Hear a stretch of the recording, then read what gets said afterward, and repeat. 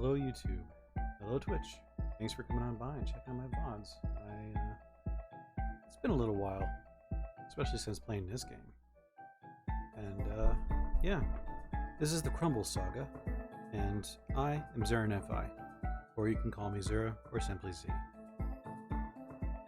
The character I'm playing today is supposed to be fully roleplayed, but I'm just going to do my introductions, and that'll be that.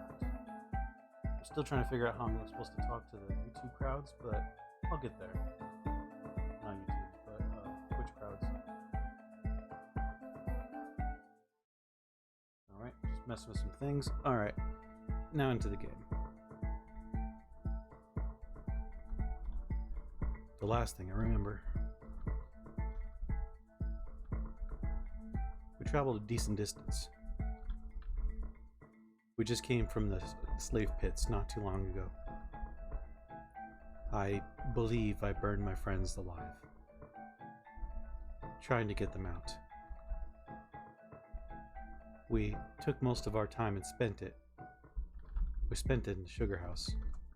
We came from here, I believe. After getting some of the unfortunate souls, zombies, to fight the goblins, we eluded it. We continued our travels. We found a weird, fleshy bunker. And now we are here.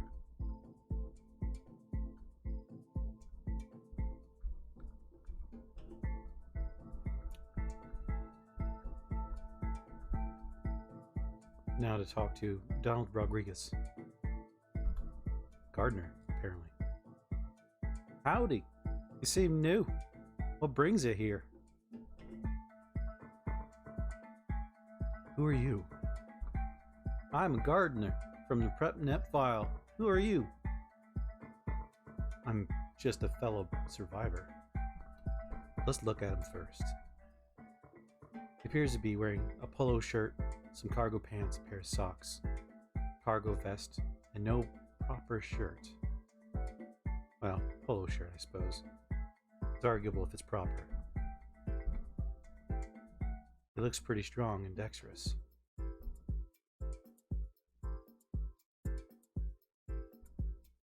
How's the weather? Well, that's a branch off the topic, I suppose.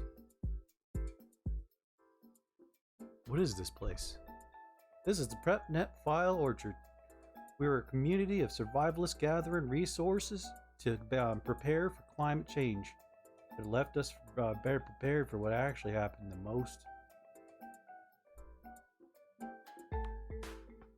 What can I buy here?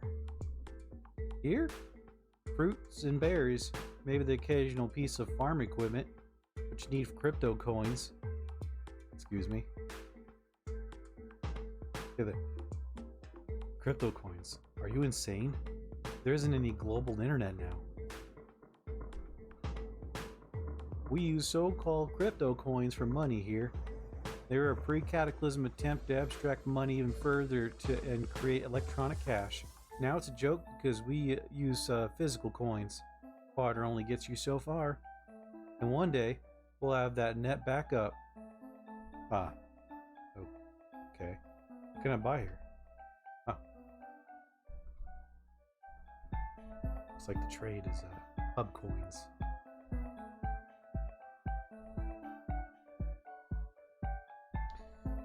Unfortunately, the person doesn't have anything I care about. So, what's your story, strange man? I got introduced to the movement through Mutual Aid Society. From there, it became all-consuming part of my life to prepare for a post-consumption world. It seems to work better for us, better for us than for many others. Welcome. Let's see. How do I join the file? This is just an outpost.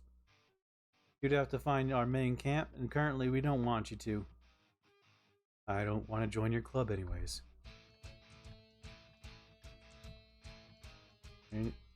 Can I do anything for you? I have a job for you. You want to hear about it? Tell me about it. I've got to maintain the orchard, but at nights I work on prepping winter clothes. Can you find me about 50 fur pelts for me? Excuse me. Sure, I'll do it. Don't forget to tell me when you have them. Can you share some equipment? Why would I share my equipment with you?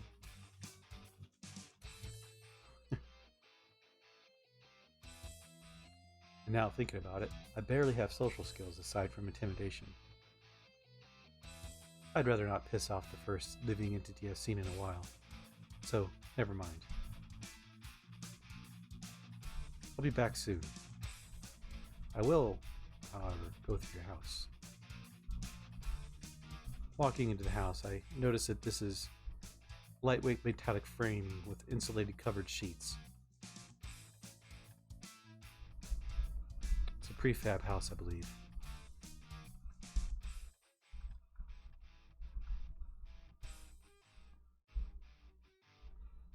With that, I should probably get continuing going. And with that, I walk away from the large worm.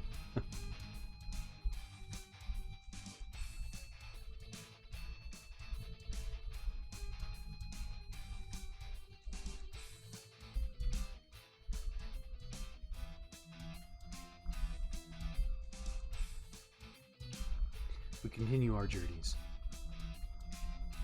Hopefully, we find something useful here. There are enough wheels. It's pretty low on diesel fuel.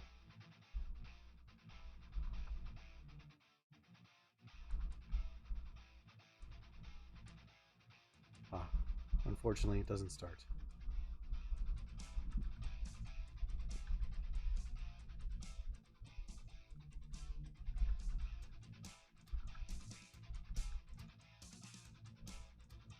We continue our trek.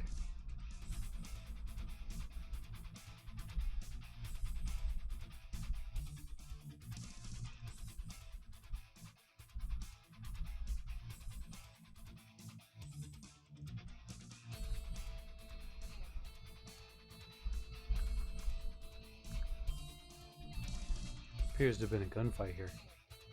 Who knows how long ago.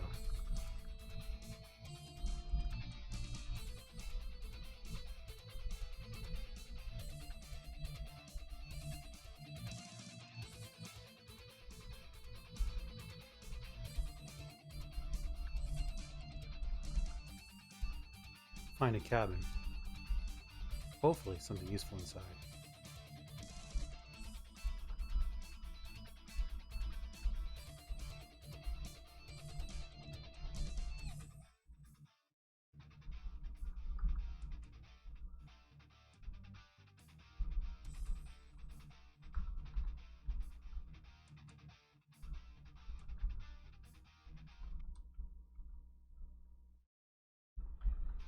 I forget once again that I am not compatible with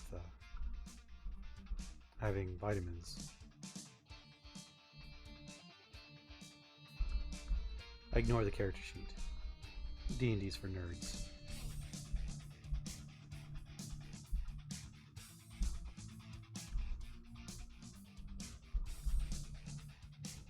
There appears to be magic here. Thought they outlawed this stuff.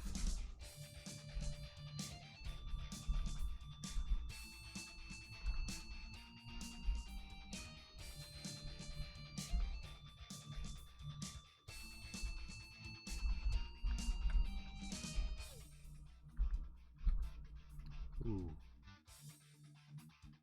Nice.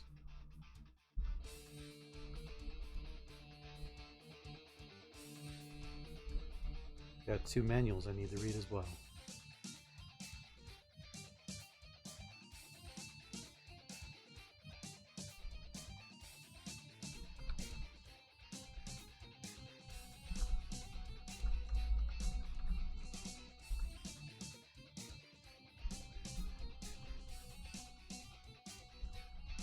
Looks like I have a spell. Good for me.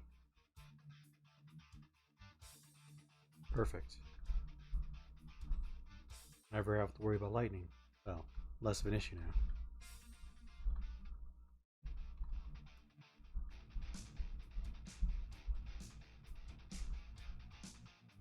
We're finding some nice stuff here.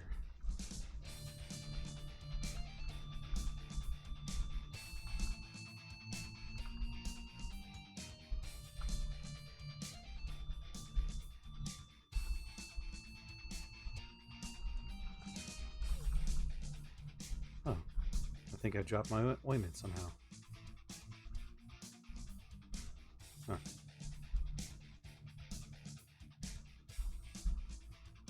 I think I can spend the time here for a moment. Read, learn, and that's what I shall do.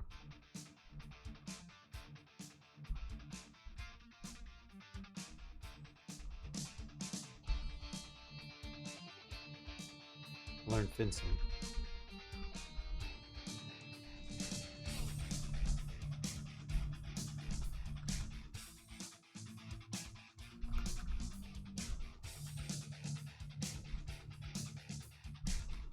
Ah, that's what the book was. I forgot already. Short-term memory is wonderful.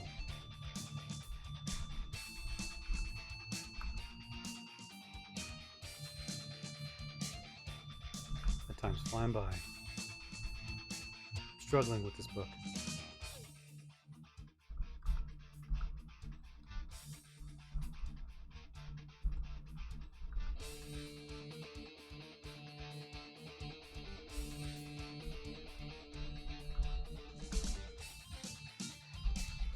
Don't manage to learn it, unfortunately.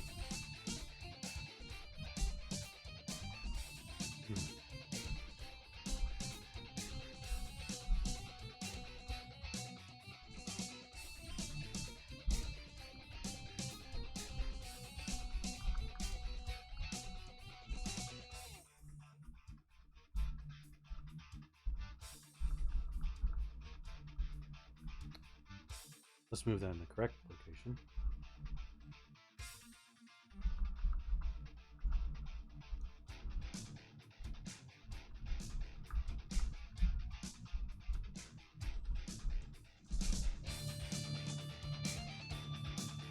It'll only last for 8 minutes, huh? Wow.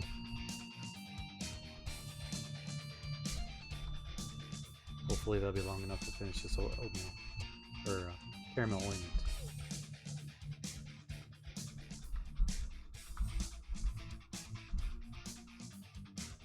Perfect.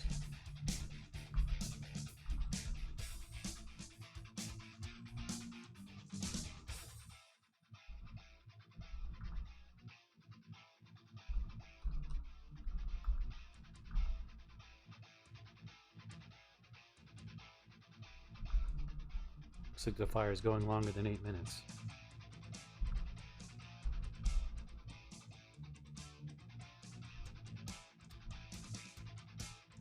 Time to eat some mustard.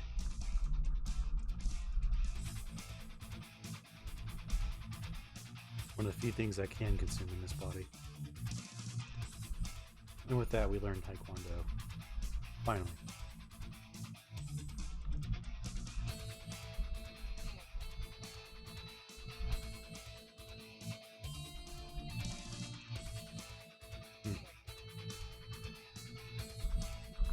Fortunately, I can't use it yet.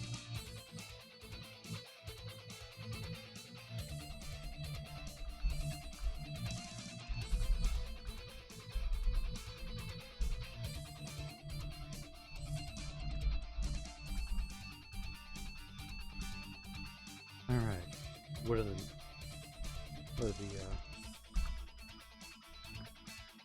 recipes I do not know yet?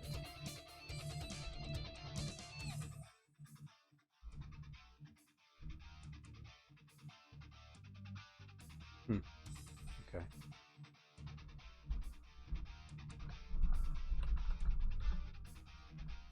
With that, we might as well learn how to make some more of these things.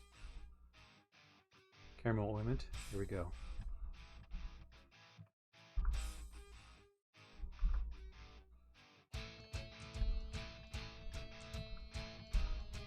Shame.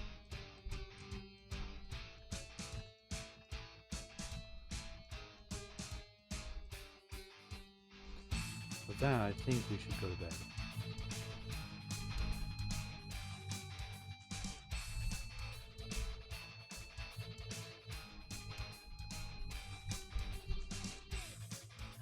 Another dot a day shows it's going to have some promise for us.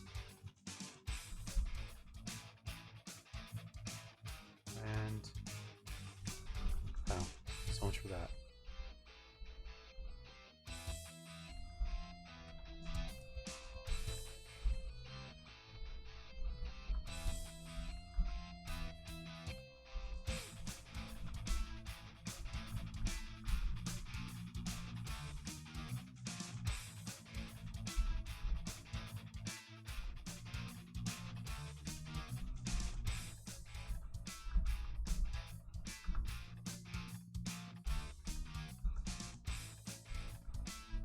Alright, let's put this somewhere.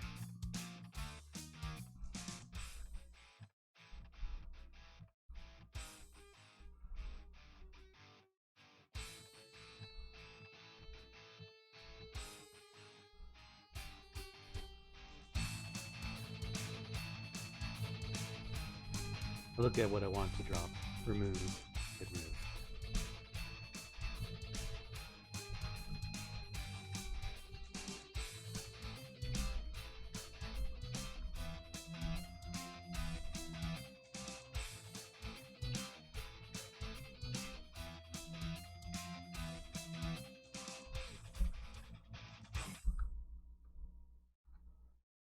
We went over on weight. I wasn't aware of that.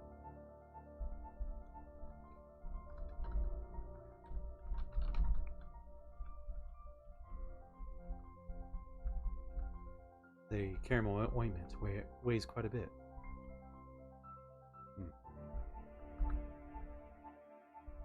We'll have to come back for it.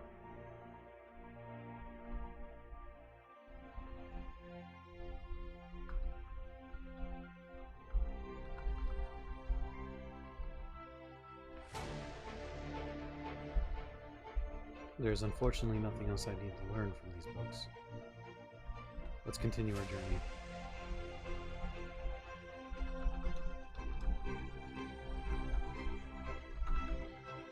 I'll make a note for myself, knowing that caramel ointment is waiting for me.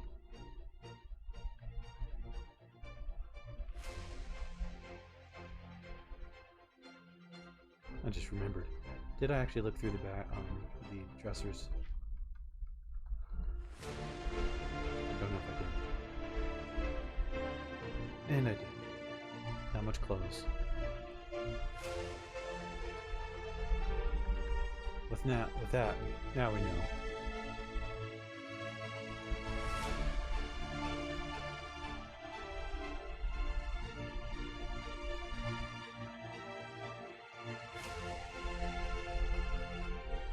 Would that possibly be a working car? Faulty engine. Still works though.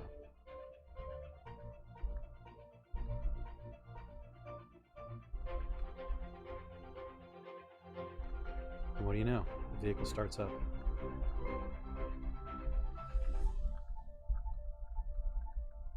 The wild street chihuahuas are still out in force, clearly a danger to the zombies themselves.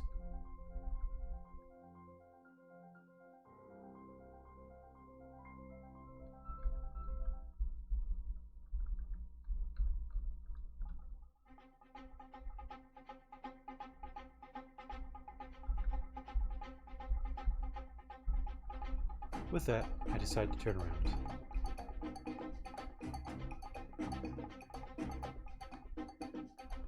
Looks like the giant dinosaurs fighting some zombies. The zombies aren't necessarily hostile with me. I have nothing they want.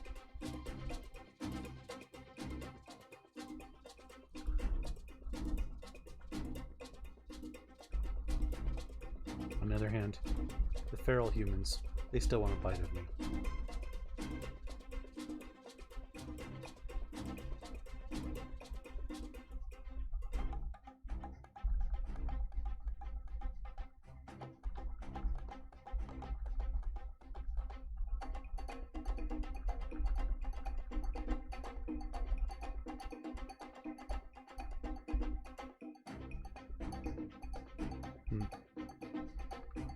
find ourselves at a dairy farm.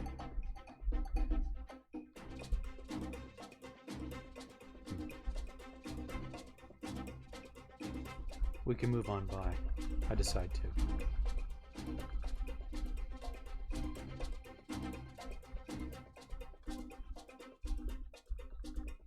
Well, clearly. Good old-fashioned zombie cow. Let's look at it for a brief moment. It's beautiful. Once a placid cow, this leathery horror stumbles and shudders, its pulsating black eyes scanning for prey. Dairy cows have no natural weapons, but a zombie as big, heavy, and murderous as this is still dangerous.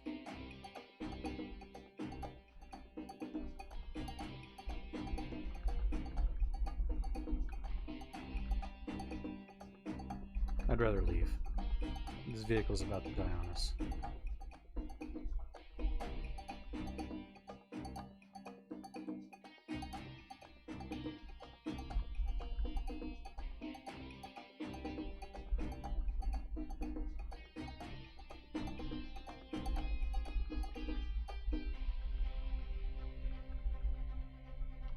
Thankfully, I no longer have the addictions I have to deal with before. But the withdrawals, they're still in the back of my head. It was only a few days ago.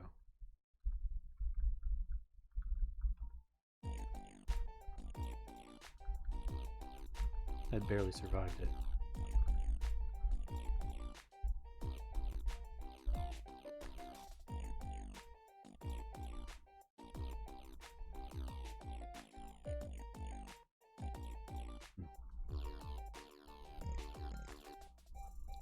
Looks like a nice pile of zombies over there.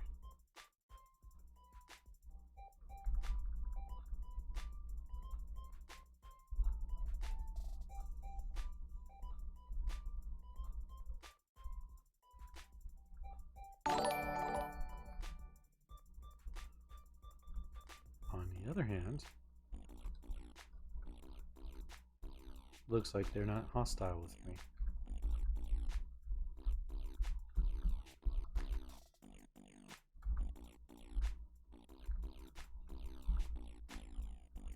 I can only hope the vehicle starts back up again.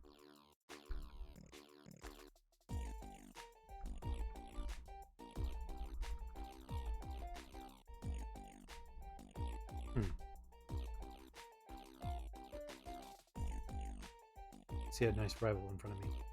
M11-0A1. A derivative of HK's G28 with an aluminum upper receiver to meet U.S. Army's weight requirements. Is gas operated, rotating bolt rifle accurate to 1.5 MOA with standard ammunition. Nice.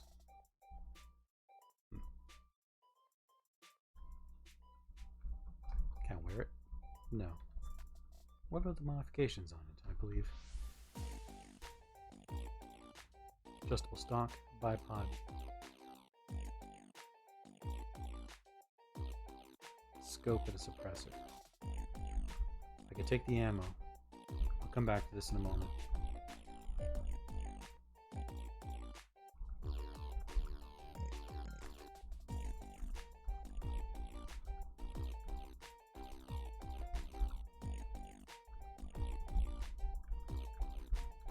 Any given moment, any given time, these would have been extremely dangerous to run into.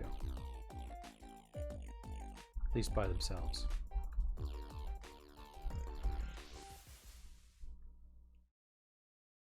I don't have a sling for that gun.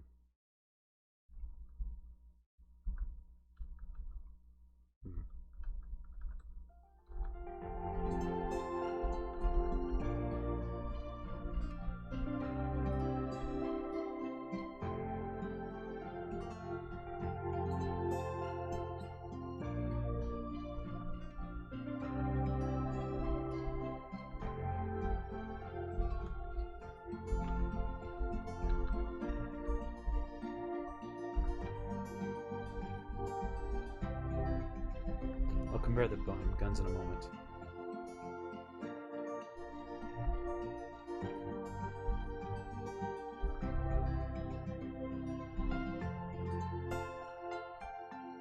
assault rifle versus the carbine.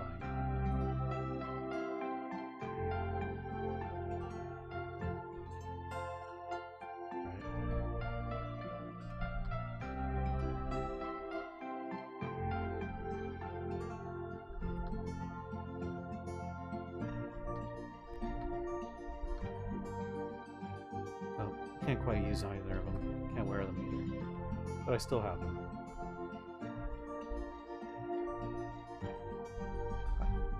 Thankfully, the vehicle starts right up. I just noticed that might be some items.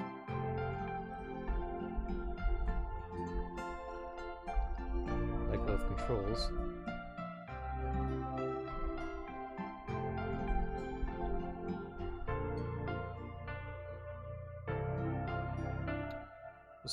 Was hoping something was useful in there.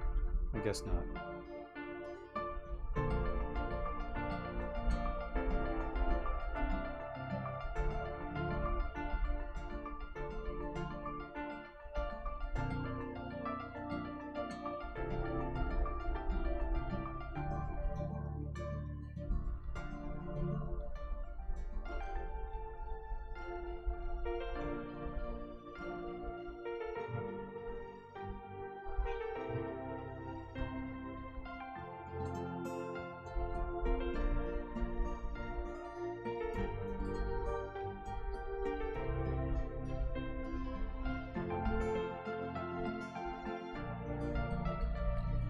We decided to skirt that crater.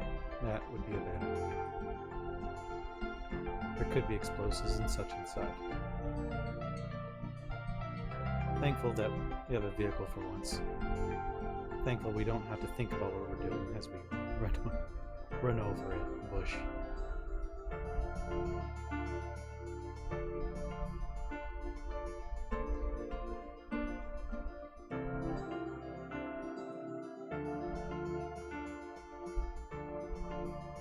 I'm not great. It says, how's the apocalypse going? It's going okay. My vehicle just died.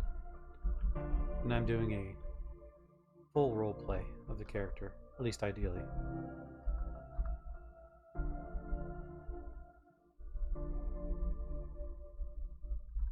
I asked the voice in my head, how is your day going? And thanks for coming by.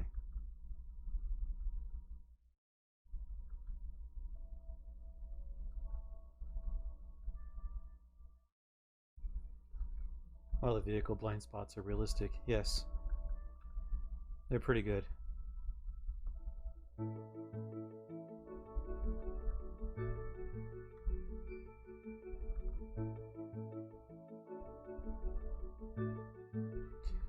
I am playing a man made of, well, he's made of cookie. And he has some major issues dealing with survival. His food is almost entirely sugar, which doesn't sound that bad at the start, but could be a real problem. I check a new vehicle to see if there's anything that I can do with it. Will it drive? I think it will. Good. And it won't. Not bad. Been trying to figure this game out.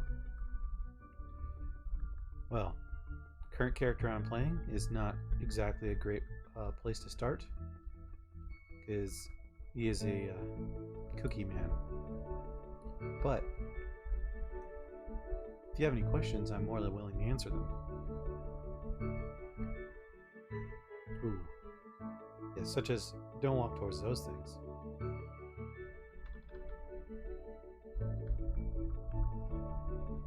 See, being made of cookie, I cannot heal myself, naturally. I can rub ointment on myself, which I have some of.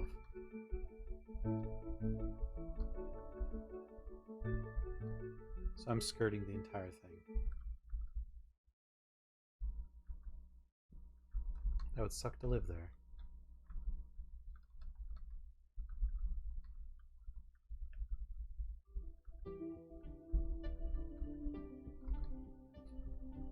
One of the things to think about when you're playing this game is the keybinds tend to be you get used to it after a while.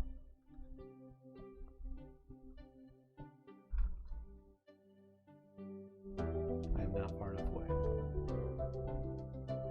I guess it would be difficult to make sugar in the apocalypse. I'm not great, says. Well, I got a cooking pot and I managed to find bags of sugar from loot I found. From there, I managed to make caramel.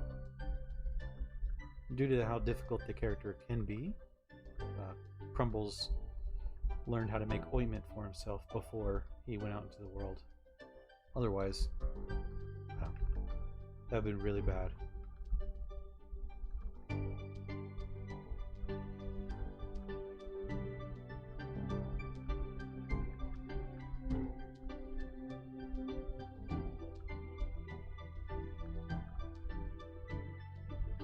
And I'm searching every bush for, well, just random items, mostly wild herbs. I'm not entirely sure if Crumbles doesn't know if he can actually have tea at all.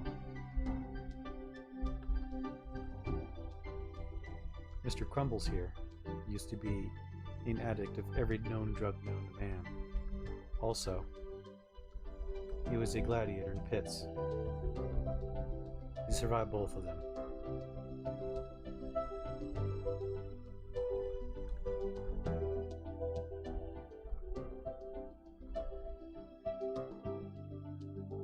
It does slow me down.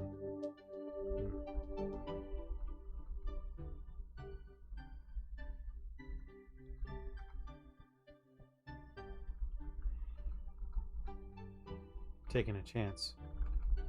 Looking through that cabin. You know what? Not worth that chance. Those turrets are, well, I'd like to think of them as natural causes for dying.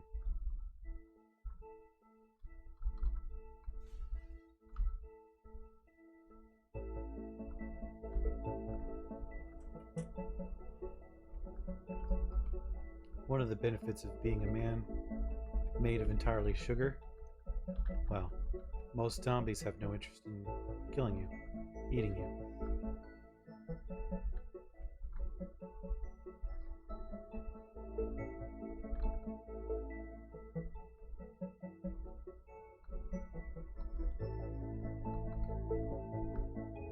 Crumbles grumbles to himself.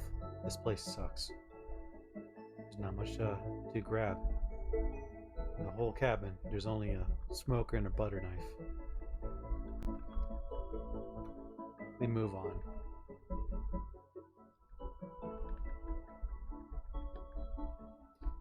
I'm not great, asks. Maybe the zombies would be less interested in eating Mr. Crumbles' brain. They are not very interested, correct. On the other hand, though, the ferals, they're still living, technically. And I suppose they would want a confectionery bite or two out of this man.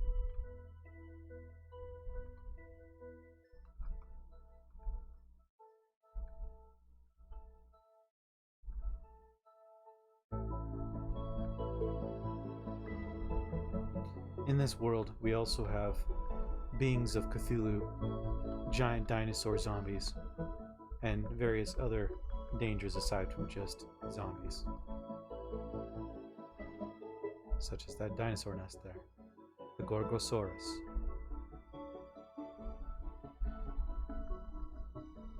Before, this man was heavily mutated and turned into a cookie man and injected with every known drug known to man. He used to be a helicopter pilot for the military.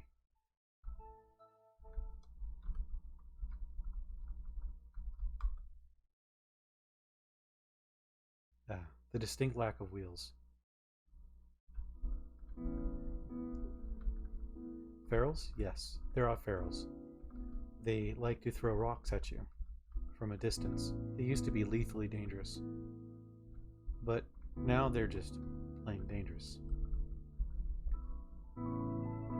There's a variety of ferals. Usually you run into Well, the garden variety ones. They tend to run around with clean enough clothing. So, you don't have to worry about it being filthy.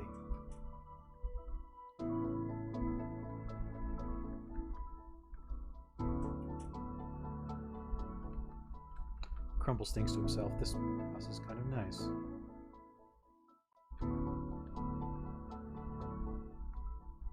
Fairly empty.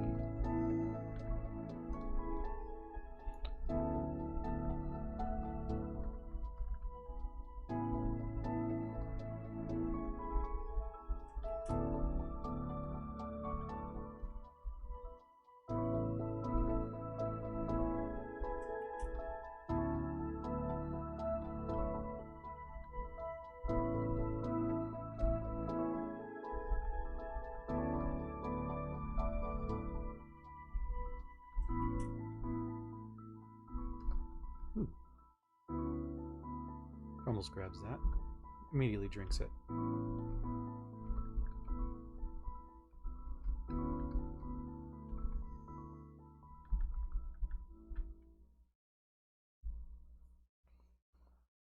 Ovsalet says, "Hey, hey," and I can only reply back into my own mind, "Hey, hey, back. How's it going?" I am attempting to roleplay a character while streaming. I'm not doing great.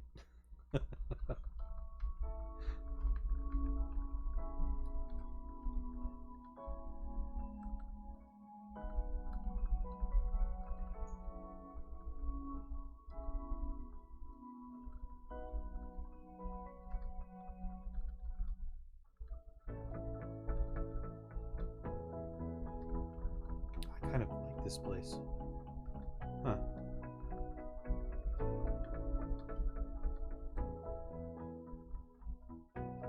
It's a nice setup.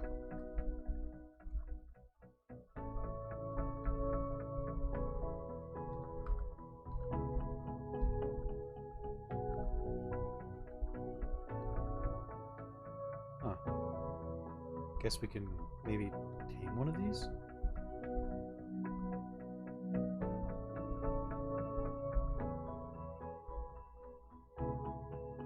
Oh.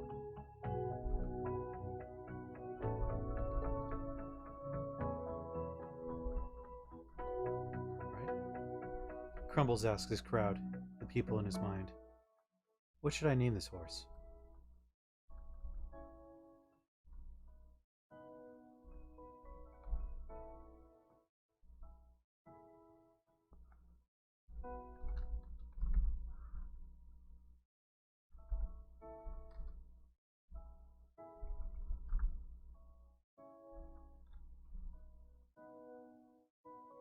I appreciate the roleplay.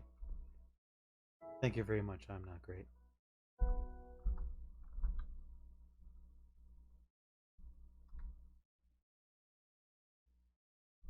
I've never tamed a horse.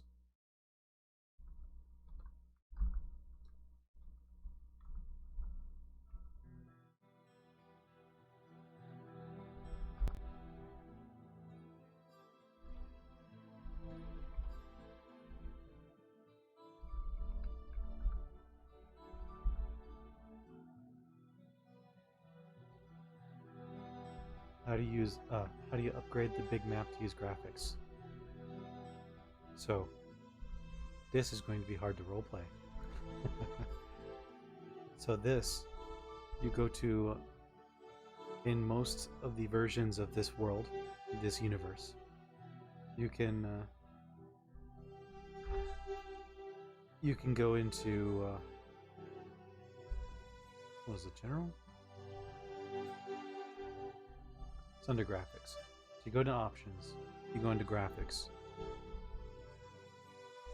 and you can choose an overworld tile set. Cookie?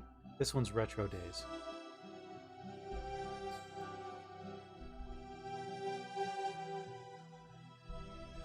So you can change between them, and it should change the graphical style.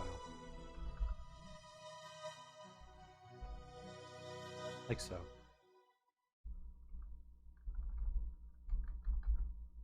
Huh. And you go back, go into graphics, and you change it back.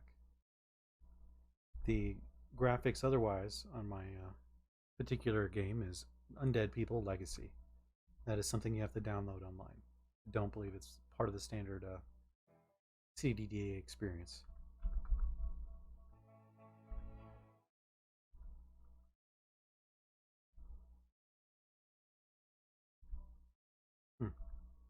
Oh, I'm too heavy to mount the horse. Okay. Well, that was nice for a moment. That makes sense. We'll just move on.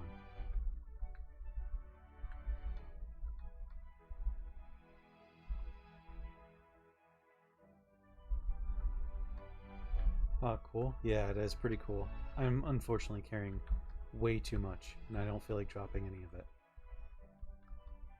But, to show what I did. Missed that option? Thank you. No problem. What I did for the horse is I picked up cattle fodder. There are other tameable animals in this world, including cats and dogs, which cat food for cats, dogs, I believe probably dog food. I assume there's dog food. You use the cattle fodder on the horse, and, well, in this case I got friendly. Put tack on it, which was right nearby, and I'm able to ride it. Unfortunately, I am extremely heavy, so I'm just going to move on without the horse.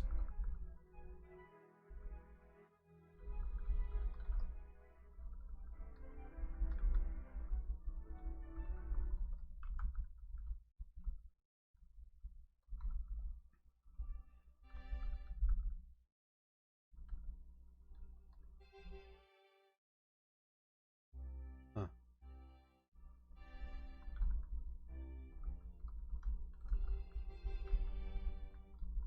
That's a proper farm, I'll say that much.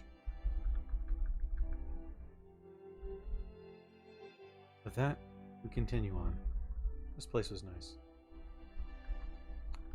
Actually, cross that. Character's getting tired. I don't know when the next time I'll be able to find a road or a place to sleep.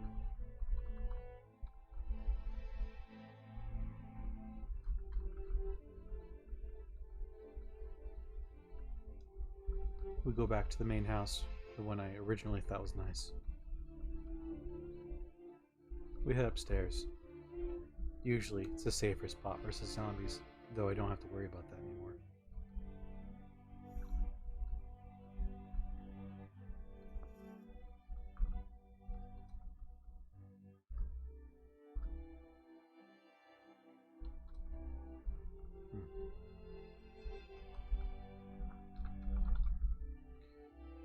Could we use the horse to carry some of our stuff?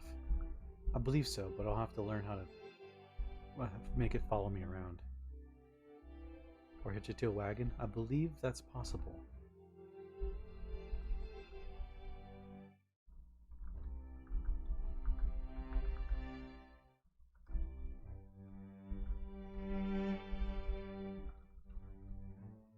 I cast the one spell I know.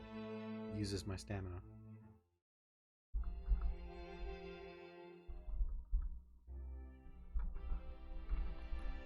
I exhaust myself pretty good.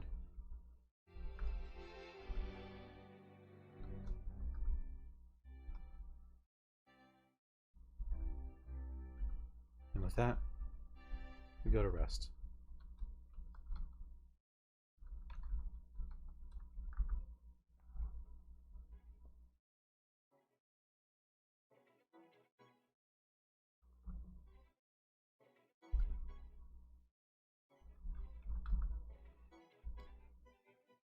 Crumbles is an insomniac.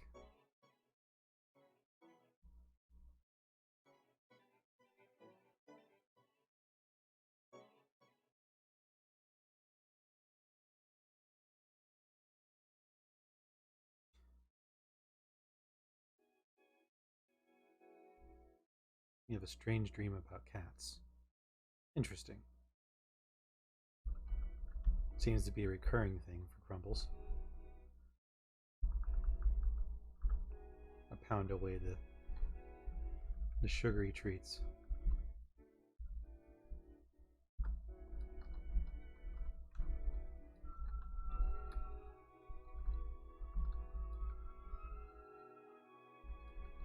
Huh.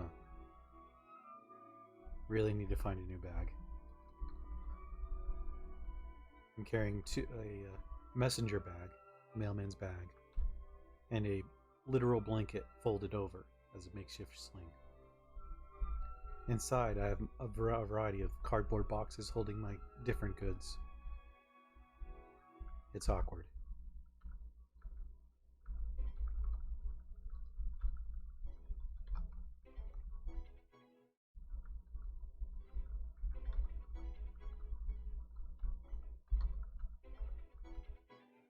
Alright, let's go back to the horse, see if it's still friendly with us.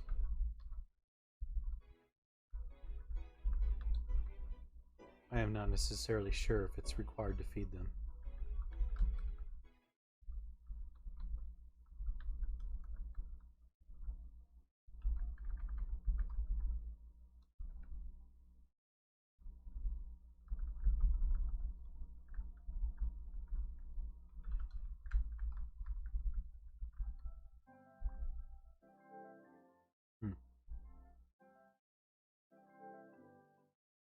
I'm not great, asks. Did you clear all the monsters around here? No, I just got here. This is the trail I have went through. I've been wandering aimlessly for a while now. And this is the location I came from, the slave pits. I was lucky to find a sugar house nearby. I weaned myself off of all the drugs known. Spent a while doing it.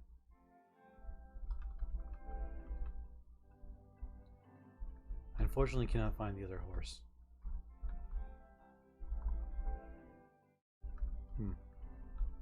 I'll have to test that out in the future. I believe the other one was friendly.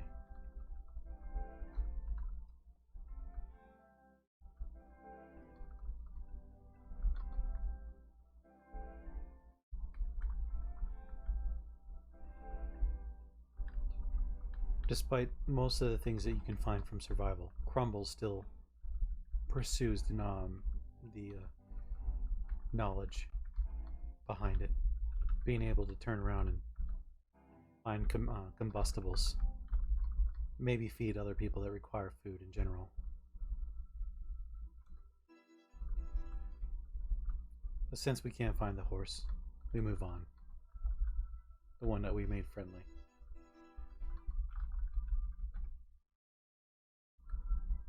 The swamp, we know, is a dangerous area, with or without dinosaurs. Plenty of things that want our sugary blood.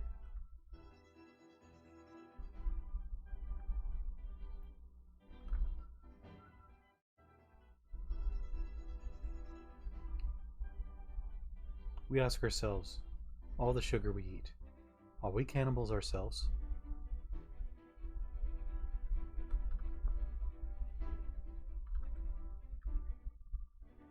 Crumbles continues to ask himself different varieties of philosophy regarding that. Crumbles stares at the giant rattlesnake. Would he be affected by poison? He looks at it. A mutated timbered rattlesnake, about 3 times as large as the norm. While it isn't big enough to regard humans as potential prey, it is more aggressive and dangerous compared to the normal rattler. I decide to respect this distance and move on. The meat of mammals do not satiate me. Well, I guess it's not a mammal. So as after the apocalypse it could be.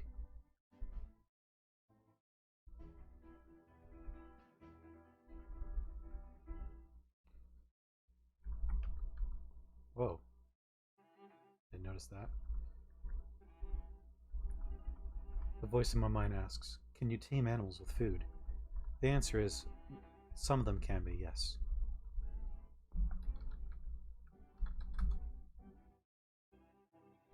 You make things like wet dog food,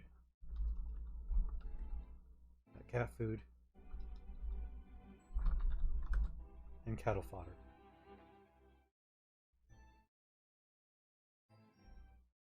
As for the other kinds of animals, I'm not necessarily sure. I believe with the dinosaur mod, you can actually tame dinosaurs with cattle fodder, I think.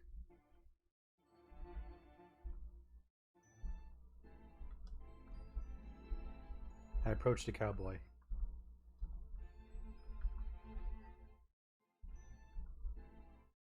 I stare at him. Ben McClure. Not sure why I know his name, but he's wielding a Walter CCP. I believe that's a pistol.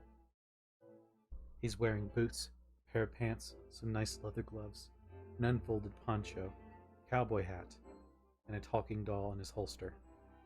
I like this person already.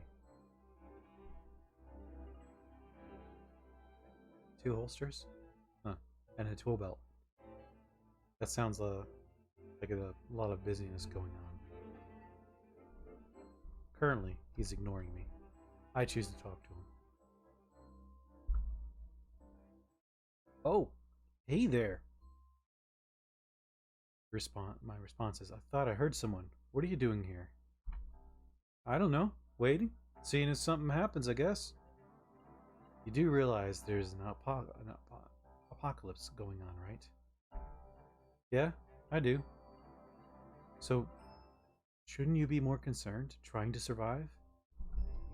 I double-checked this person. Still wielding their gun. That's fine. I'm wielding my spear, which is clearly not the best option.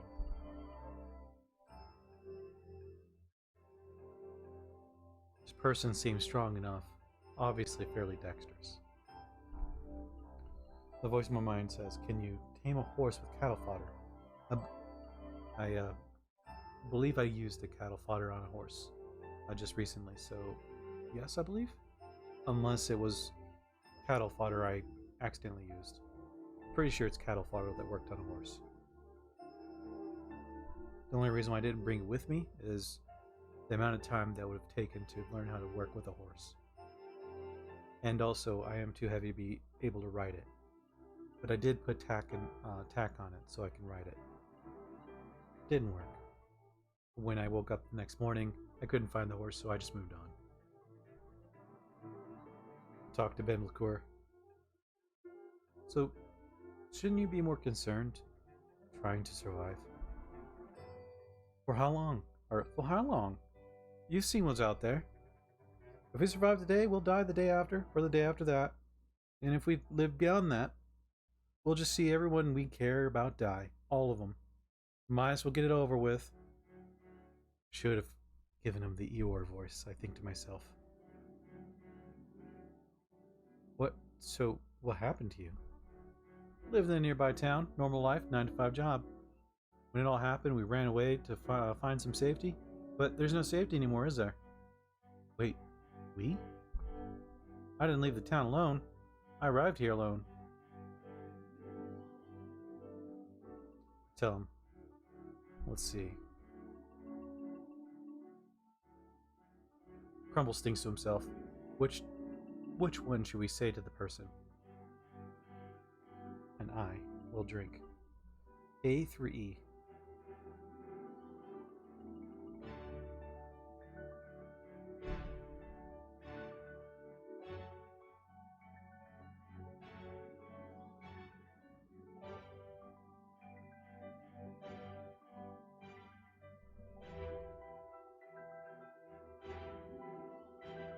Oops. Just click that off. There we go. I will try.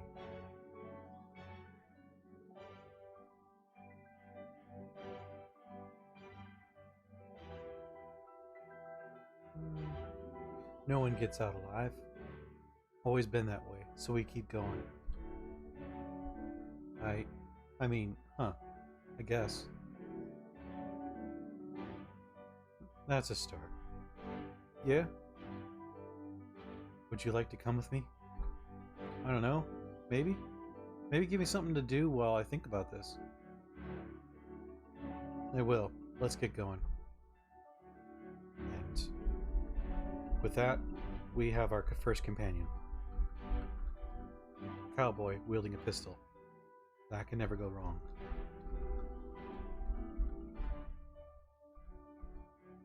I have no idea if this man needs to eat.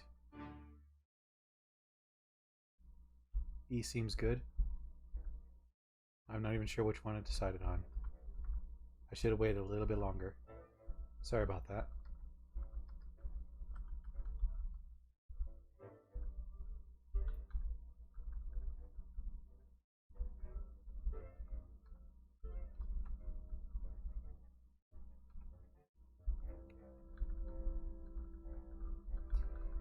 So something I'll have to consider.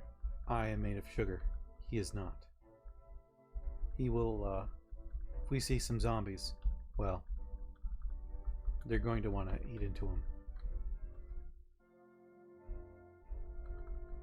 With that considered, we move along the road. He is considerably slower than I am. What an odd cowboy. Yeah, he is.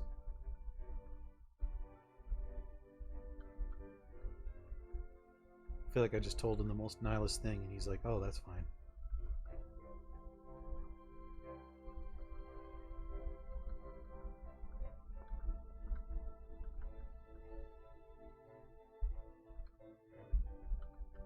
We continue down the roads, hoping for more something.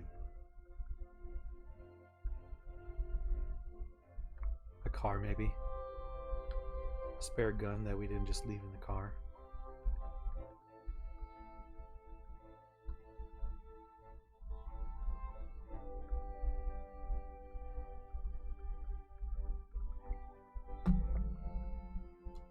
I'll take a moment to talk to the man.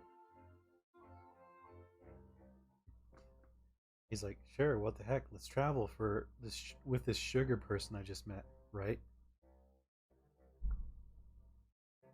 I talked to him for a moment. Let's see. Ask him if there's something to do, trade items. Wanted to see what this man had. His 8 bullets to his name and a soap bar. And a talking doll in his holster. Some contact lenses. No food whatsoever, unless you eat soap bars. Well, maybe this man is a soap person. And then we continue.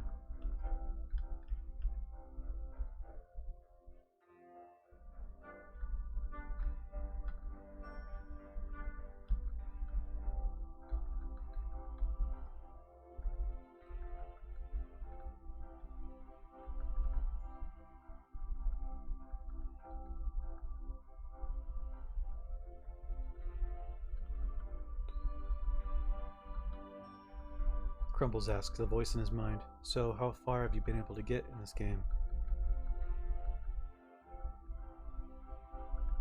Is there any particular things you're having difficulty with?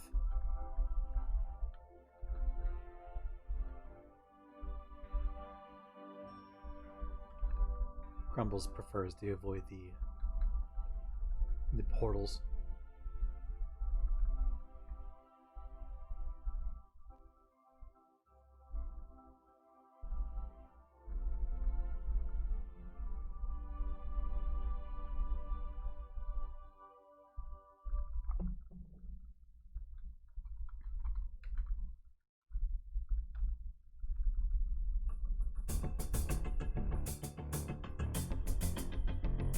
Guess he had a kid. That would seem that way. You're now walking into a city. I tell Ben Recur to put on guard here. Hopefully he's not eaten by an owlbear or anything else. I go ahead to make sure the way is clear ahead.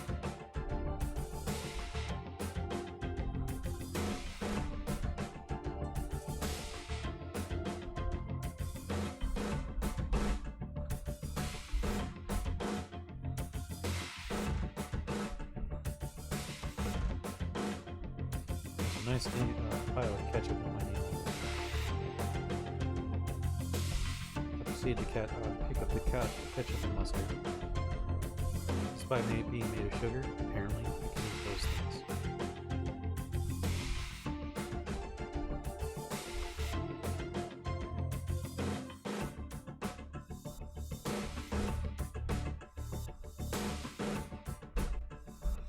I decided to put on someone else's thumb. It's not weird. I swear it. Oh, thermoelectrics. Never mind.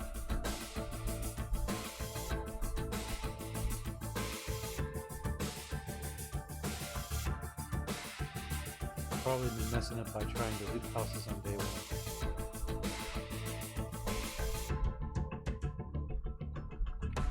That's fair enough.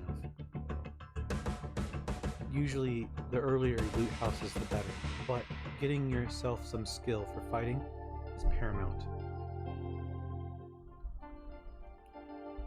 Get yourself antiseptics, so you can deal with heavy bites. Get yourself some bandages, which you can do by doing this. You would break a bed apart if you wish. This new song is too loud compared to your mic. Oh, it is.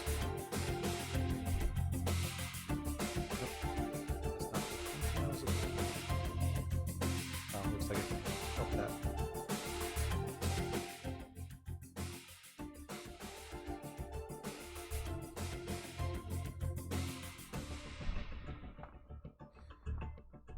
Alright, hopefully that works.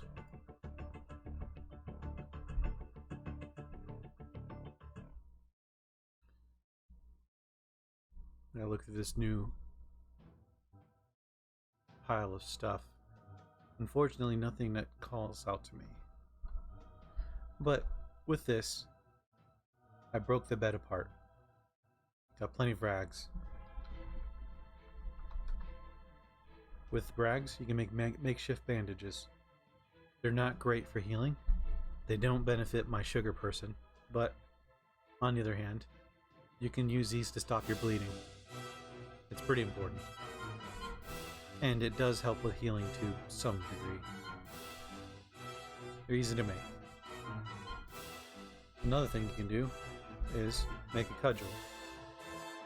One of the first things I would recommend to anyone, making sure you make a cudgel for yourself. Very easy, and it requires virtually no skill. You do need to get your hands on something that cuts, though, which usually easy in a house to find. In fact, you can usually find them in one of these cupboards. Yeah, steak knife. That'll do it. With a cudgel, that'll help you protect yourself somewhat. Another thing you can do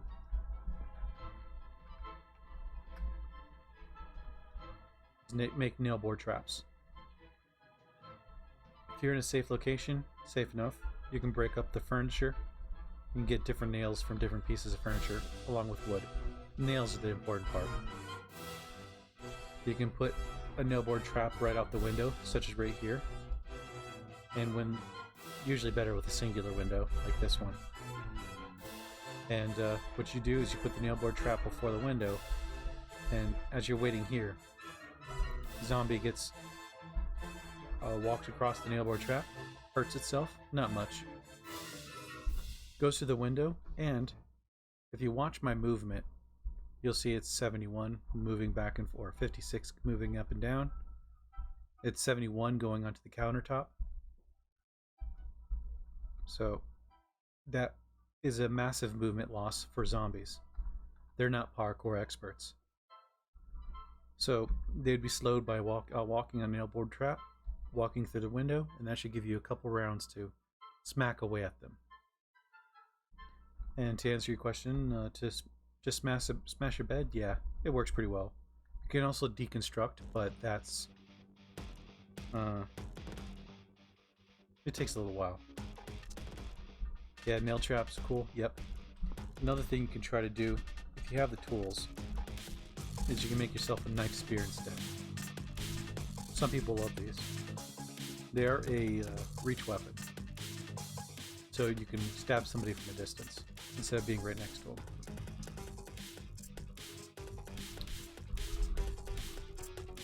And Seeing how secure this place is, I'm going to close the windows. Open and close that door.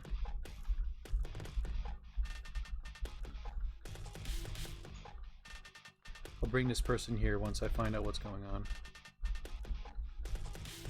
Make sure he's safe. He is. McClure.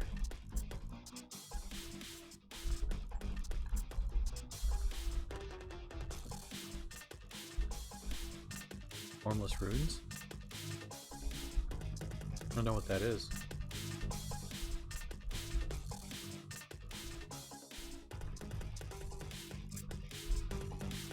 Metal floors? Huh. Crumbles thinks to himself, what is this place? Why is there just metal laying around?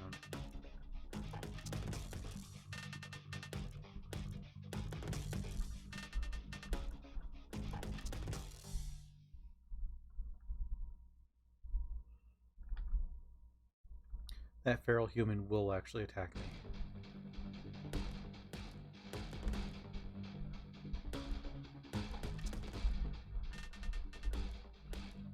I yelled loudly,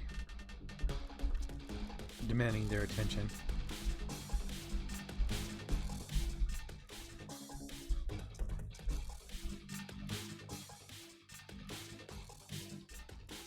The feral human throws a rock at me. My sling that was wrapped around my shoulder gets ripped. I drop my bags, thus lowering my torso encumbrance.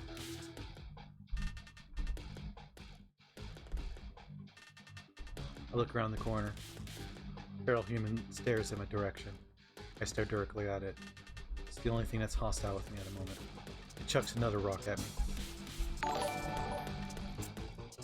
I stab it in the leg. It deserves it. I stab it through the other leg, running it right through. And with the range I used with my spear, I stabbed it to death. For good measure, I get rid of the other zombies too. I then smashed the bodies, so they do not come back up. Blood covers everything.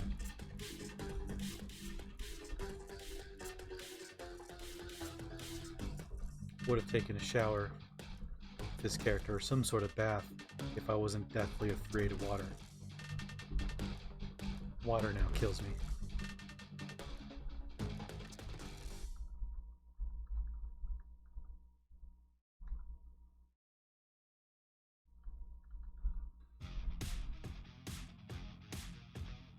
Things like this are very important for beginning survival. First aid kit has bandages and likely antiseptics.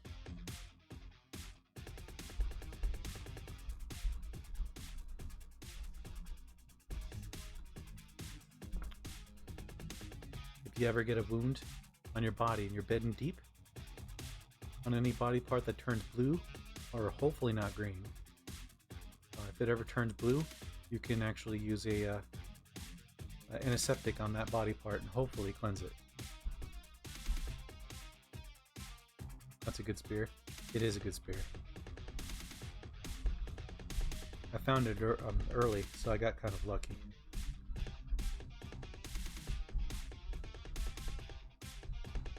To be honest, that was the one good bit of luck this character had. This poor person. Ooh.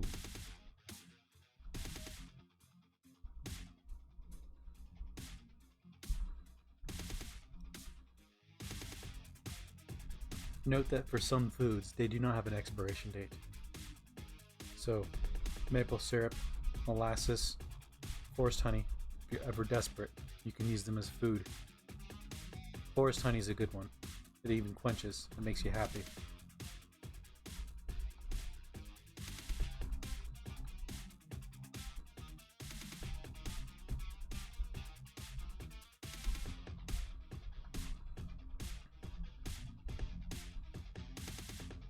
Here's something I can eat. Might as well. Like a proper man, I put it back in the fridge, empty. everyone's favorite thing.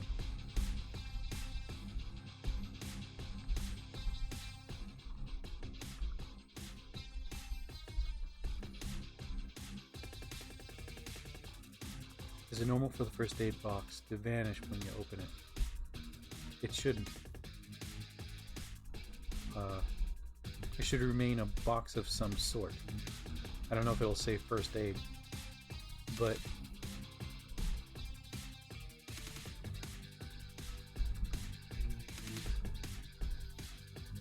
yeah, it says first aid box after unloading it. Of course, I don't need the other items I just picked up. I can't even use aspirin. I won't waste these things, I'll just put them on the ground. I can't use any of those things, which is a very strong deficit.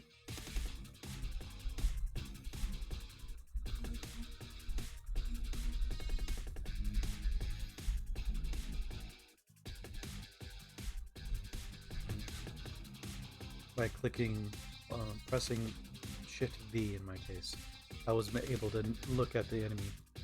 I could look at a variety of enemies and see if they're hostile with me. Seems like Mr. Crumbles would like honey. Mr. Crumbles certainly does like honey. He responds back.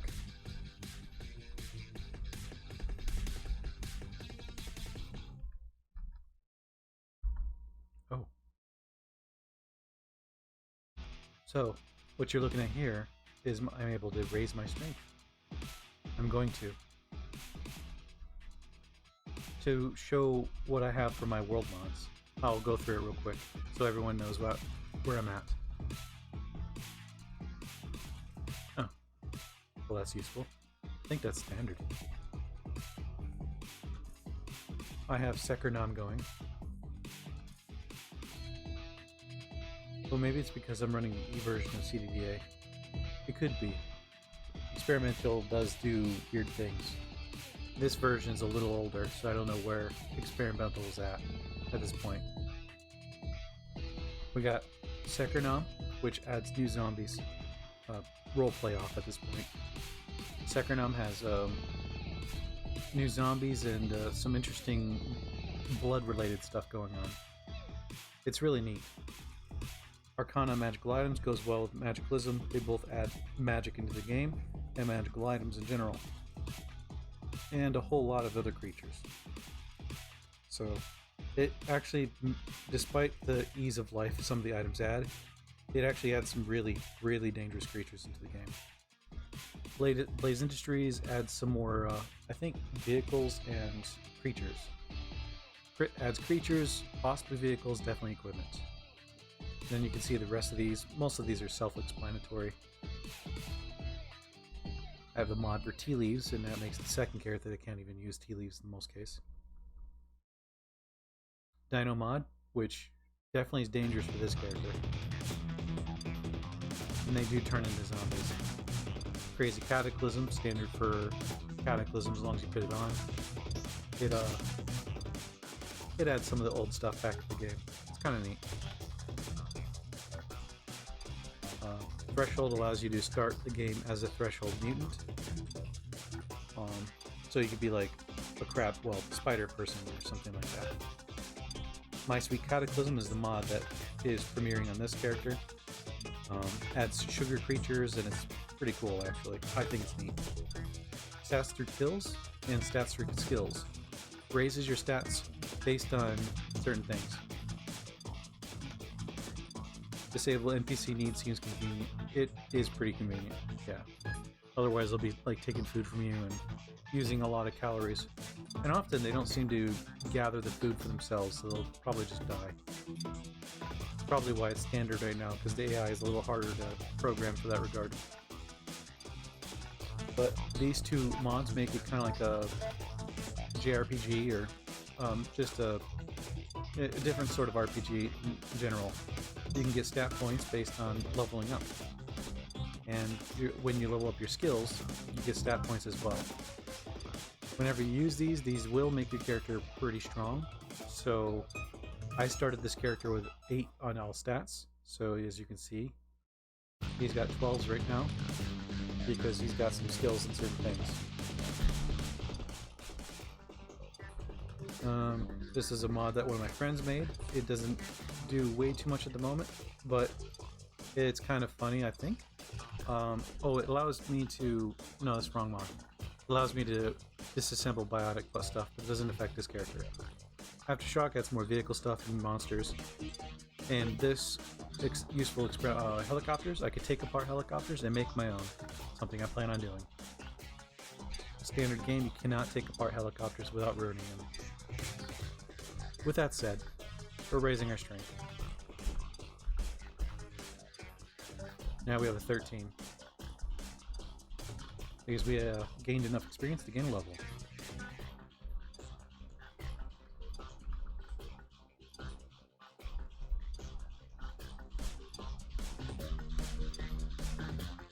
The place for vegetables.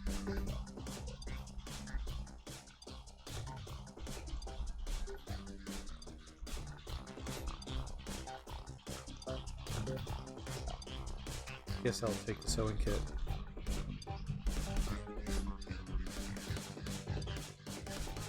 Hacksaw. When you see one of these, pick them up.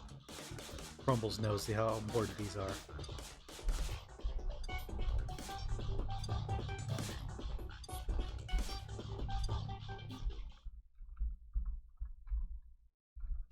Crumbles picks up the earplugs. That'll allow him to sleep easier.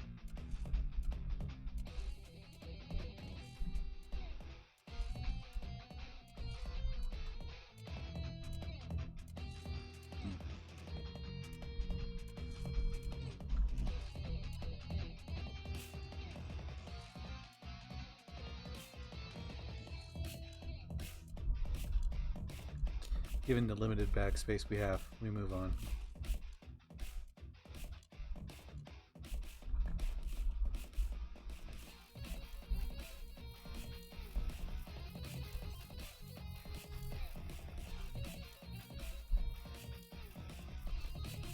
For the safety of my friend, I stab the zombies down. Clear the neighborhood.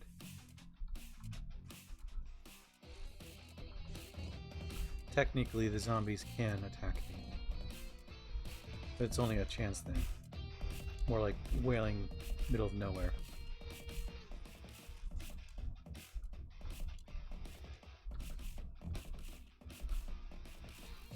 This is not way that combat usually works. Usually the zombies will be chasing you down, which is why having a choke point for them would be useful for early survivors. As you see, the tough zombie attacked me, wailing at me, and missed. Had a chance of hurting me.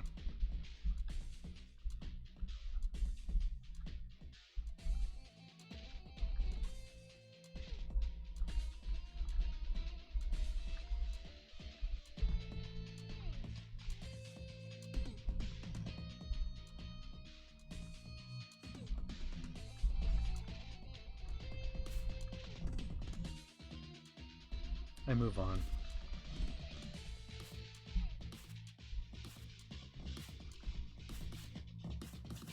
Okay. Some weapons are not good for certain fighting styles. So I could not use ninjutsu with my spear.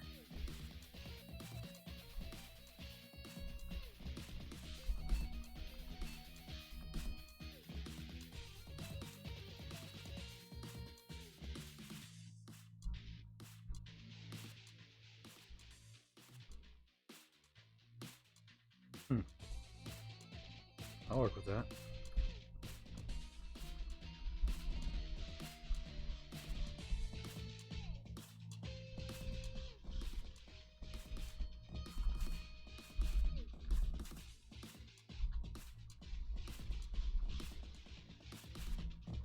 I look around.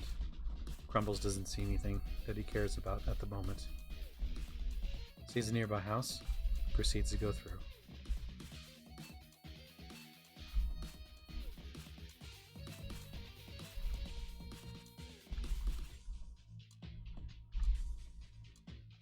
Still no bags.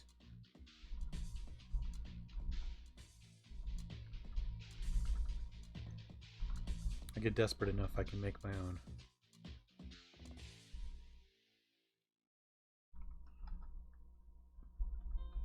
I check myself, make sure I'm not too cold. I'm not great, asks, how do you learn fighting styles? In my character's case, this Crumbles has known ninjutsu for some time. He started with it. But earlier I read a book on Taekwondo and medieval swordsmanship. That's how I learned fencing and Taekwondo. You can find the books usually in a dojo of some sort. Occasionally you'll find them in houses. Once you learn them, the book is pretty much done.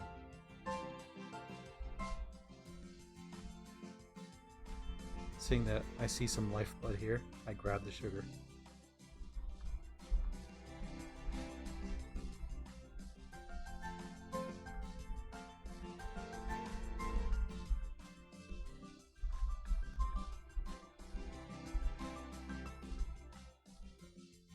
You can also find some decent weapons in some houses, usually along these cupboards right here. If you're ever desperate, you can find yourself something like a meat cleaver.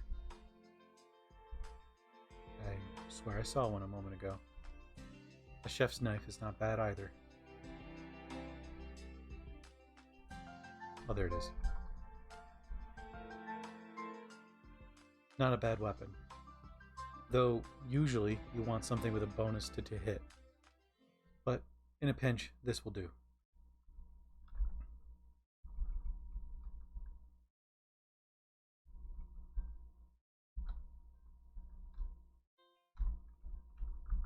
Oh, I already have a scalpel.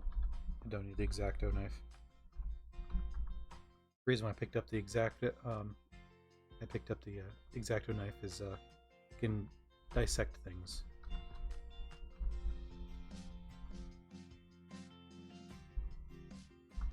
I'm absolutely pounding away food.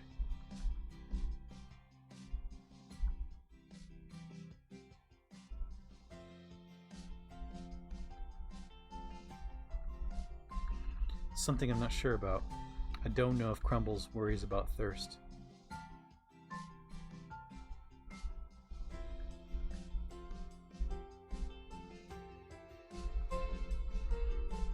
Yeah, there are dojos. It's pretty cool. Sometimes in a dojo you will not find a martial arts book, which is pretty unfortunate.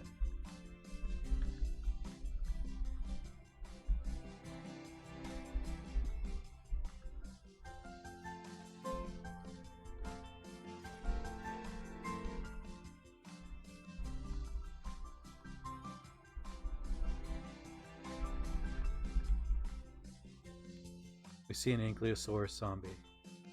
Walks around like a giant armadillo with peeling armor plates and black glistening eyes. Its tail ends in a massive spiked club of bone. Thankfully the house opens. I have no idea how well these walls hold. Industrially fabricated assembly of lightweight metallic framing and insulated cover sheets, used to quickly assemble standardized colonial infrastructure, capable of resisting the merciless cold and not much else. Well, that answers that question.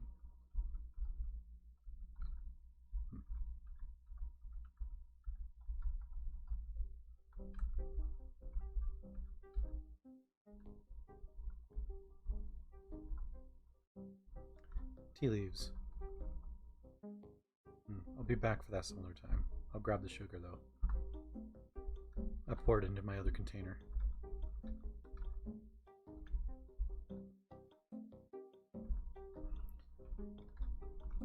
Things like this, long string, are very useful for some crafting materials.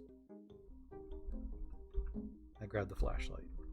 Not sure how many I'm carrying at the moment. 2.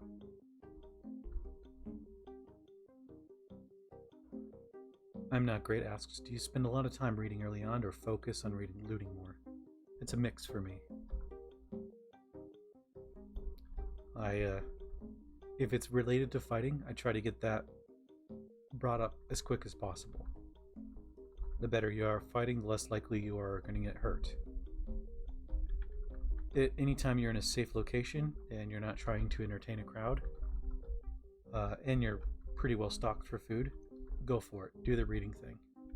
That's what I would say.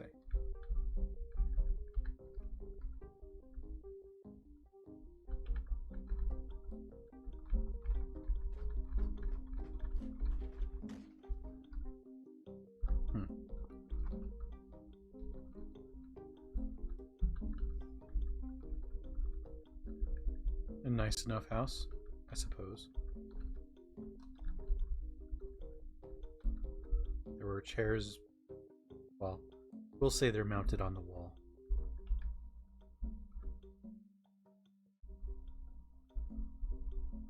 This is a nice house.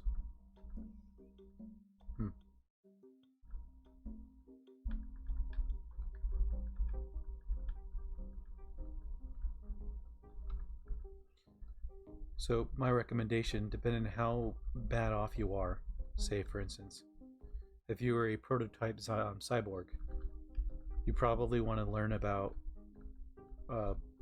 doing surgery on yourself as quick as possible. But if there is no pressing issue, just close that door and leave. I forgot this was a bank. That robot would have shot me to death.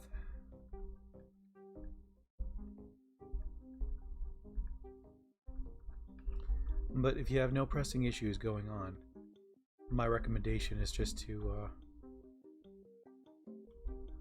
I would loot. When you're safe, read. Martial arts styles are worth learning early on, so you could do that. I need to be careful when walking around here. This is new for me.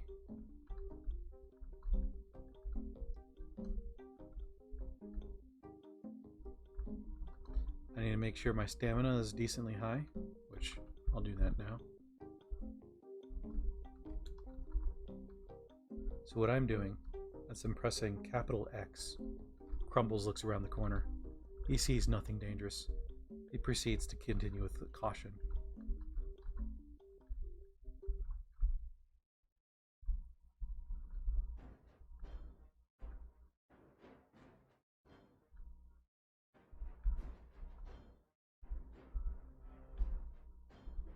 Crumbles mumbles to himself. This place is weird. There's no form or reason for this.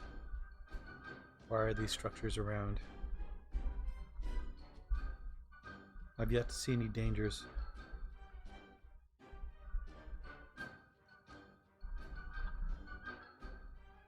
It's just metal corridors with vents here and there.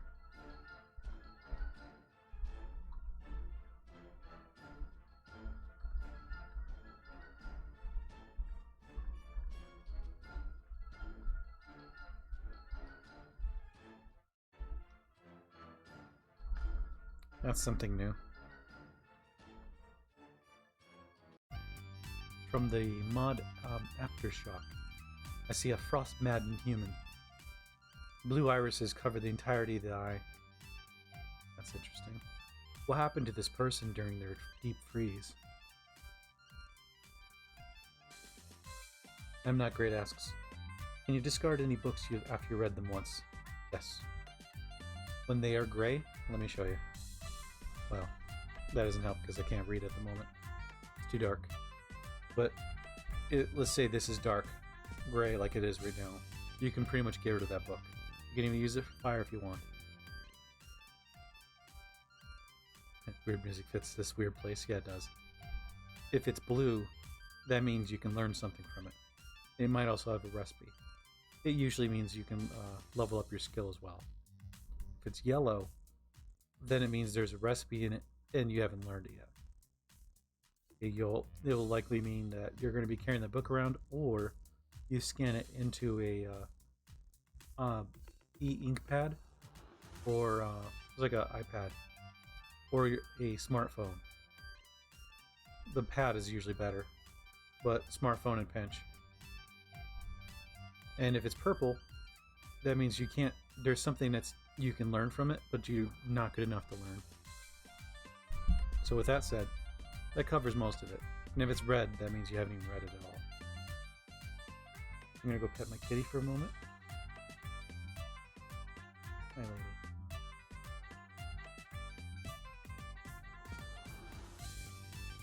Good girl. Yes, you are. Alright, I'm gonna go back to playing. Let's go stab this frostbitten human. That seems to be the reasonable choice of doing anything. It sees me. What does it do? It moves in, walking over exposed structural ribs and battered plate metal. I stab it. I puncture the lung of the frostbitten human. Stab again, but I don't manage to hit. Gouge it right in the eye. The frostbitten human dies. Huh. I see cold air. Interesting. It says refrigeration. A cryopod. Mostly used by people waiting a short term for organs or criminals avoiding heat right after a crime. Huh.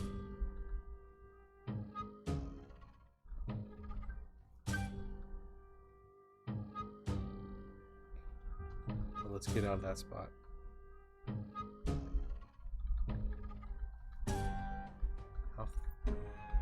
Oh, I'm in a cold area. Huh. My bud, the man in my head, says, a zealous name, says, "Hey man, how's it going?" I reply with, "Not too bad. I am doing a very shaky job of roleplay."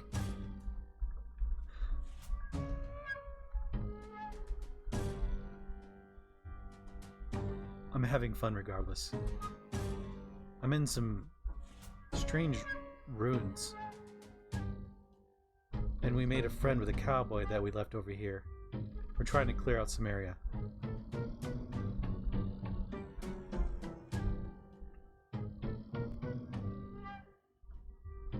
I'm taking it slow.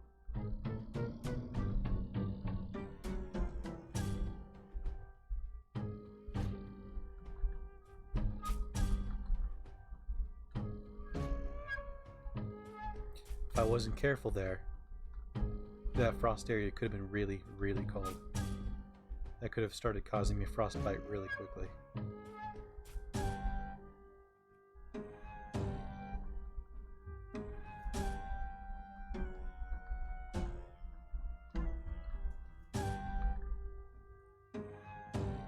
Zombie brute's not interested in me. That's fine.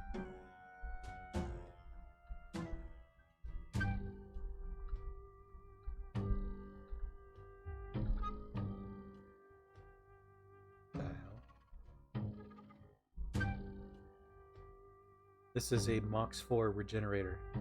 The human stands here, comically thin and stretching its scar-ridden flesh. Any flesh it rips off grows back in seconds. Hot. I walk away from it. There appears to be two of them.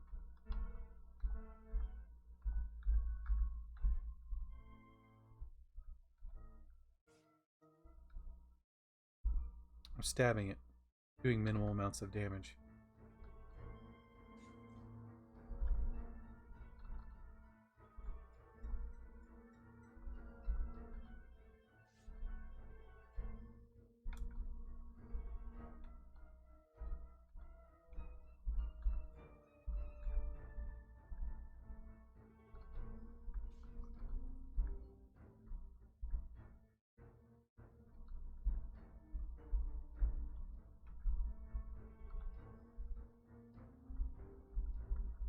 I seem unable to hurt it.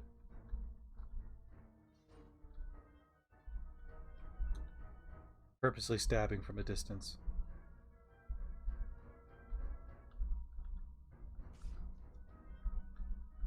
Those two do not seem hostile to each other. It does seem to be an alien structure of some sort. This thing is bleeding heavily. I'm not able to hurt it. I walk around the corner and I rest a little bit.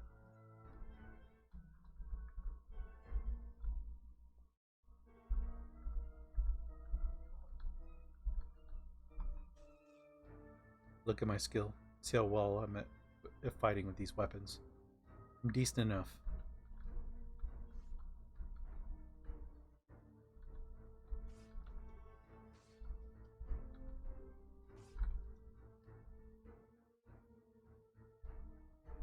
I might have to change my plan.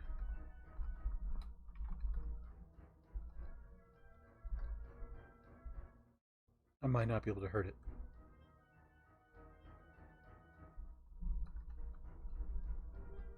I unload my spider box, an enchanted item I found earlier that makes thread over time. I proceed to show how awful thread can be.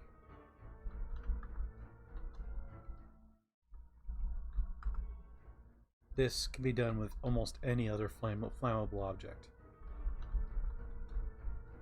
Thread just happens to be very stupid, actually.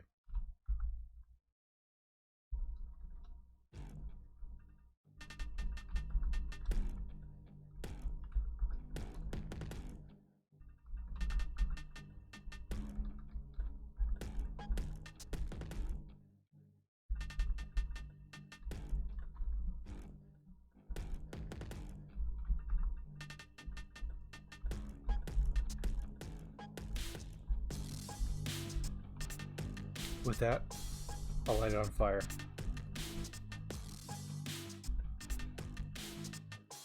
Both of the Max 4s are nearby. I light the thread, this single piece of thread that usually is made of thousands to millions of pieces in order to make a single article of clothing. It lights into a fire, the other one being a raging inferno.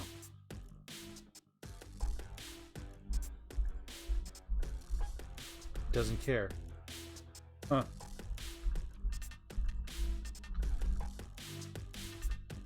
It dies. And so does the other one. It is also very, very hot in this area. I walk around not wanting to melt any further than I already have. Crumbles is happy with his solution.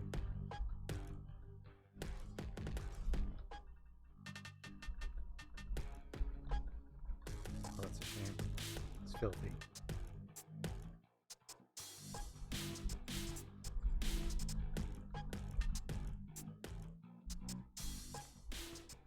Crumbles just says to himself, there's not many things that the solution of fire can't solve.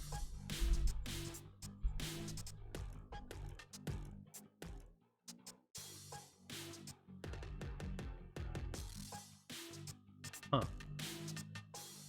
The Magellan helmet, CA.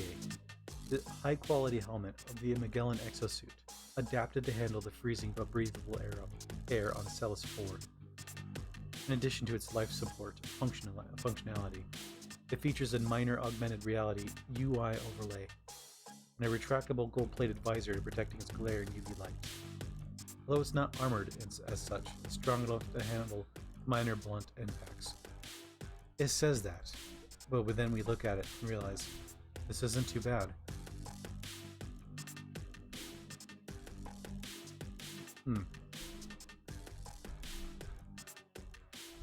It's on our head right now. Okay.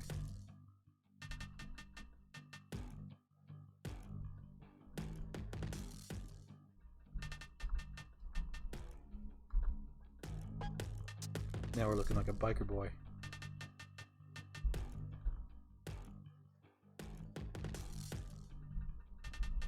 The encumbrance is fairly heavy, but it has some warmth and some protection. Huh. Looks like the thought in my head from I Am Not Great is pretty Pretty accurate. This seems to be an alien structure. It's right on. From Salus 4? I'm not sure how I know that. Over here I find a new exosuit. Magellan exosuit. A high-quality civilian-grade EVA suit, often employed by well-established frontier research and exploration associations. I clearly learned about this in helicopter school. Designed to support the exploration of challenging terrain. How do I know this? It offers respectable protection against common environmental hazards like extreme temperatures, inhospitable atmospheres, and light radiation. It leaves arms and hands relatively unencumbered to aid in the manipulation of scientific instruments. I must have saw this on the wash tag. It is fairly encumbering.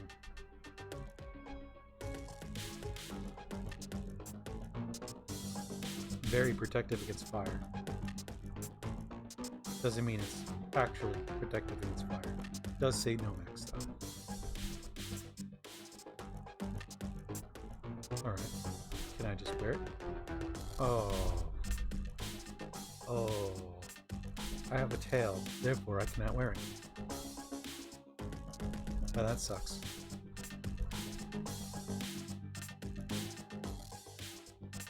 Frontier Cryo Mask. Common industrially printed respirator, cleverly retrofitted into a wearable air heater. While it adequately protects against cold, most of its functions have been discarded and offers no noticeable protection against noxious fumes or other environmental hazards.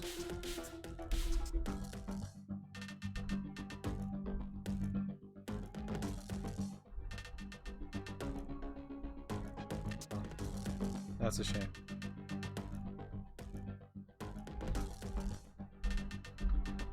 Let's look at the scavenger. Very dangerous. A human stands here, towering at 2 meters high. Yes, this is similar to the other one. Its flesh is frozen solid, colored black and blue from frostbite. It constantly scratches at its flesh with its claw-like hands, surveying the land with frozen and foggy eyes. Let's stab him a little bit.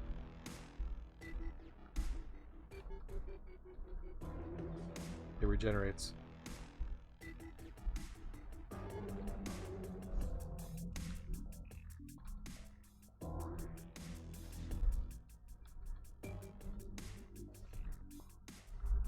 I'm slowly hurting it.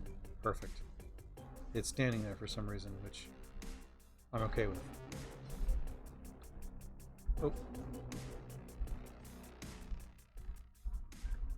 I fall back. I rest a little bit.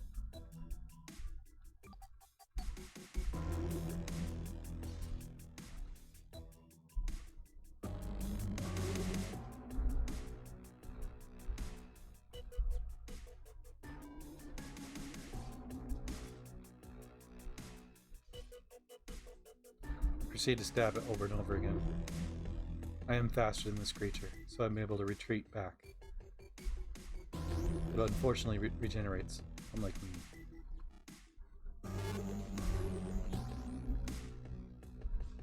If anything, I'm learning how to fight.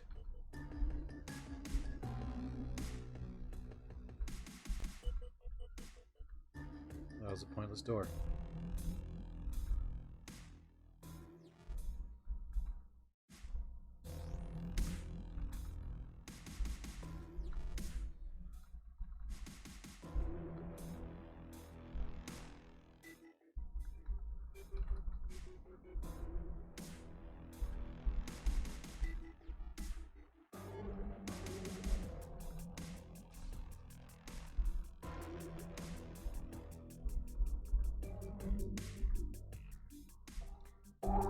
I'm having a hard time with this.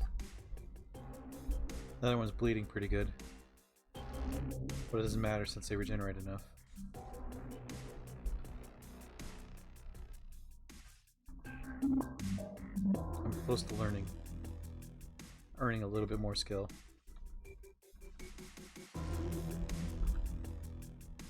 Almost took it down. I managed to kill a moxie. Nice. Has filthy clothes, and it will come back up. Crumbles notes. The red skull on most entities.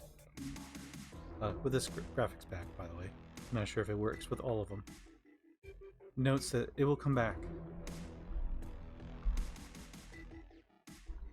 I fall back to rest.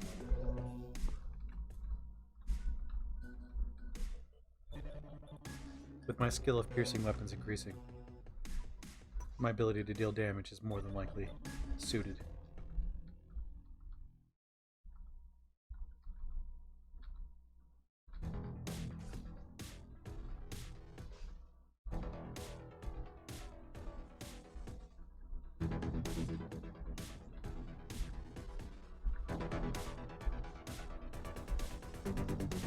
And we did it.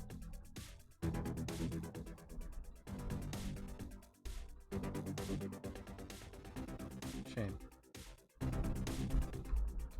With that tiring fight, we rested once again. If we wanted to fight more accurately, we would have dropped our bags.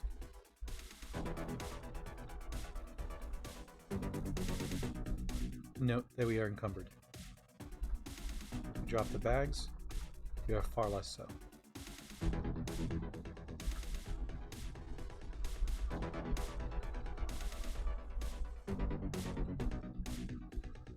I like to roam around with a bunch of bags, so that is a dangerous thing to do. If you decide to do that, keep that in mind. And also remember, whenever you drop your bags off, and you do think you're going to run around the city a little bit, make a note. You can make a note for your bags, and you can even put different colors in front of it, such as, I want to make it green, so I'm going to put capital G and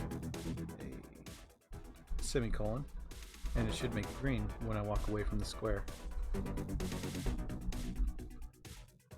Wow, that's yellow. Huh.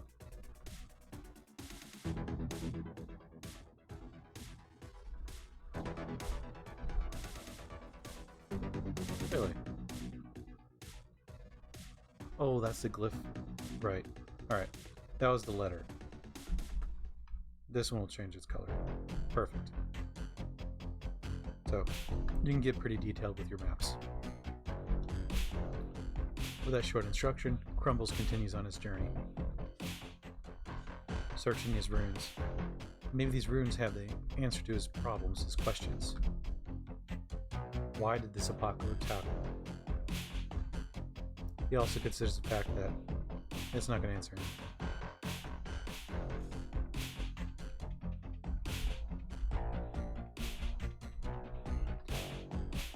Crumbles wants to pick up that smartphone. We need to lose something to do so, though.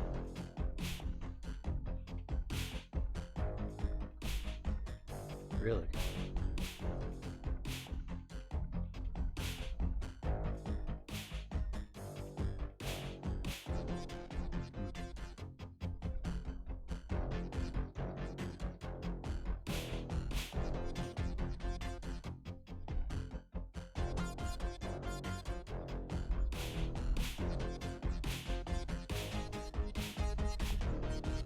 Really?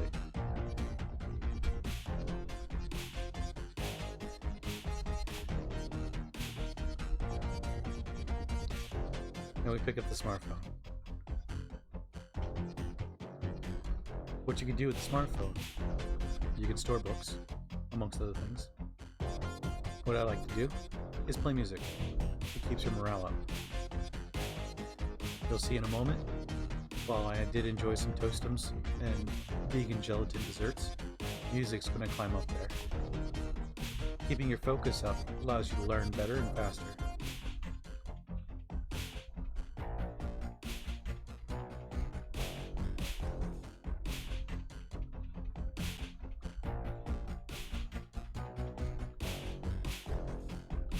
And with that said, I hope everyone's having a good time watching.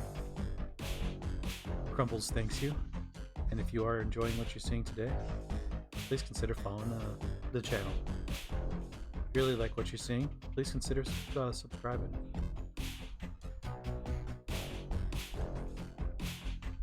Thanks for coming on by, folks.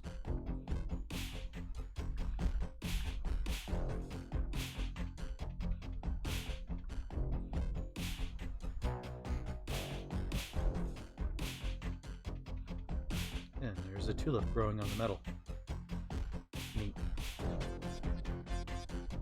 I note that my damage on my Spear of Pestilence is shown pretty strongly now.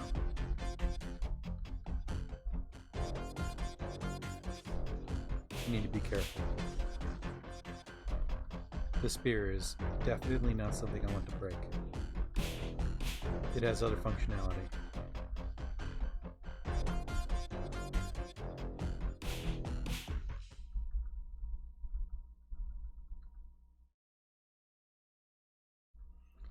Oh neat.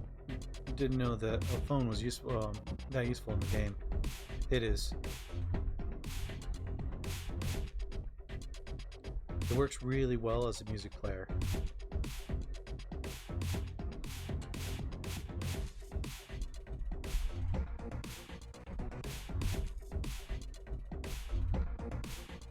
Of course, it does the other functions as well.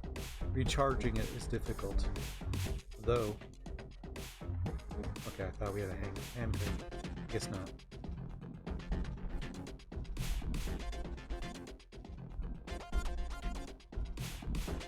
How big are... Oh, that answers my question. I was going to say, how big are these runes?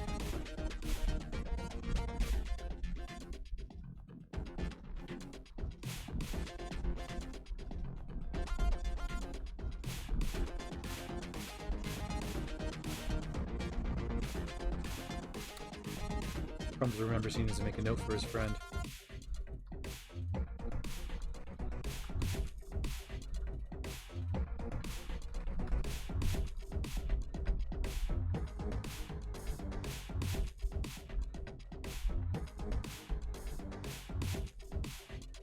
You'll see that the music is climbed up.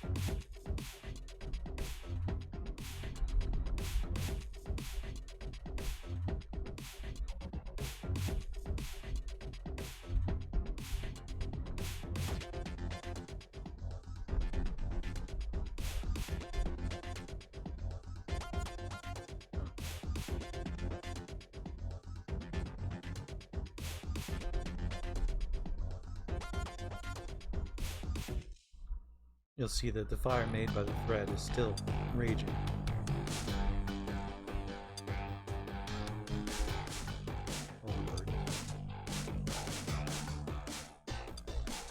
Looks like we need to fix that.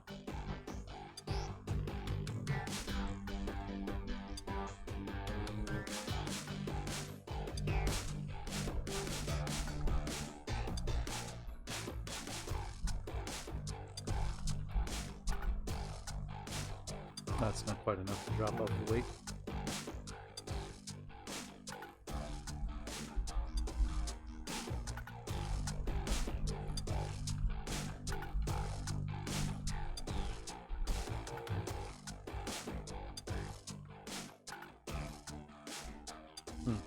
Looks like I found the homemade grenade earlier. I don't remember from where though.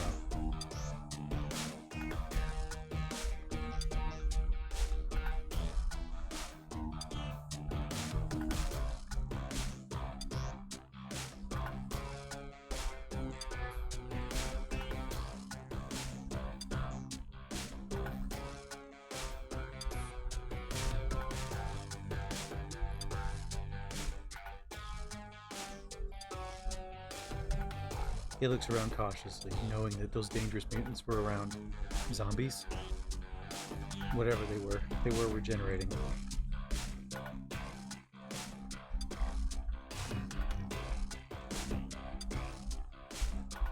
Crumbles mentions to himself, I wonder if this area can be used for refrigeration, considering how cold it is.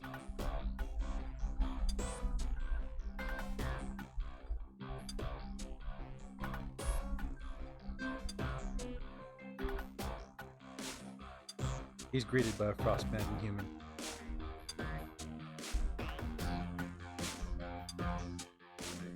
He stabs through the frost-maddened human a couple of times through the chest, making matching holes.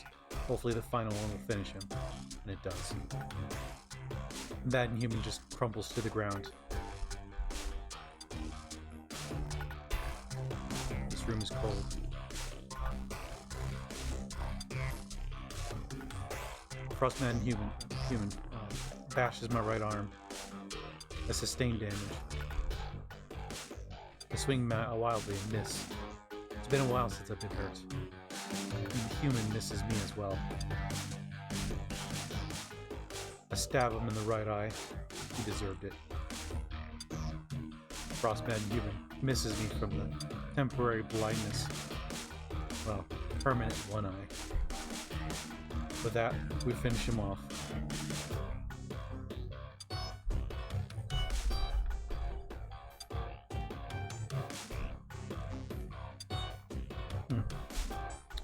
Some interesting items. Artificial muscle fibers. We can't even drink cold or nice cold water anymore. I know nothing I can craft with it. That's fun.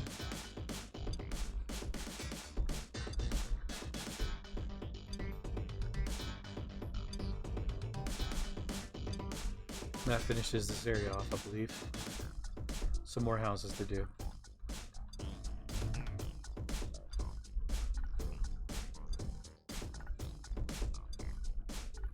Note the minimal pain that I have. Usually, I would deal with it by hopping an aspirin. Instead, I just have to live with it.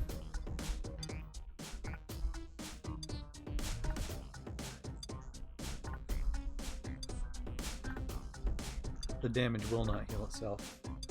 I take a moment to apply the ointment to the wound.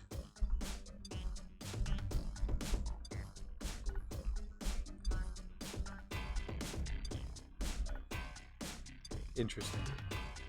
Craft shop. Nice. The layered Kevlar panels. Fairly difficult to find. Very hard to craft.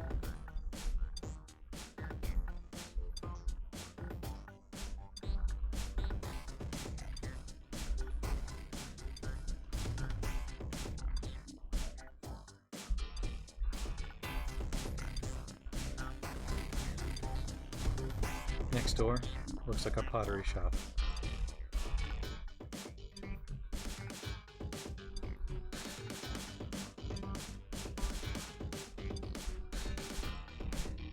You can bash down crates, but unfortunately can break the items inside.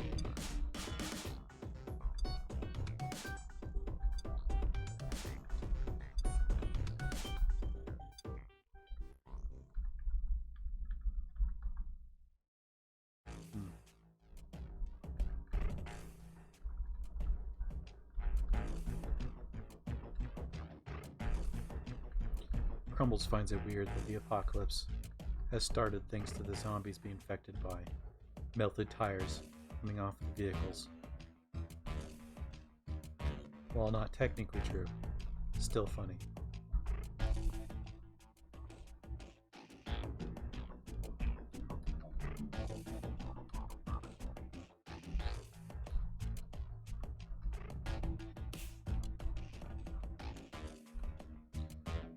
What I did there, put on the backpack, unloaded the other one,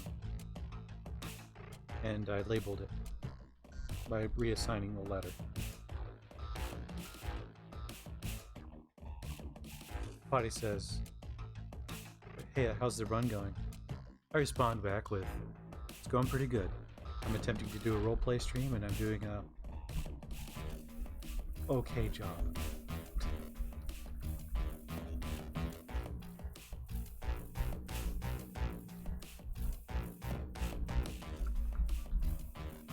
Hope you're doing pretty well.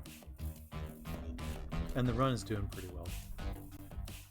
I am playing a cookie man. An individual made of sugar.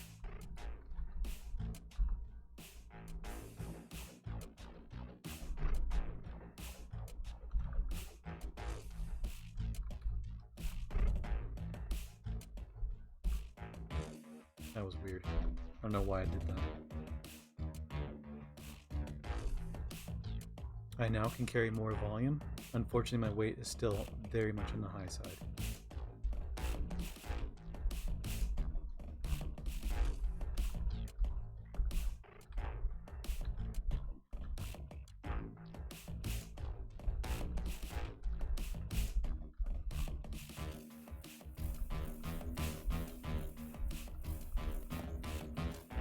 I feel guilty.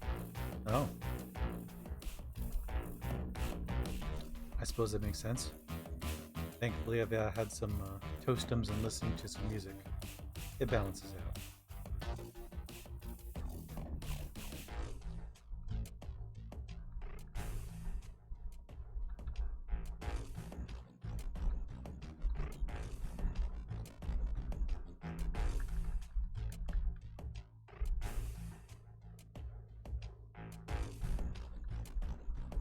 I searched through appliances. Every once in a while, you can find some very useful items in there. Such as batteries, which I'll take.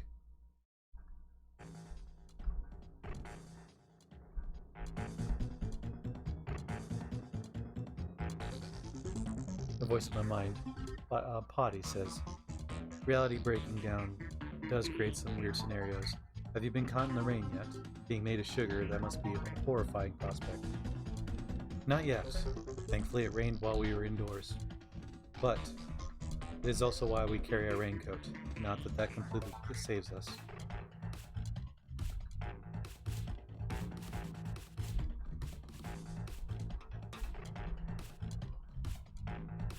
But yes, water does absolutely cause problems.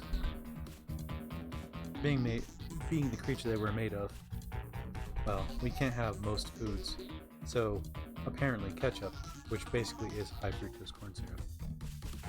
And mustard, which I don't know the reason for that, but well, why not? We'll just have some mustard. Toastums, I will grab those, and maple syrup.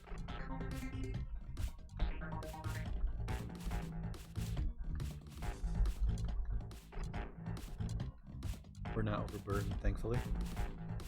We peek our head downstairs, immediately greeted by a door. Is it locked? Let's find out. It's not.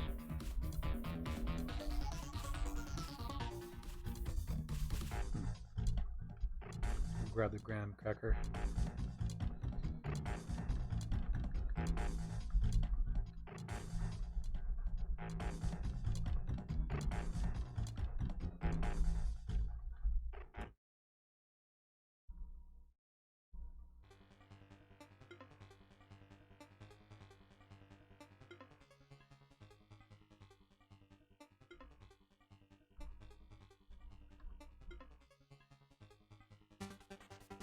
I look at the shooter's earplugs.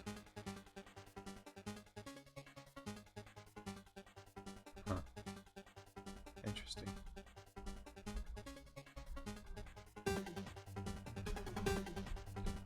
Stuffs his face with some s'mores. Feels almost like a cannibal somehow.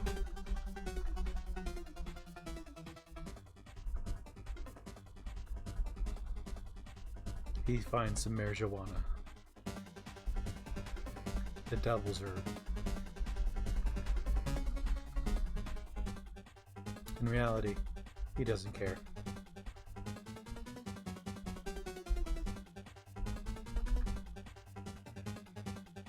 Nice. Can't use any of it. Still nice.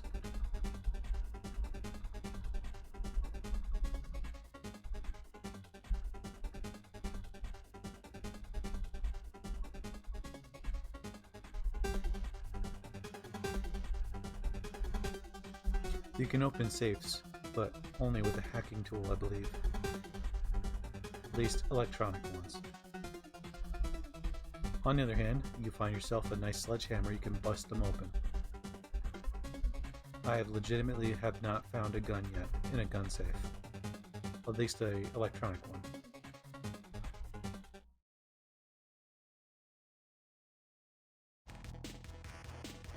Designer clothes, huh?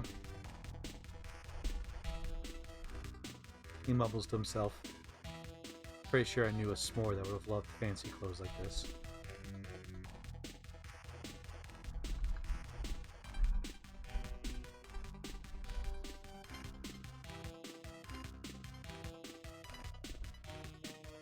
Beware, Candyman. The devil's lettuce make people crave sweets. This was the house of a monster.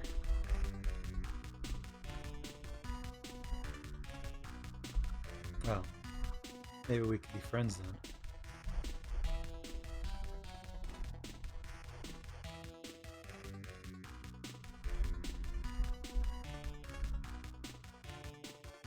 Ooh.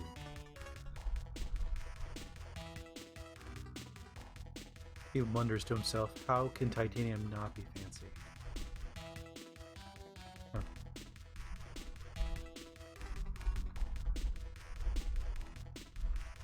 These safes, on the other hand, can have nice things in them. They take a while to open.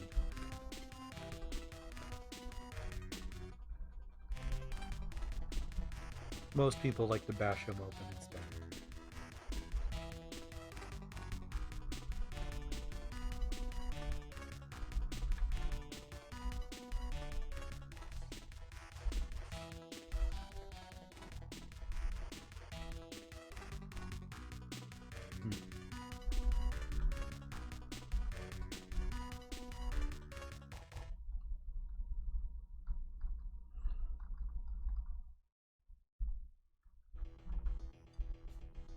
He bashes the window down. Crumbles mentions, thinks to himself, saying to the voices in his head, always make sure the window is completely crashed. You do not want to cut yourself on the glass. While the broken glass can hurt a zombie, it will actually damage you far, far worse. Zombies, for some reason, have a virtually unlimited supply of blood. You can blame the tire virus for that.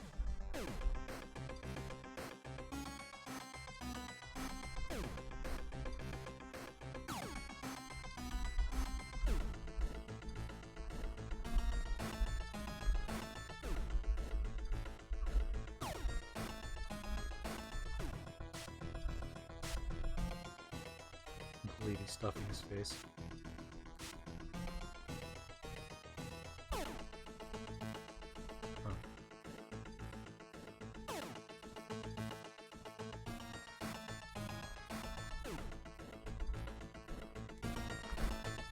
I like the pudding.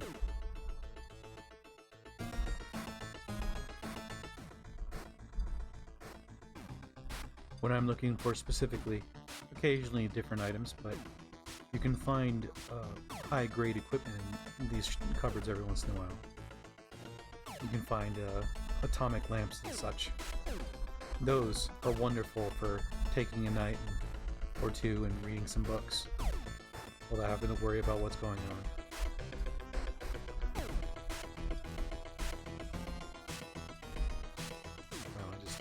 Smashed out the hole.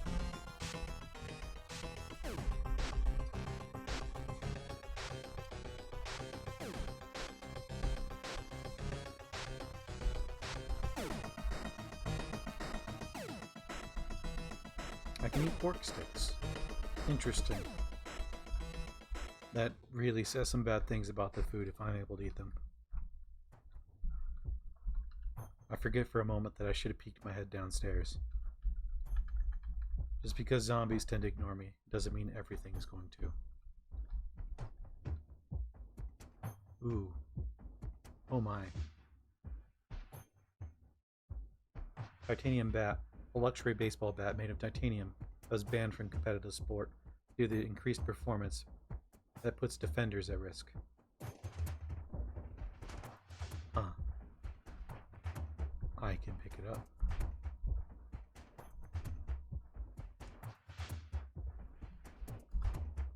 Fighting styles can I use with it? Not sure.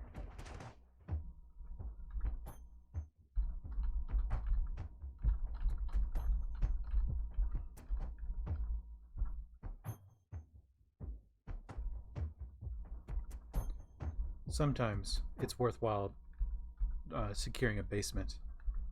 You can make sure you're safe. Though usually there's only one escape route. Same time, only one direction and come towards you.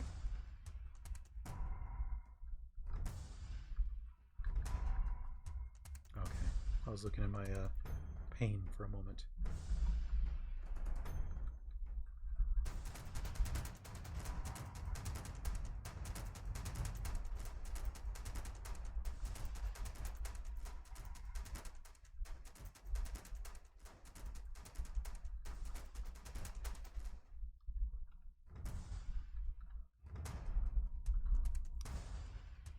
I believe this thing died from... Oh, actually, I don't know. Walking through the rose bushes, more than likely. You ever find yourself in a location where you need to defend yourself? You make the zombies run through the rose bushes. That will cause them damage.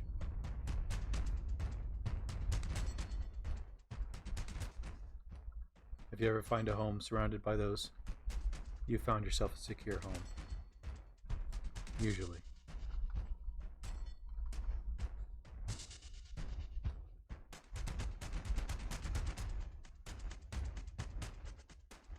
Radiator water sounds pretty gross, but I guess it's good enough in an apocalypse. Yes. The simple answer is yes. As long as the water says it's clean.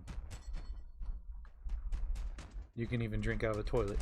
For those who have played the game for a long time, have actually probably done that.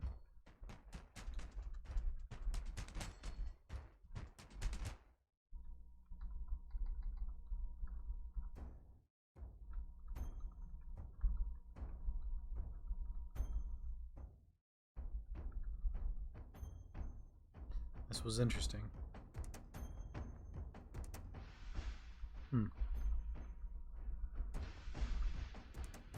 I'll go back and bring my cowboy friend with me.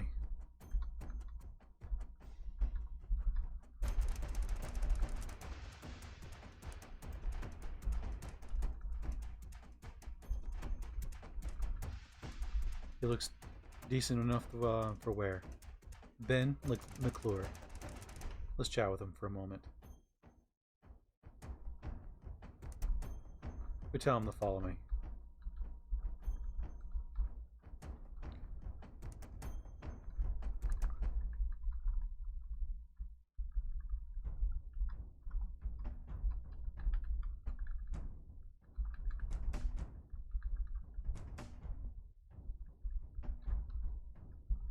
We go into this fairly secure shelter. I tell Ben to sit down. There we go.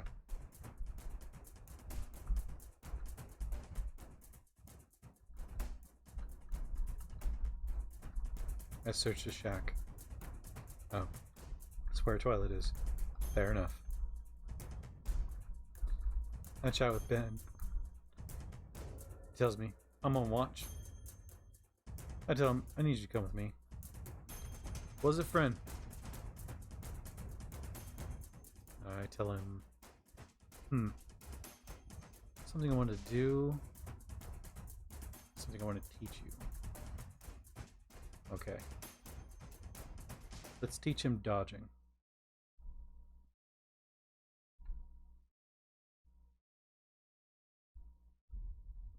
He tried to talk to me, but I teached him instead. In about an hour, I taught him how to dodge. Wonderful. I go back to teach him again. Let's see. You can teach your friends how to do things. I'm not sure about spells, but, well.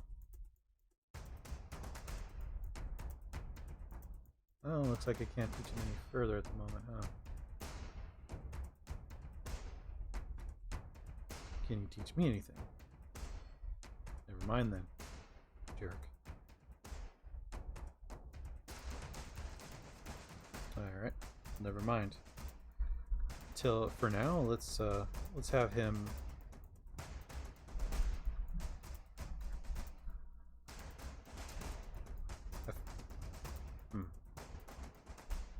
still training.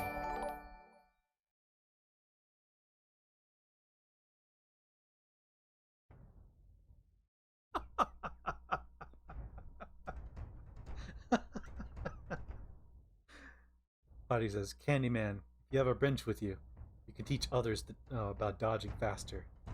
If they could dodge a wrench, they could dodge a zombie. Oh, that's pretty good.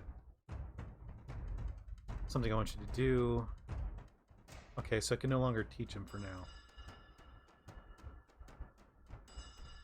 Can I just tell him to sit still? Or dislocation. Alright. Do you usually keep your party members at base? I usually don't even have party members. This will be the first time I'll have a character that has party members for an extended period. The goal is to have as many as possible. That way there is potential loss for having this character. Oh, that lady. I'm gonna go pet my kitty.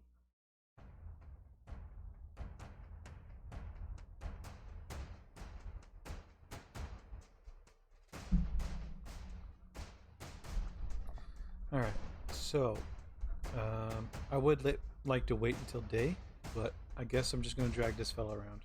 I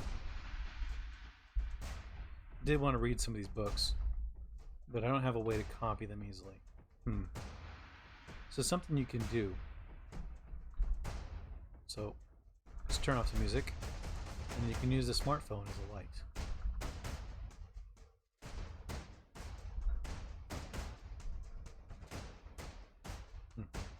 Sounds like that could be a painful lesson. I mean, they're either going to learn or they're not.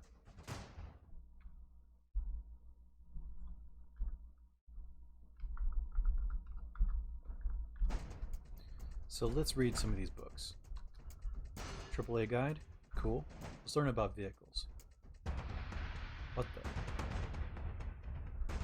Huh. Well, that's new to me.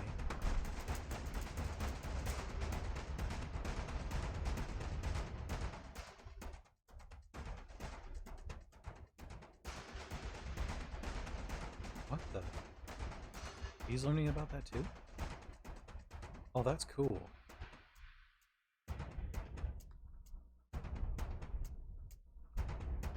Oh, did I just teach my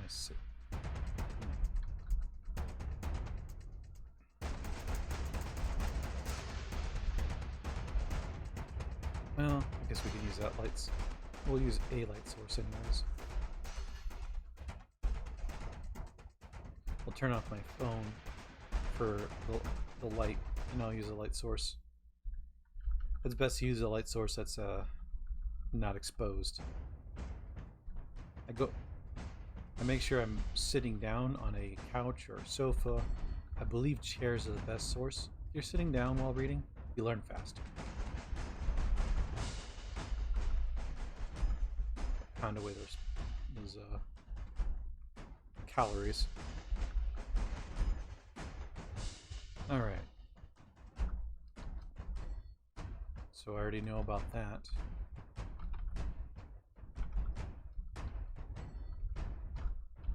We'll read about outdoor adventures, which we have already got in survival. Now, as you see here, because it's yellow, it does have something to teach me. Which, yeah.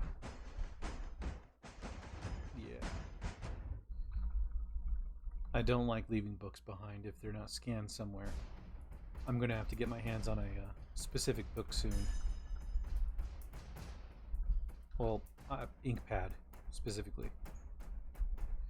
Now, we bring our tasty friend along with us.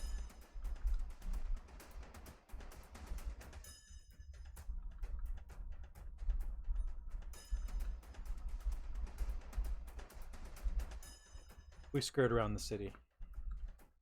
I'll delete that note.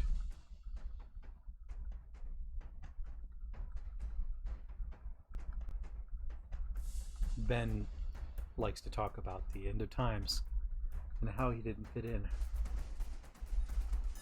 I try to get a word edgewise, talking about how I was once a gladiator. He laughs, and then he continues talking about his inane stories about working at McDonald's, eventually wanting to become a cowboy, so he put a costume on. I try to tell him, no, really, it's true. They mutated us. Ben just points out that you can surgically attach a tail, or there's butt plugs for that. I look at him weirdly. I decide no longer to talk about it, at least at the moment.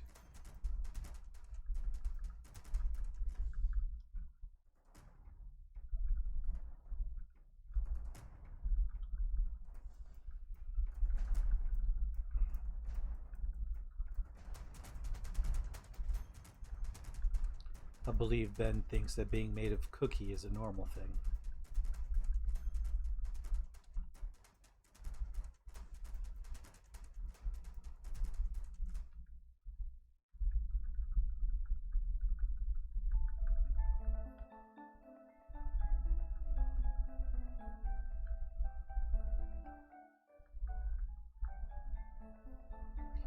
I wait for Ben to catch up. He's pretty slow. Or is it just that I'm really fast? It's actually kind of a bit of that. I decide we're just going to continue on the road instead, hoping for a vehicle to fall in our laps.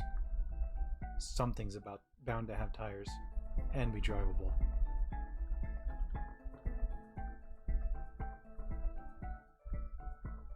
I left that one vehicle behind, but we had no physical means to carry the gas over. Not easily, anyways.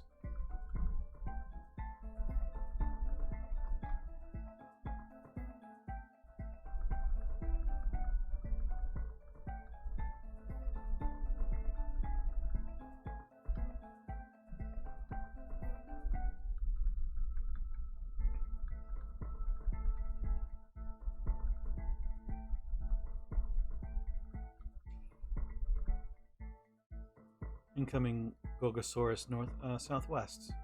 Out in the horizons, don't worry much. I don't even see it. Interesting. Oh, it is hostile.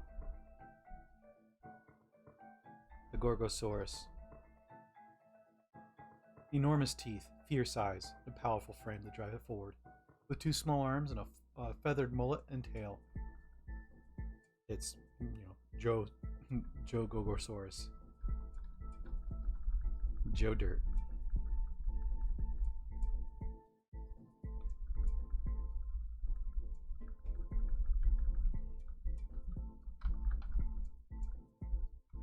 Let's see what's going on over there.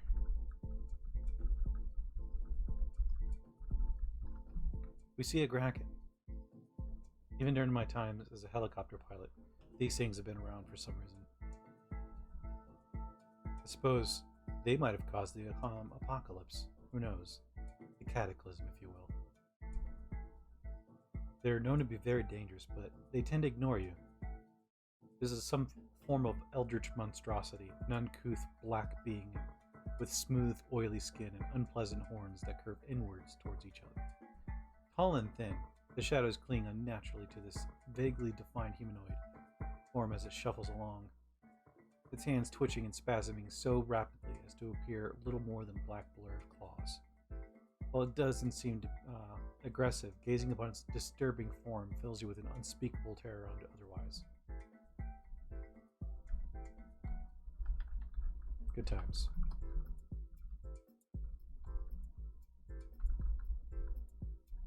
I look at the bodies, seeing nothing of worth. I'll have to remember I have a friend with me.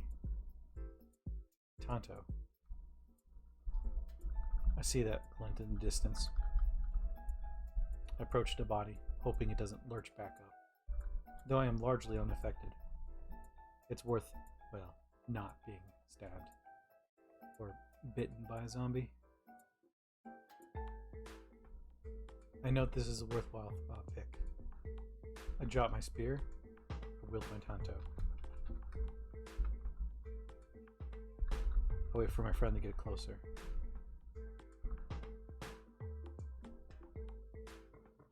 want him to. I don't know if I want him to use this item, but well, oh, that is a big difference, huh? Well, I don't want to drop it, but I guess I will.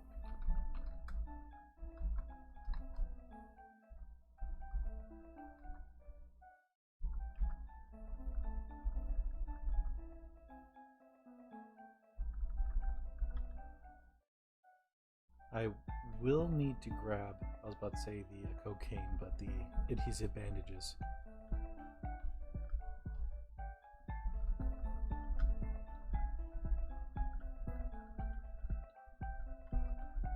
Cowboys are weird, or so I heard. Upon thinking about that, Crumbles asked the cowboy, Ben, "So, what makes you a cowboy?"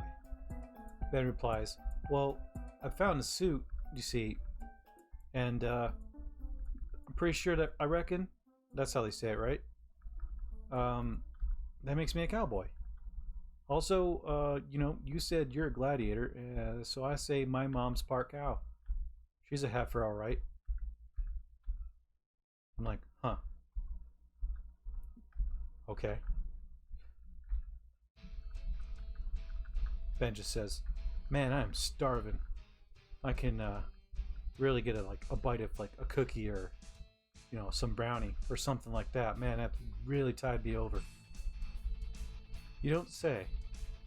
I just stare at him. So, you don't think it's weird that you're traveling around with a man made of cookie? Speaking of hunger. No, not really. I mean, I'm gonna be honest, you're covered head to toe to blood. That's pretty gross. I also know you're probably carrying a shit ton of cookies. So I figure sometime you're gonna break them out. I'm gonna give you the beggar's eyes, and you're gonna give you some of those. So, you know, good reason to follow you around. Speaking of which, there's a vehicle, so let's distract you with that. Fine, we'll do that.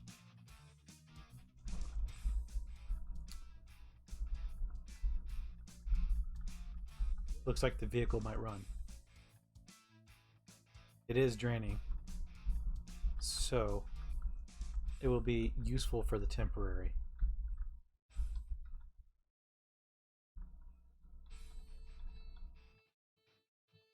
That vehicle is not starting.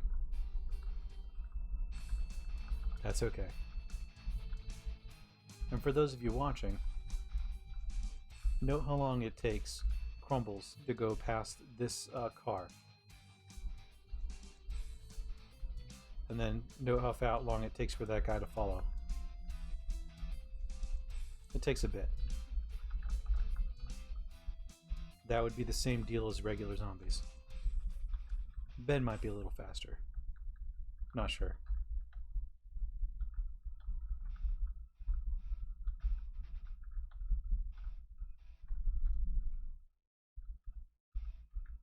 We'll see a farm field.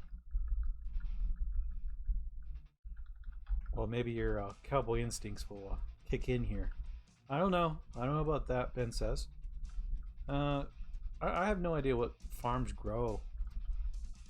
I mean, do they like just plant the cows? Something tells me you're not an actual cowboy.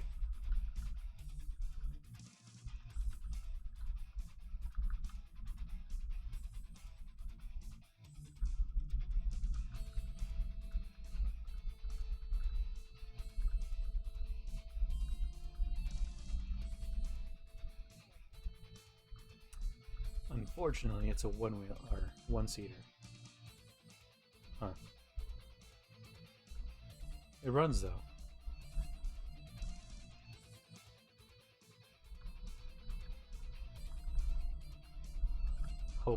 Was hoping for a farmhouse.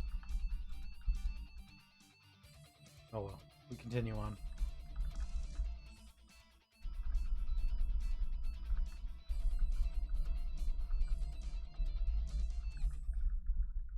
Once again, Crumbles would like to thank everyone for coming on by and checking out this stream.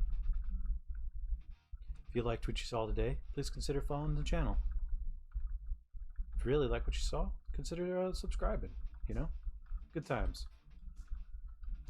I have more content like this on YouTube, and I like to BS every once in a while, folks, on Discord. Both links are down below. With that mild ad break and me plugging myself, let's continue.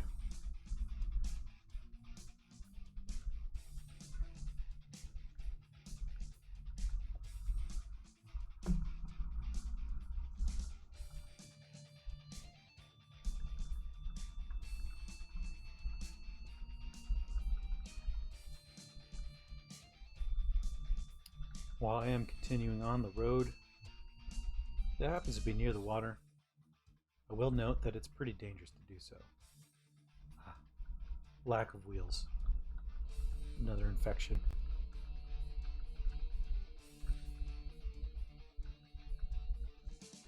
Crumbles is still not sure why the exodus of the infection is caused by car tires. Why so many vehicles are lacking them.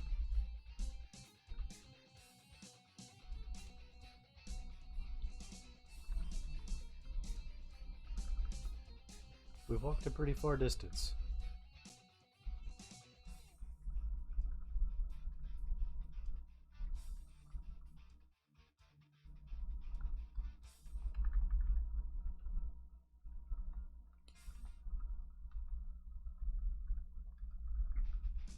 We make a wide berth around that zombie.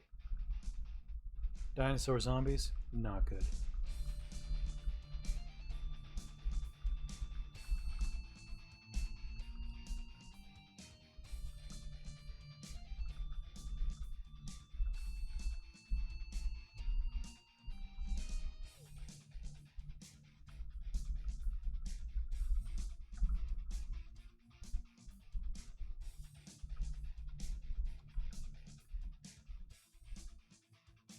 Huh. A Z-Rex. Enshrouded in darkness. Interesting. An uncanny shadow envelops this creature. You can make out the outline of a huge bipedal dinosaur with feathery edges. The head looks large, lots of big teeth would fit in it. It's practically immobile.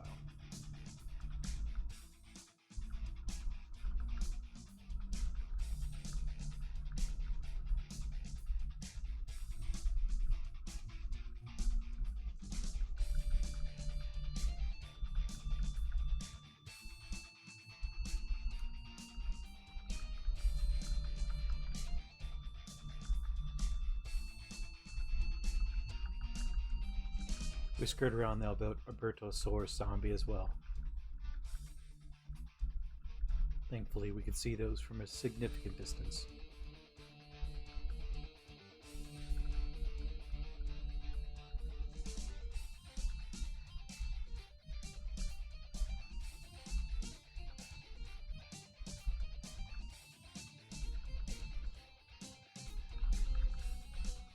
What the?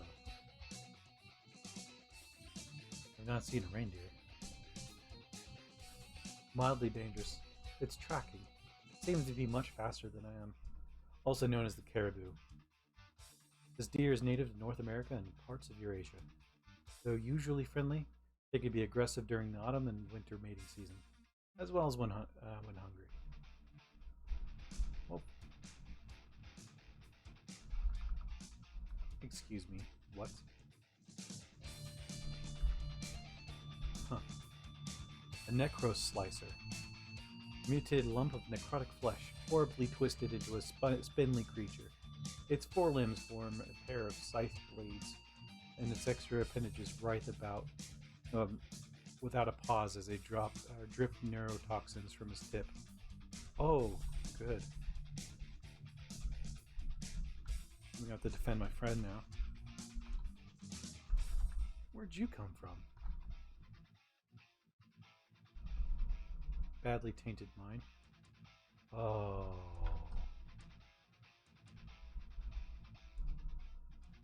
Oh.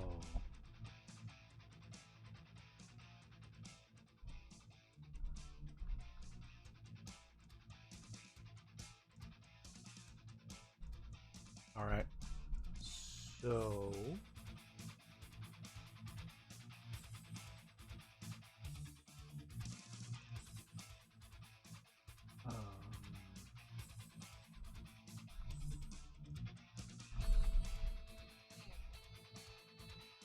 this is bad.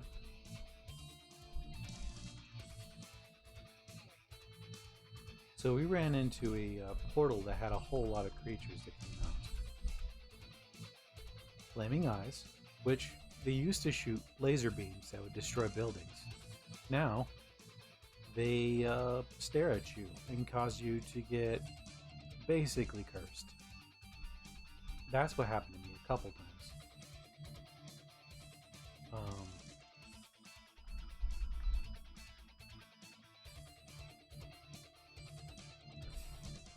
Alright, I need my friend to command.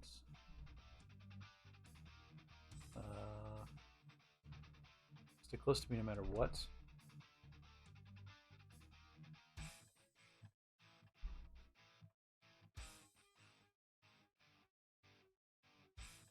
Don't fight. We need to run. We need to run bad. I will probably survive since nothing here is interested in me. Ben McClure, on the other hand, he's looking like a fine snack right now. Come on, buddy. Alright, so I'm starting to see things, I think. Yeah. Oh, and those dinosaurs are pissed. He got hit. I'm gonna run a little bit. Last thing I want is to get tired. Oh, Ben, don't come towards me. Alright. I need to run. So, one of the downsides is I'm tainted, thanks to the flaming eyeball creatures. Ben got smacked around a little bit. He got back up like a man. Holy crap. He just got whipped a mile away.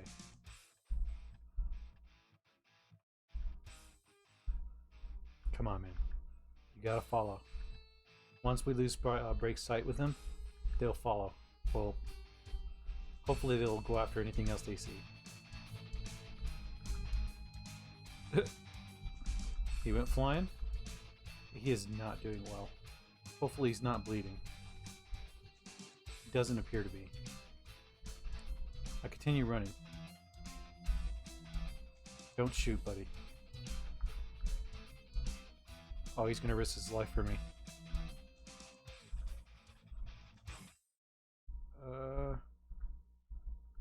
Okay. I need this taint to wear off. I can't use up any more of my stamina. There's a forest trail. Hopefully there's a building. The Megasaurus stomps on Ben. Ben's not doing well. Ben's dead. He gets crushed.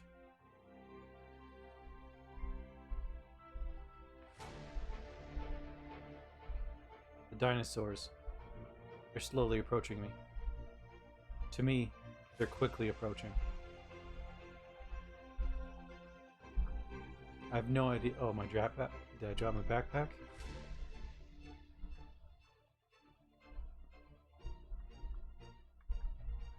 I have no idea what was dropped. I got slammed a little bit. I'll take this moment to lose line of sight. It sees me again. It's still pissed off. I'm sweet and delicious, and they're just dicks. I use my spear pestilence. I summon some centipedes. That's what the spear pestilence does.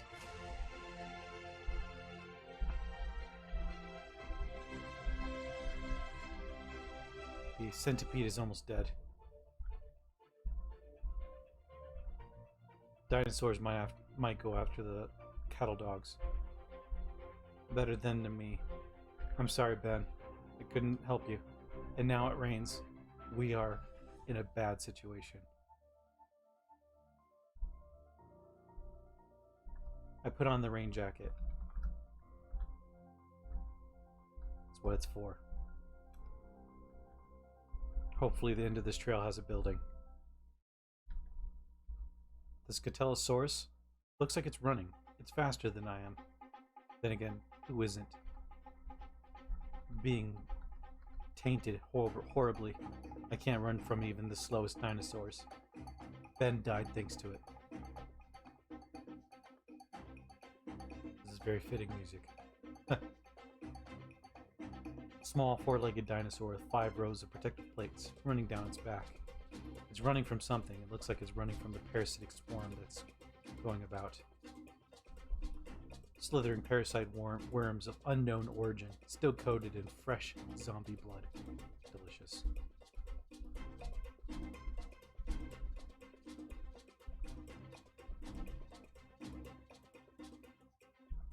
I see a fish floating in midair. A calico bass, medium-sized fish, also known as a crappie.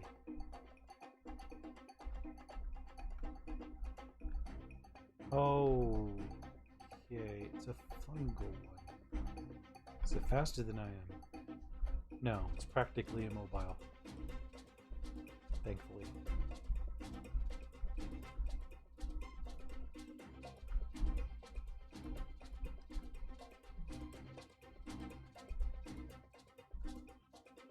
Thankfully, the rain's not hidden me yet.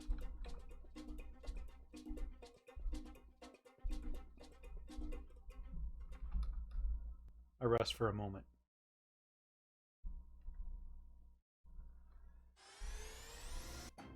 I see a tiger white. Some sort of undead, I think. This tiger stumbles and sways, its jaws slack, its eyes wide open and shining black. It's been hidden in the tire juice.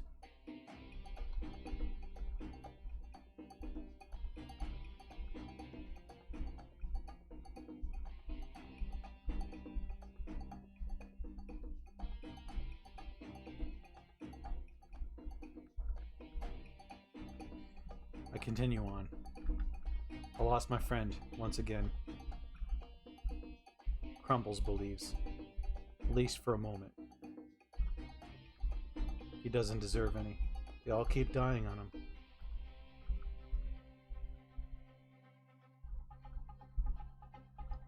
The floating bass disappears. He's seen stuff like this before. The withdrawals. Did they come back? This is not a good moment for it.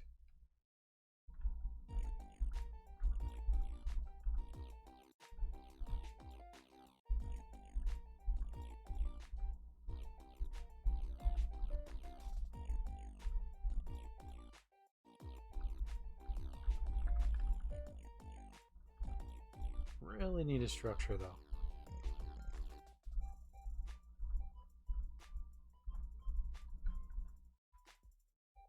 It's ignoring me. It's a cracker kid from My Sweet Cataclysm. It is mildly dangerous. A small cracker kid running on its cracker legs.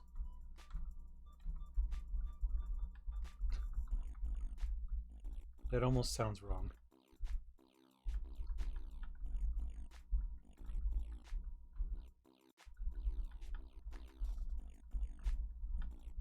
Crumbles notes to himself, he does need to worry about this.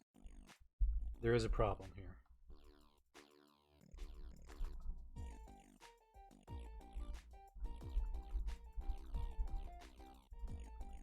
Thankfully, it stopped raining.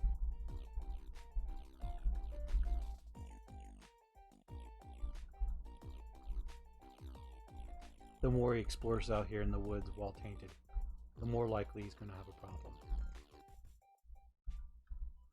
He might run into an owlbear. He is not prepared.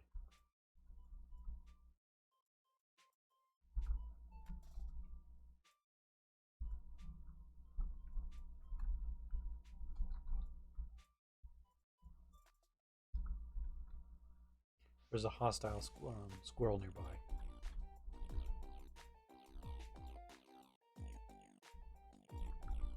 And it's not real. I am seeing things. The taint is wearing off. I shall wait until it is gone. I continue reading about the family cookbook. Actually, outdoor adventures. That sounds better. A mad militia appears. Wearing a tactical camo uniform with a Kevlar vest, this person seems to have been a militia member, now turned feral. Their hands gripping an automatic rifle as their bloodshot eyes scan for threats. A flashlight strapped to their forehead illuminates their presence and surroundings.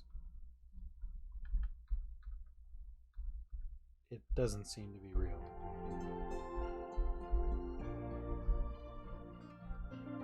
And it is not.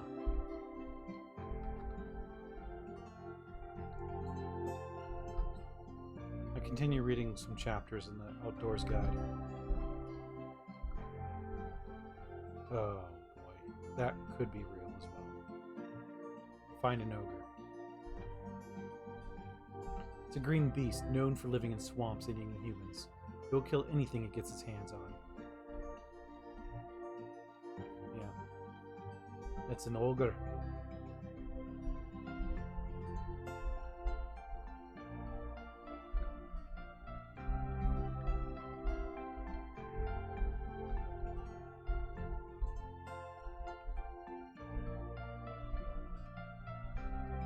Get away from the ogre. Real or not.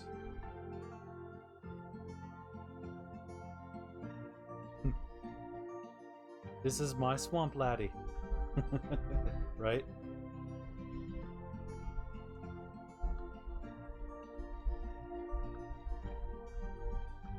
Crumbles is thankful he's alive. He'll have to remember Ben McClure for his sacrifice, even running back towards a zombie. He'll remember Ben as a proper cowboy, though not knowing what farms are for, or how cows are grown.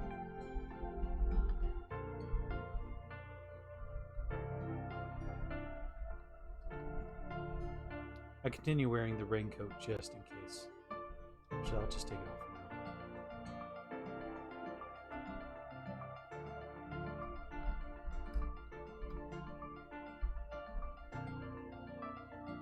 I'm in some pain and I'm mildly overburned. My strength will come back. Don't think that's real.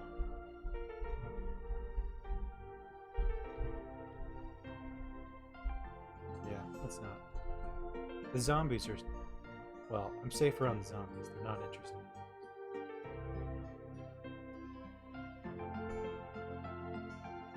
Crumbles thanks crack blazing warlock for coming on by.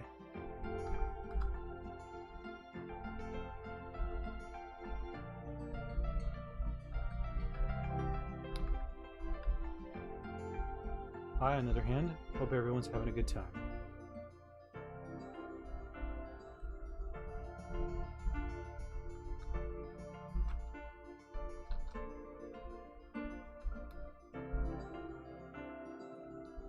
Oh, that's something. Crumbles freaks out, seeing what he knows to be a vein hole. A large mouth protruding from the flesh, accompanied by numerous vicious tendrils sticking out from its sides. Fatally dangerous. It is an aberration and a crimson horror. He stabs from the range. Tries a lot of times. He misses every time. He walks away from the crimson thing.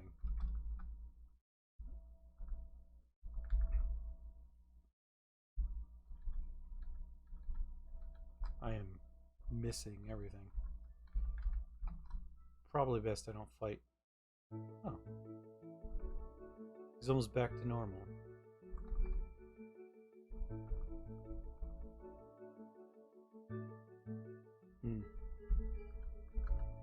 Ah.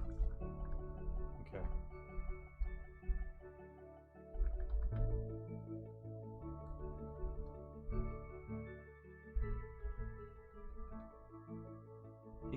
Well, no, he does not go down the trail. Not towards the swamp. We found a small bit of civilization. He's still seeing things. Nicaris. Heaps of greenish flesh has been replaced the head under its undulating bulbous torso. Slow and is heavily hampered, yet it poses a big threat for its corrosive bodily fluids. Just in case, let's walk away from that.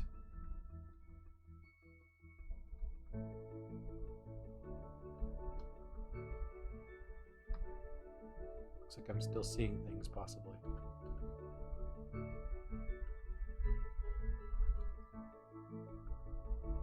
Going into the clearings, thank goodness.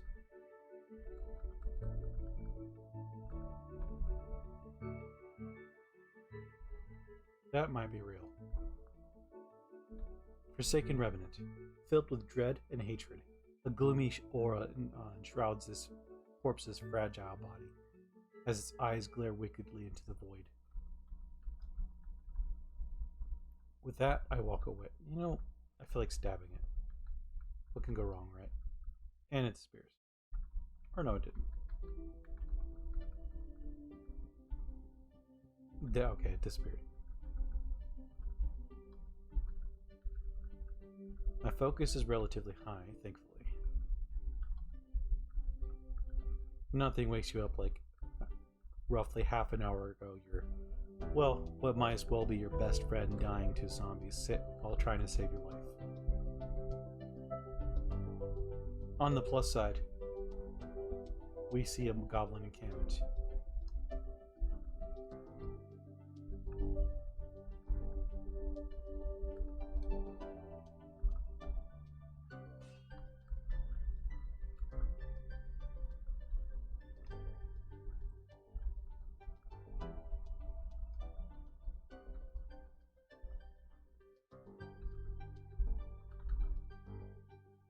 Huh. It looks different.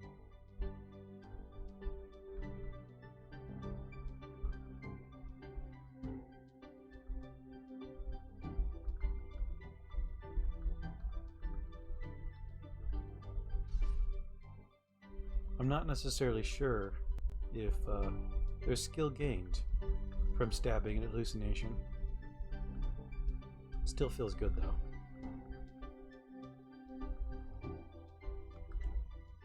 It's worth remembering though, it is tiring.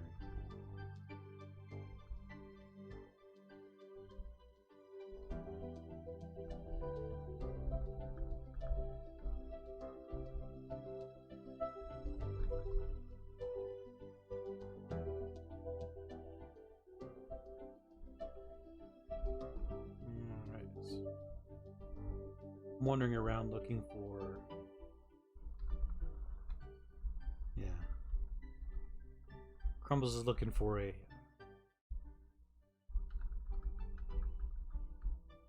pile of zombies or something to work on his favor.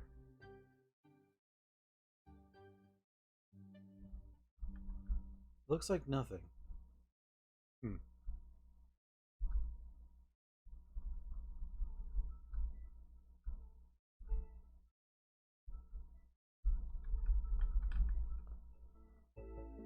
That's unfortunate. I could take on one, maybe two of the goblins, but there's a pile of them in there.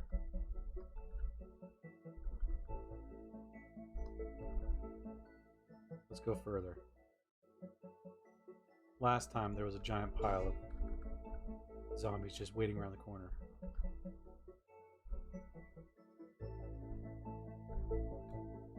Even now we're slowly outrunning the blue jays, which is kind of funny. Wow, there really is nothing out here.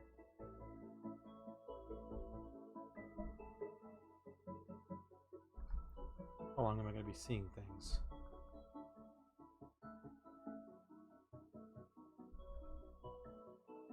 Okay. Huh.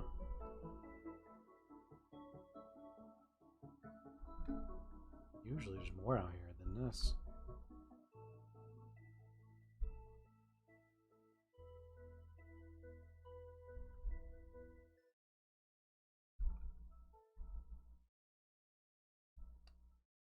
And with that, he puts on his raincoat. Thankfully, last time it protected him. Hopefully this time it does the same.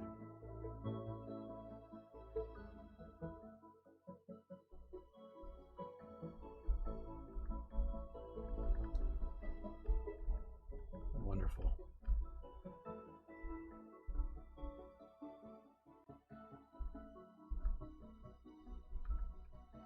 It is a structure. Definitely not what I want.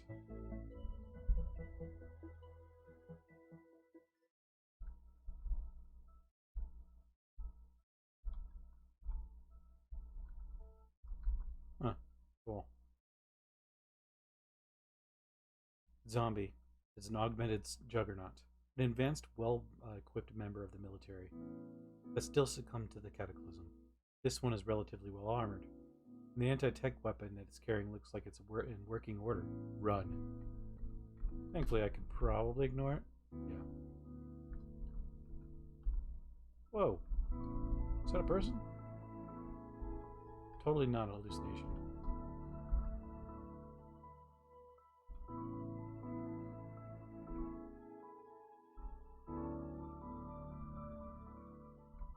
Huh. So this person is carrying a circular saw, wearing some shoes, some jeans, folded poncho, and some stylish sunglasses. There's a little bit of everything, and it's probably not real. Yes. But we could just stab him a little bit. Examine his wounds? No? Alright. We'll just ignore him. Last time I did that, they pulled out a gun, and the hallucination managed to shoot me.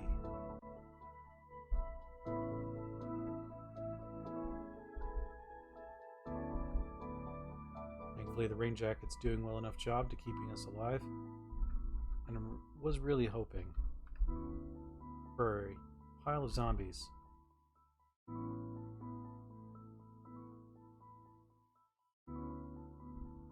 Huh. There's some, yeah. Some dinos. Those are probably real.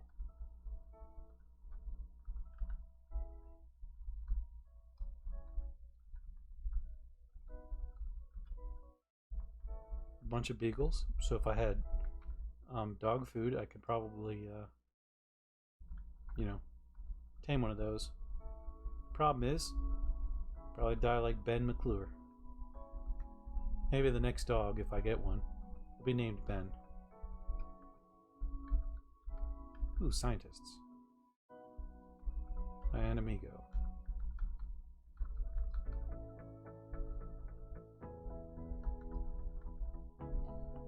Yep. It's fighting a Kraken. Almost a one-sided fight.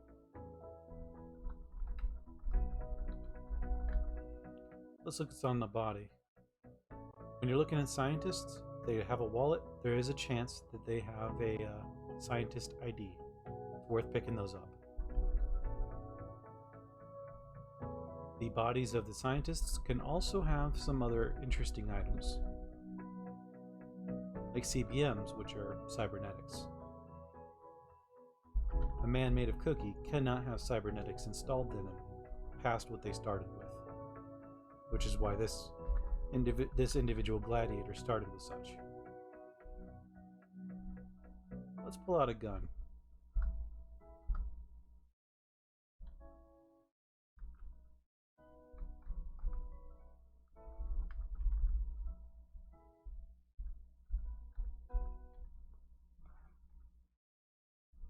Shoot the amigo a little bit.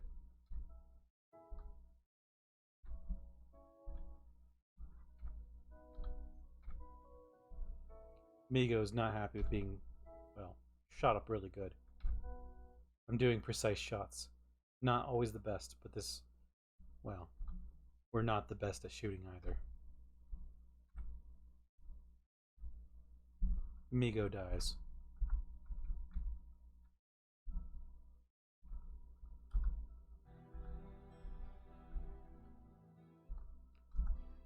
The M17, low on ammo. I didn't want to hand-to-hand the Migo.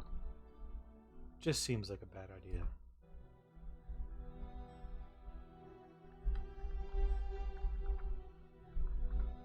They're very competent fighters.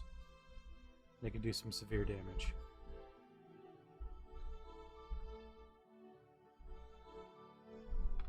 What did I not pick up?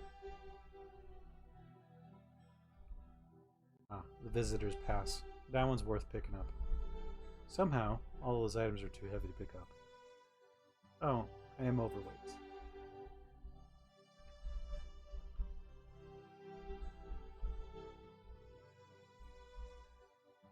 I am carrying a significant amount of food.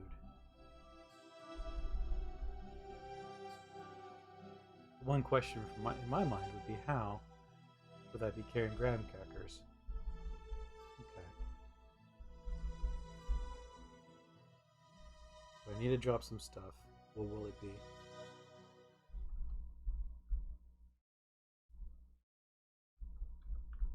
There's a flaw that I had. This would be it. Dropping items.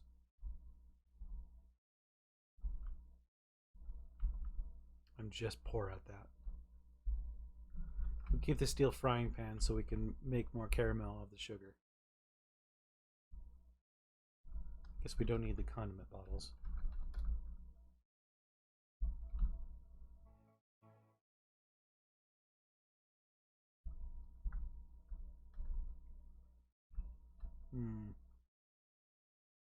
More than 2 weeks, most of these things will last.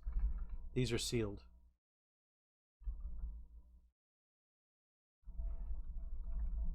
You drink the root beer, energy cola.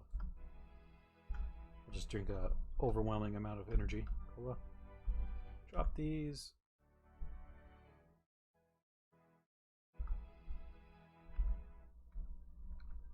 We're still mildly overweight. Thought I'd have bottles, but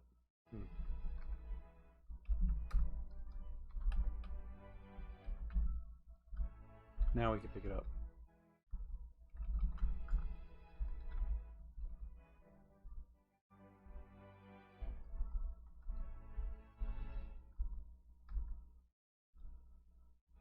Remember, bodies can be in bushes and such as well. So if you're really trying to look around, there's that.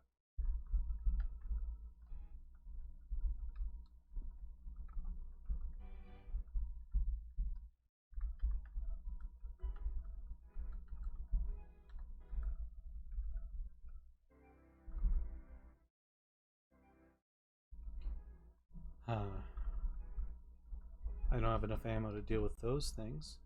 The goblins. I could lead it towards the swamps. I think that's what I'll do with the goblins.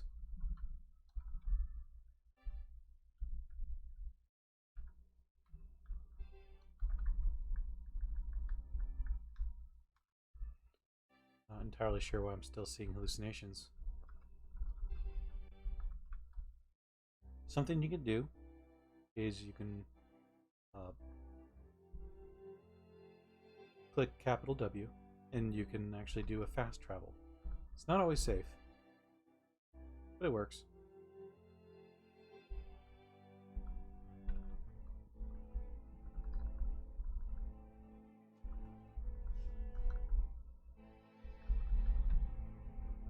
I'll take off the raincoat for now.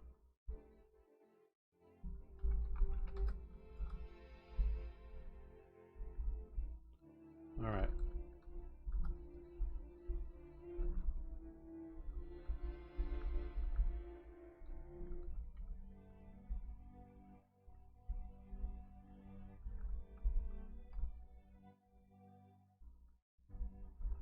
Looks like the flesh knot is still there.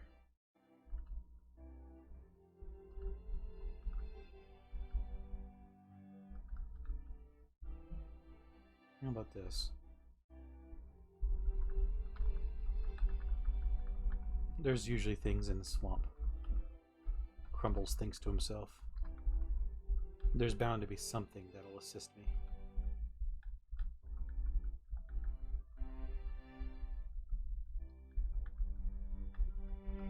I will need to proceed mildly careful at least.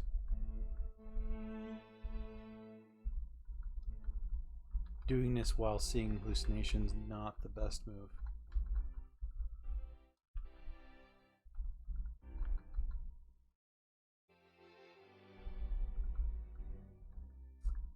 There is a Shia LaBeouf.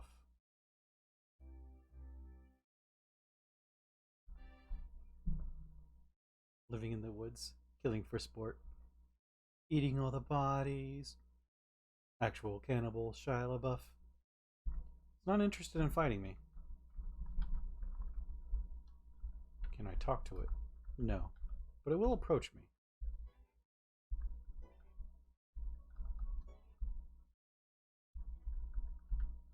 Yeah.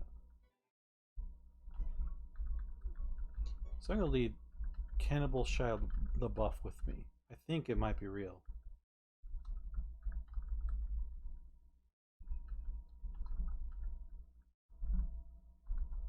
What the? Okay.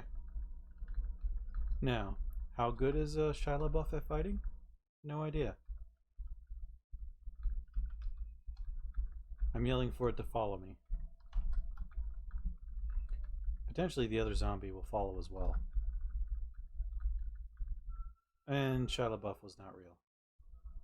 Of course it wasn't.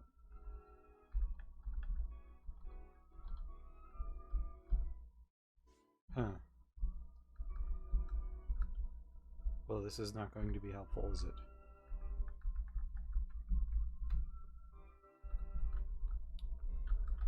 With that said, it might be the best bet to try to kill the goblins one at a time. We are mildly protected. No, we didn't travel in the swamp far enough. Huh.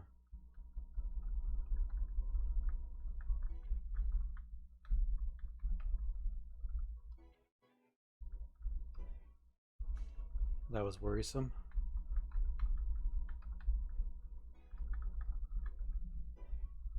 And that's where the problem with hallucinations begins. Some of these things are real, some of them are not.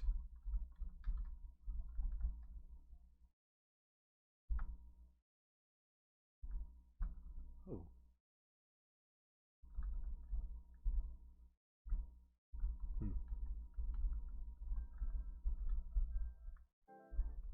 You got damaged by water.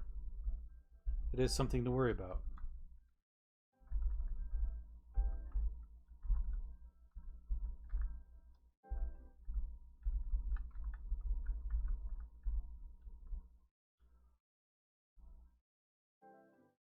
If that's real, I'm in trouble.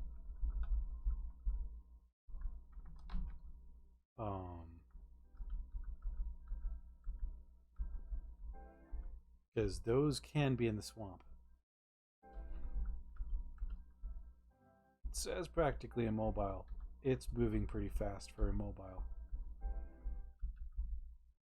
Oh man. Is it real?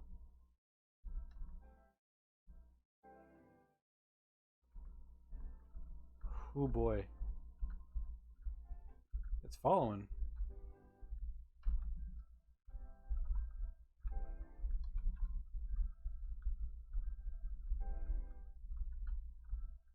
It disappeared. Okay, I'm done.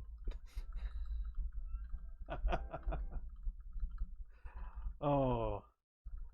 That was tricky. And I'm damaged by water. What did I step on? Huh. Is my feet wet? Hard to tell. Well, we will use some ointment. That's what it's for.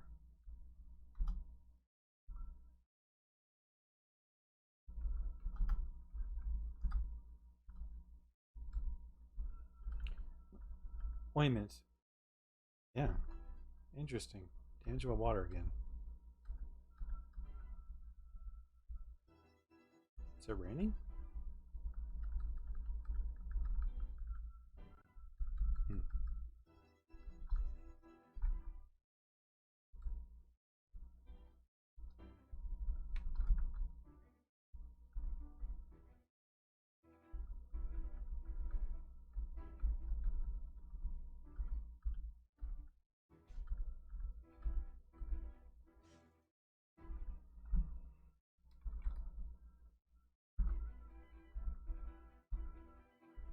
Interesting. I'm getting hurt by water.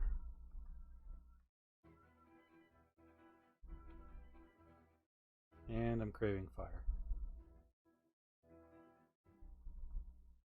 Huh.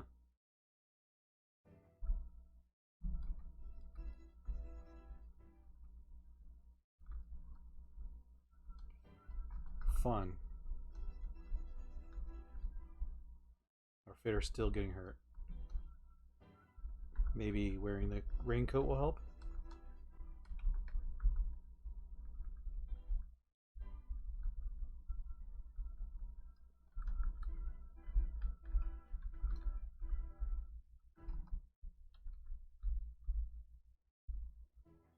The goblin attacks me, a block with a spear.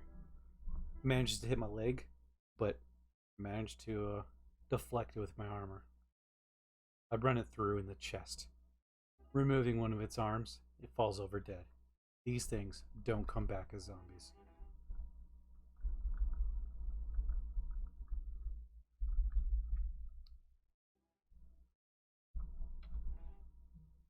Huh. So socks and boots.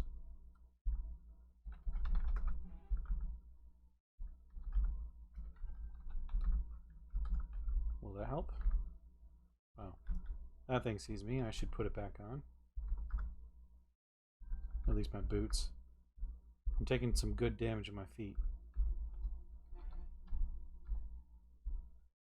I'm distracted by fractals. We bravely fight each other. I am heavily distracted by things I'm not seeing. Well, I am, but at the same time, not really. I swing and miss.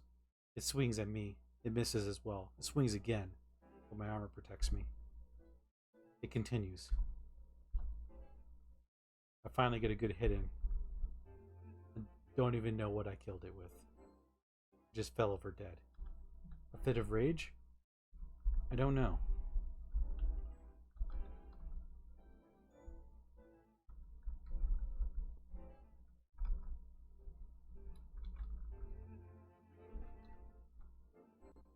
Yeah, I'm getting hurt by the water. Huh.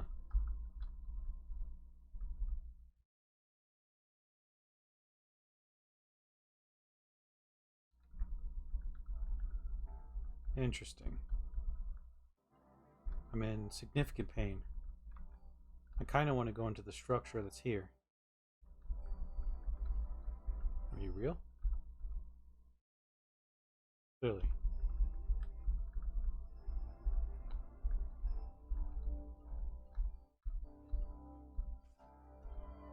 We fight each other madly. Neither side gaining purchase, until finally, a second stab, also removing a leg. The goblin falls over dead.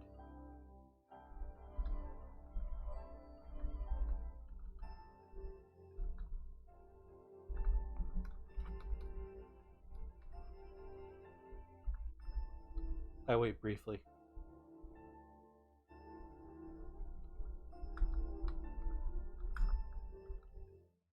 I become curious. Am I going to die this way? My leg got soaked with water.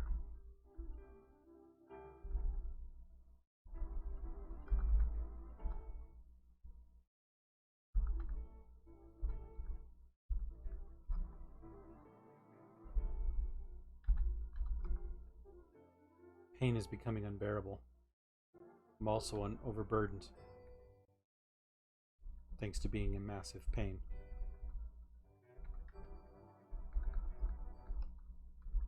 I hope this dries me off.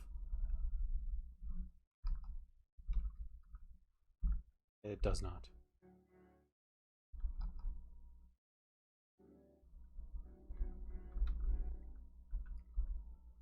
I do not know actually what I'm supposed to do.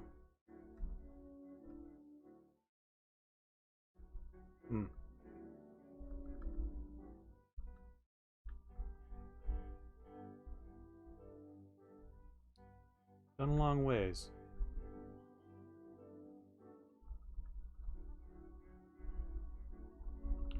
Leaving the goblins alone might be best.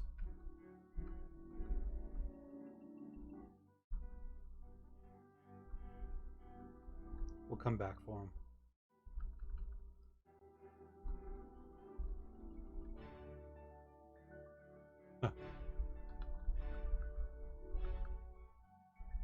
My body is getting damaged, though.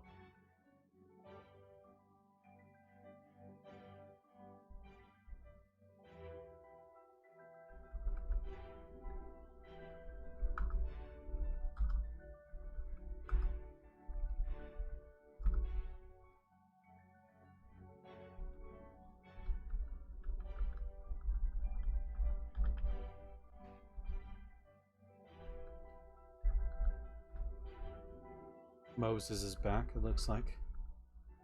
Continue on. Our legs falling apart with the water. It rains on us. Thankfully, we were wearing a raincoat to start with.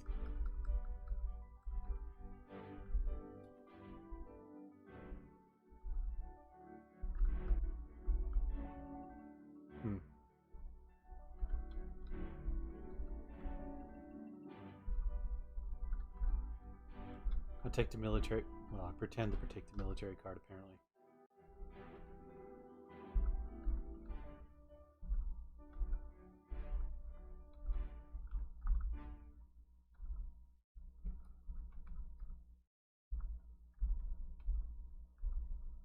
I just close up most of the windows.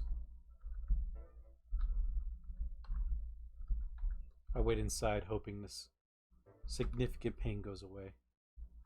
It doesn't. Huh.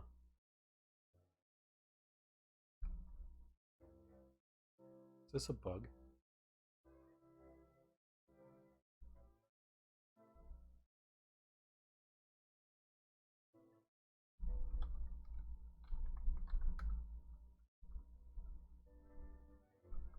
Huh. Okay.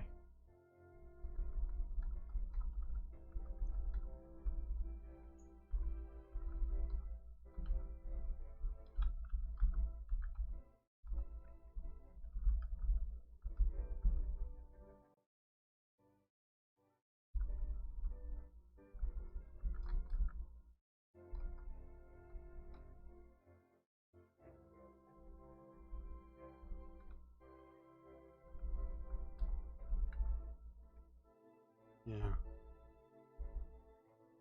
So I'm going to try towel.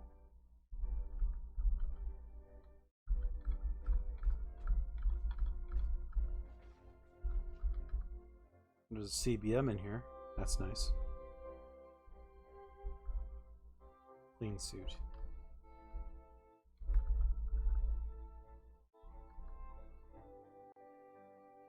I see a TSKBEM Lividator, the now ancient industrial robot first made by the Soviet. It's still in use thanks to its easily obtained fabrication schematics built to operate within nuclear reactors and waste repositories. The Liquidator is assembled around a armored bipedal chassis that mounts several heavy manipulator arms. Interesting. Legend claims it was originally designed after a nuclear disaster during early space age Earth. Okay.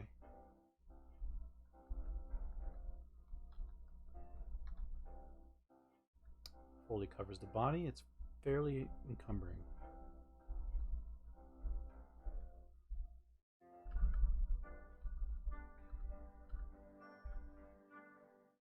This is not what I'm looking for.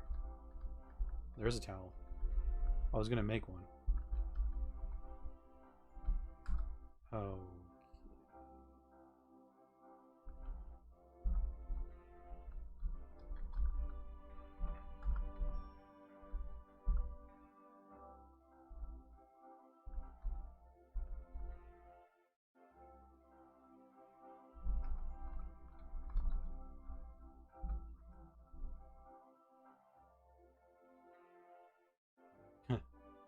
This is a large sopping wet towel. If you wait a little bit, Should dry out. Don't panic. Perfect. Hopefully, my feet stop being soaked. Because, I'm dying a little bit.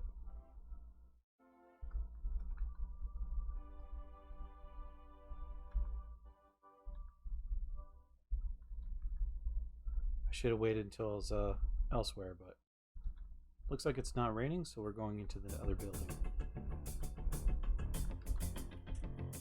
This looks like a more comfortable building anyways.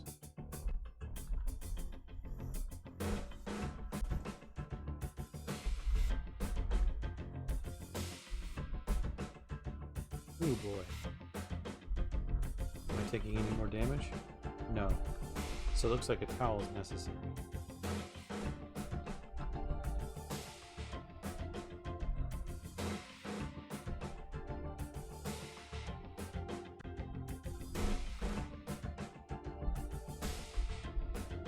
Alright, that was worrisome.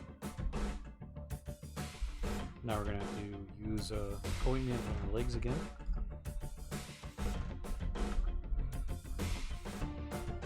I rained again. That's fine.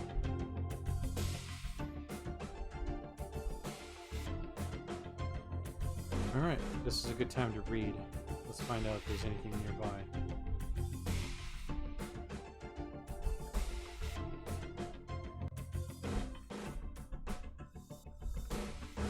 So what I'm doing here,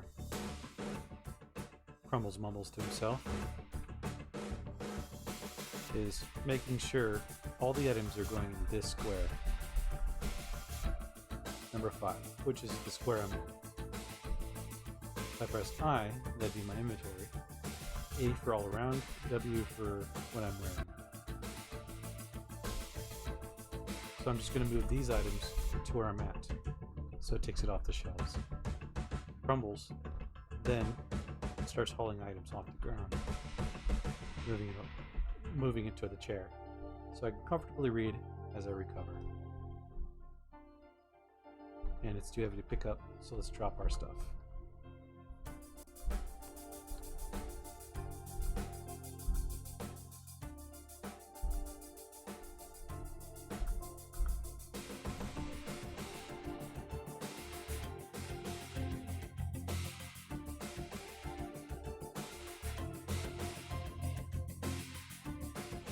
Things are returning to normal. That's good.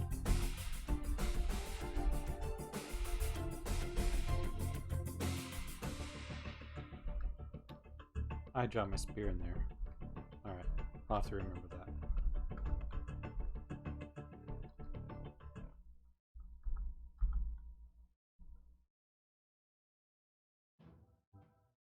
Definitely taking my time reading about electronics.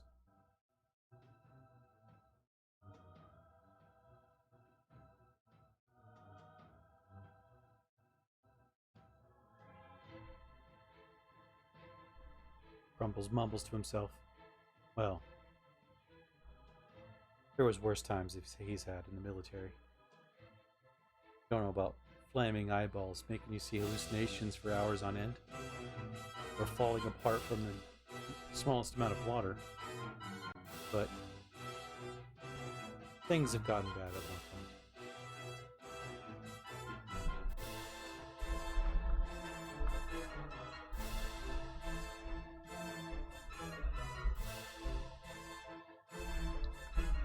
He closes the window, noticing that he's getting pretty tired.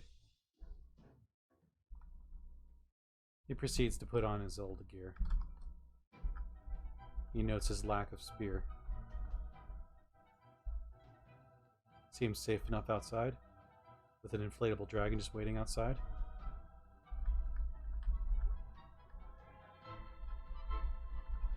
Actually, I'll drop off this book right here. He goes back into the nuclear facility, picks up his very much loved spear.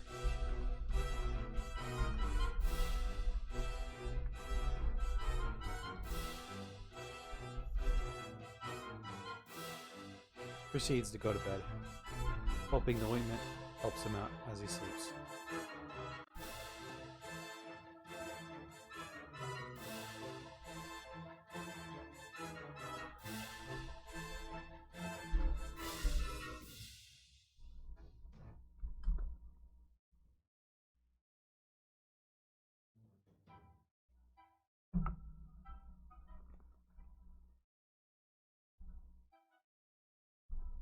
For those of you who are enjoying the role play of this character, um, and you're enjoying what you're seeing today, please consider following the channel. And if you want to see more, I do have some links down below. More content on my channel on YouTube, and well, if you just want to chill and hang out on Discord, feel free to go there. If you have any questions and such, I will more than likely be able to answer some of them.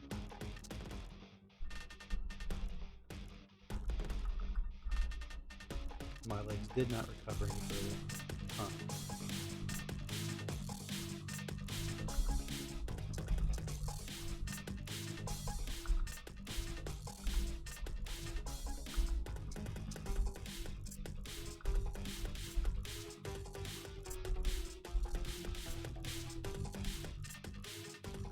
Pretty cold?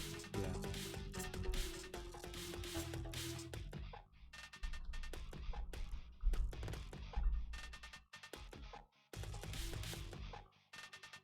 At least we learned a little bit about electronics.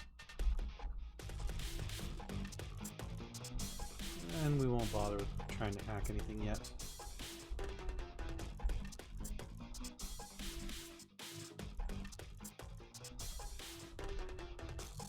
So perfect. We do have a means of recovering from being wet. Shame we learned a little late, but at least we learned.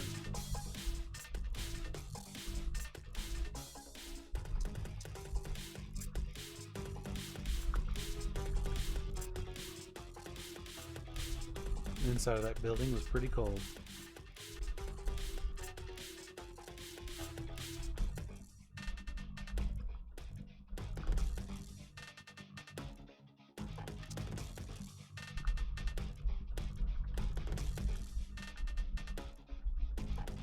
You're no longer in pain, thankfully.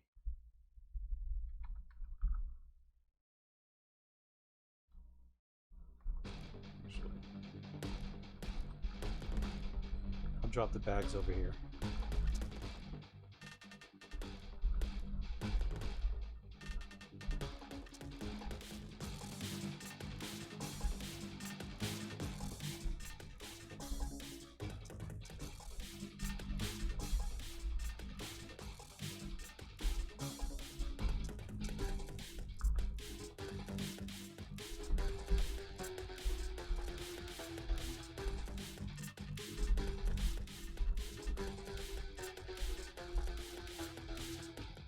Gouged the goblin's slinger right through the shoulder again, stabbing him through the head. We move on to the next target. Crumbles knows how to use a spear now. He thinks to himself, then he immediately misses the goblin warrior. He blocks with a spear and returns back with a nice stab through the leg. Not going to be moving anywhere anytime soon. Despite the injury in his leg, the goblin continues to dodge like a champion.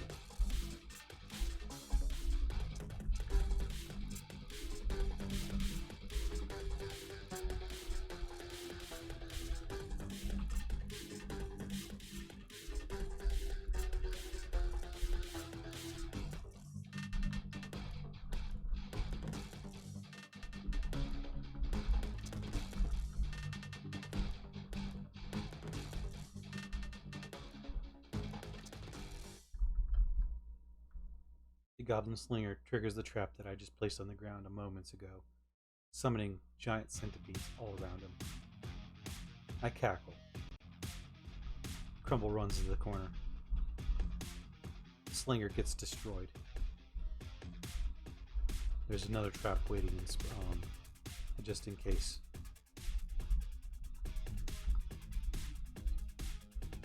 He screams for attention. The less fighting he has to do, the better. The goblins. Wow, this is pretty one-sided. Chieftains? No, one is.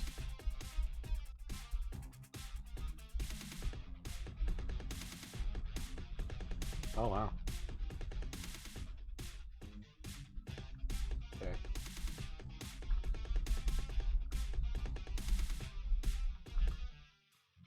Get hit in the right arm. It's my good arm. Rude. Centipedes are fighting very well. Only one is damaged. Though this fight might be a little different. There's far more chieftains.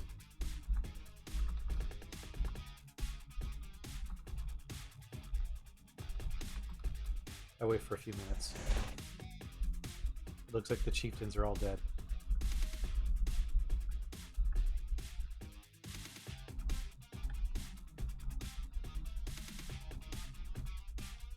I get the attention of more of these creatures. The goblins now surrounding the centipedes. They might win this time. I bravely wait around a corner. Oh.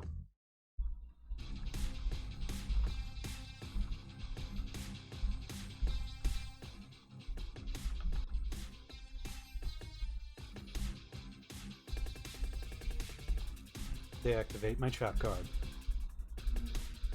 Crumbles has wanted to always say that.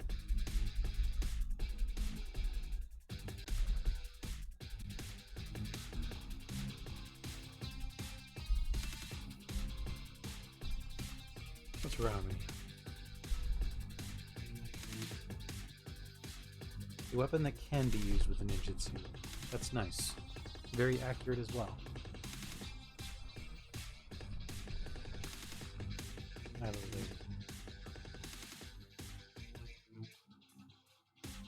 Being a good girl. I'm talking to my cat. Alright, let's see what's around us. Quarterstaff, and that's it. No space for it. Doesn't take too much room. It does have a weight to it, though. What about its length? 70 inches. Yeah, I don't have enough room to pick that up. I'll move it to my square, though.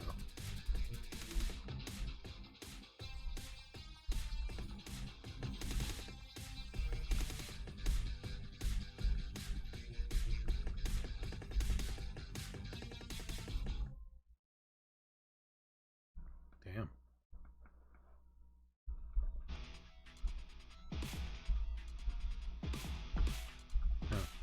No space for anything. Fair enough.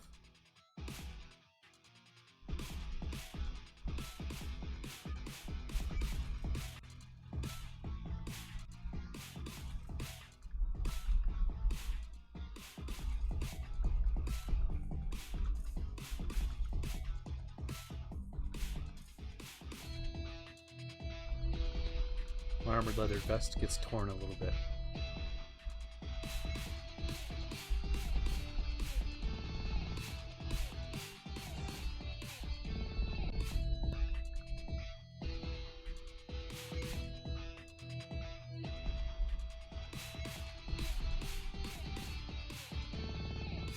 Oh. Well, that's nice.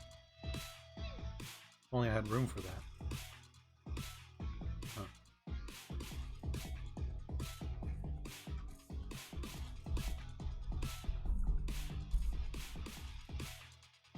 Let's move this stuff aside. I don't have the room now.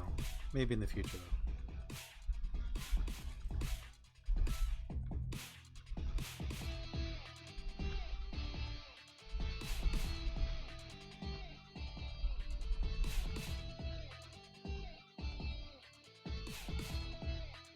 Oh. Oh, I like myself a warhammer. Wow.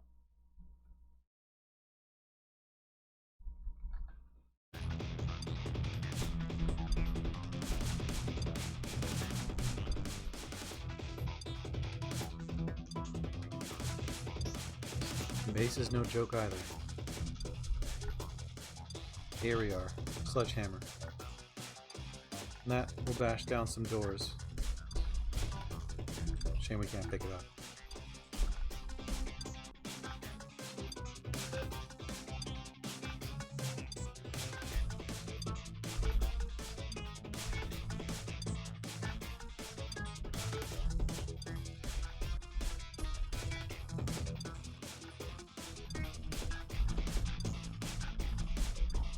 I'll pick up the dinars, like I have done before. And my spoils now.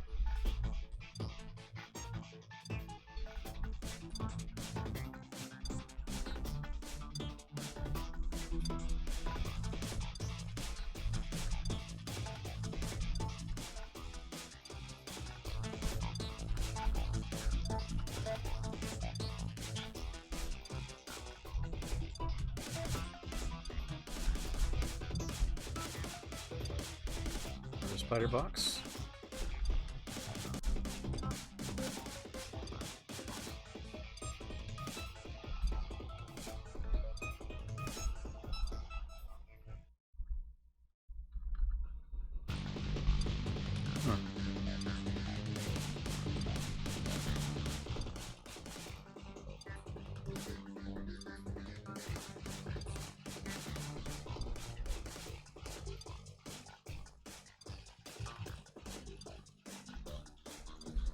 And now I need to make room for this.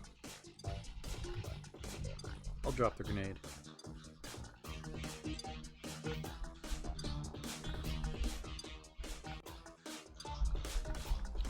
Realization of not carrying my backpacks.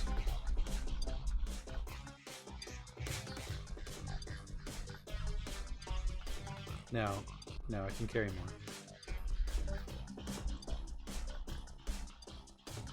Yeah, that would be expected.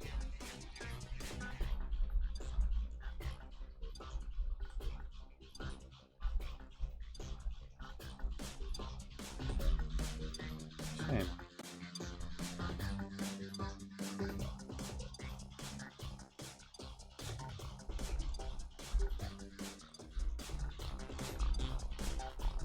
Oh, alright.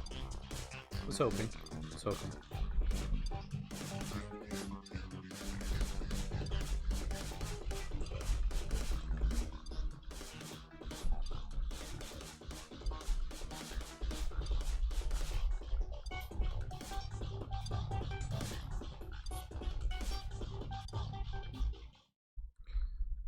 That was a nice find in here.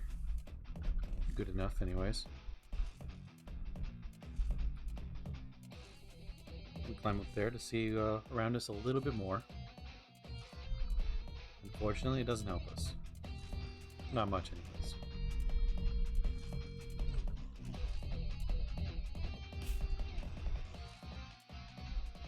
Crumbles smiles at the destruction that's been caused.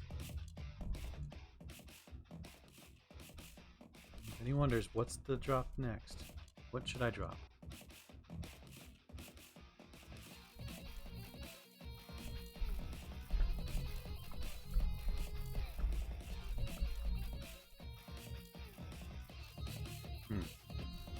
Length is 47 inches.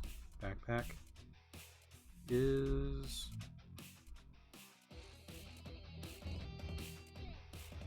to 59 inches. Okay.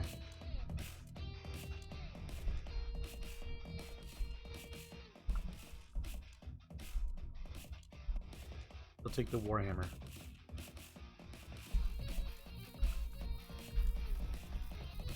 I can take the sledge. No way.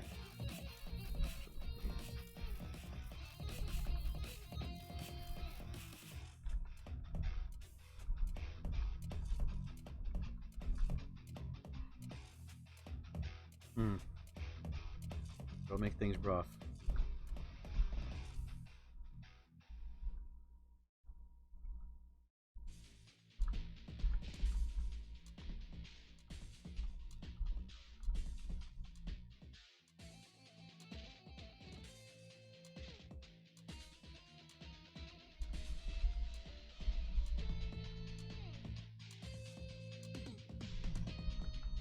Alright, we're gonna go with that.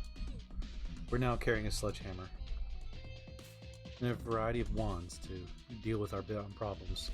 Hopefully, these will be solutions down the road.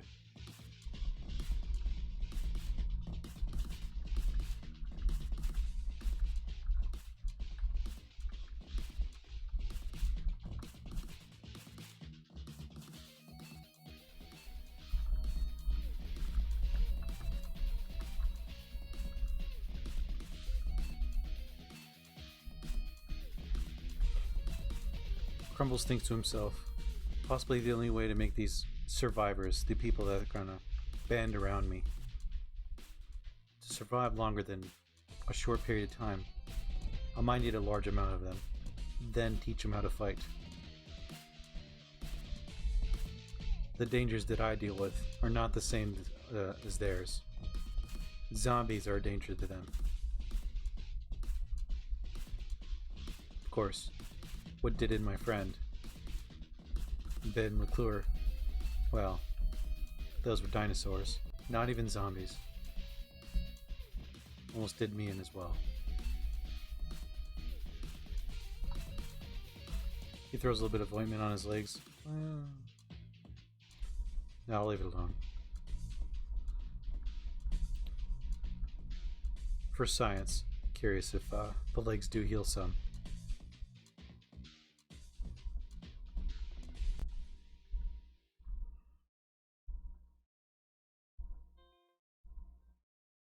Wandering through these open fields, he wonders when the next portal storm is going to appear.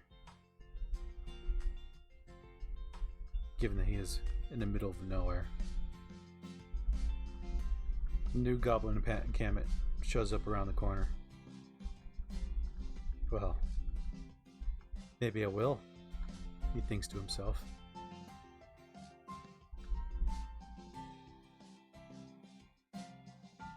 He does a perimeter check, see if there's anything immediately nearby that's potentially helpful.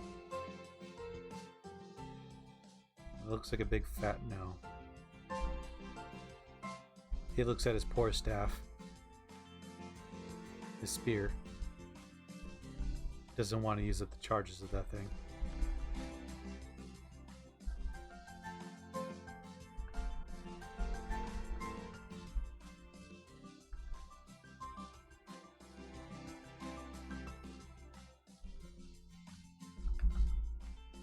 There's a military bunker.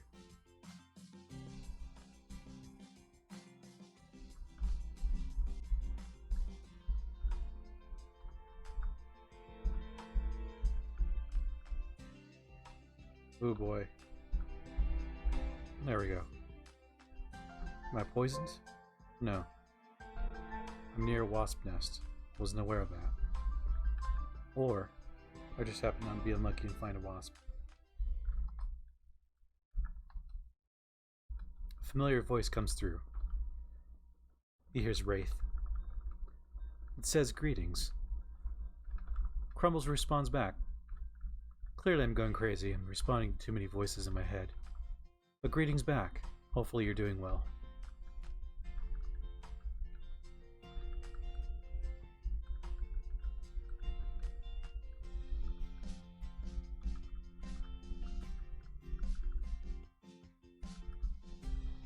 Hopefully things are doing well for you.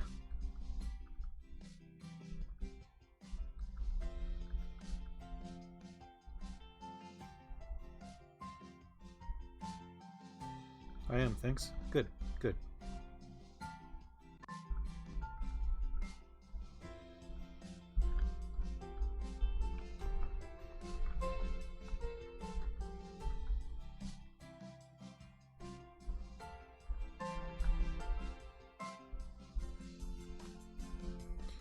Two shelters.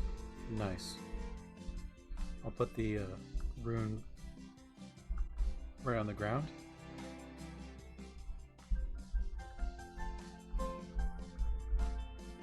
Perfect.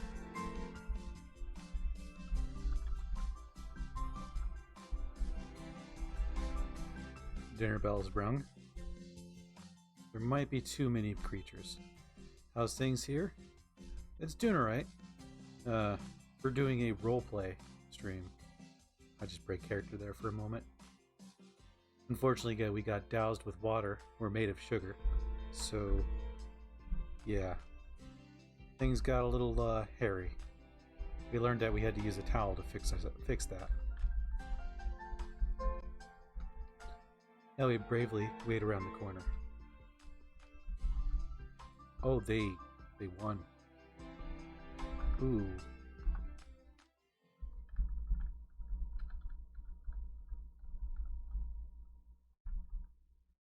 Okay.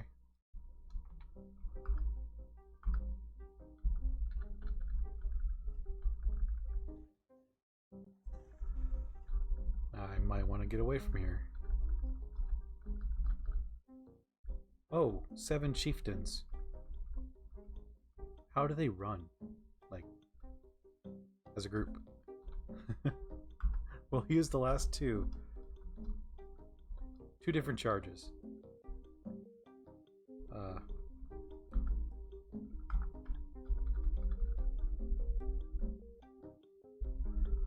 There we go. That looks like it's more of a balanced fight.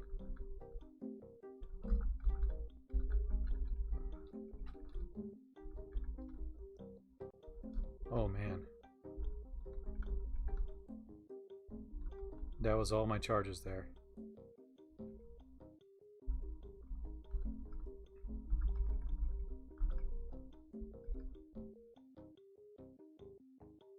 Nice Quang is a... I don't think it's a ninjutsu weapon.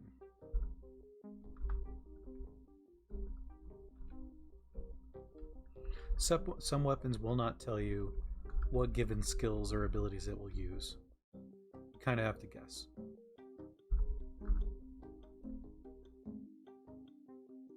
Like this is a ninjutsu weapon.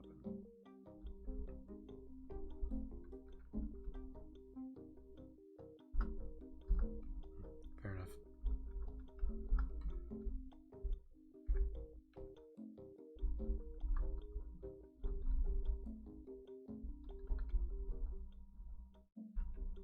Oh man, there's still more.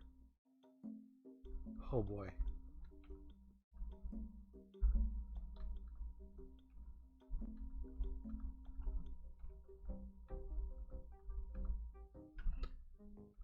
Alright, chieftain's approaching me. These guys can deal damage. Manages to hit my left leg, which, that's my good leg. I'll bring him to the centipedes.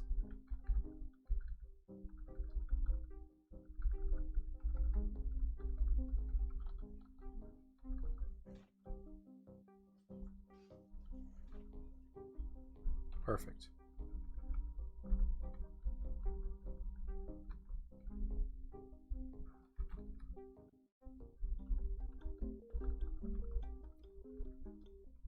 Craving fire. That's a chieftain.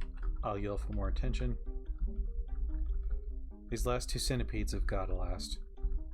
They do regenerate, thankfully.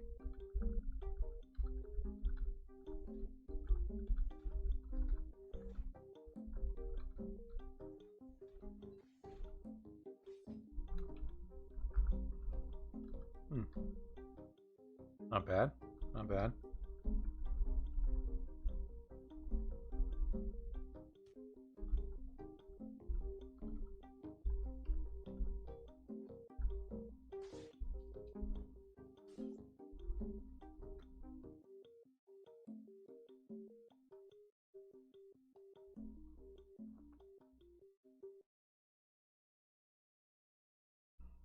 Alright. Just took a moment to pet the kitty. So, there's still plenty of enemies.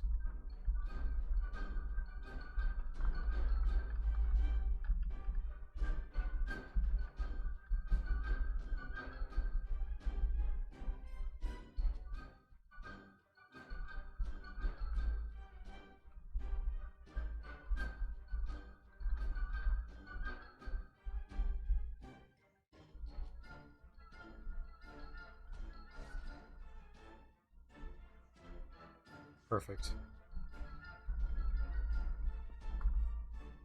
I might eventually come back to these sites.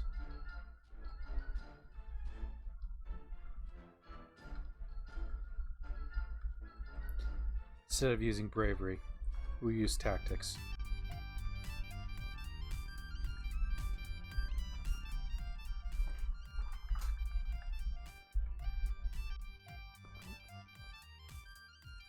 And in comes my wife, coming home from a bounty of work. Nope, I'm just doing the voice thing. I'll be right back, folks.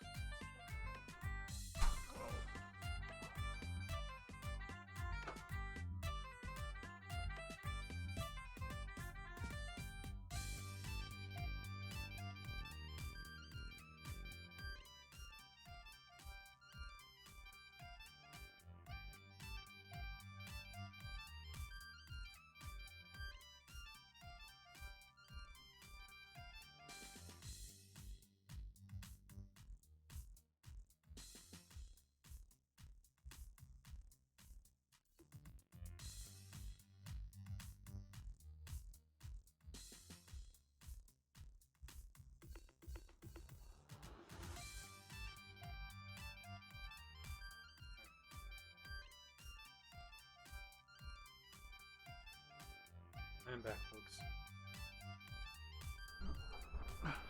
Thanks for waiting. Alright, we're gonna finish off these goblins. Oops, sorry about that.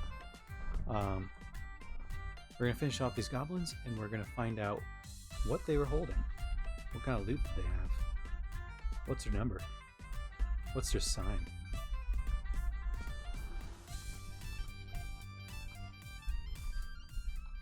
As we rock out to this music, we keep stabbing. The fight becomes a blur. All is possible thanks to the centipedes. Ooh.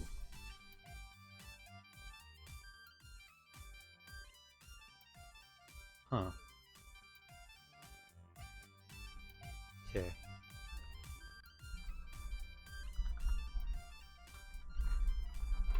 Wasn't aware that there was even a heavy sledgehammer.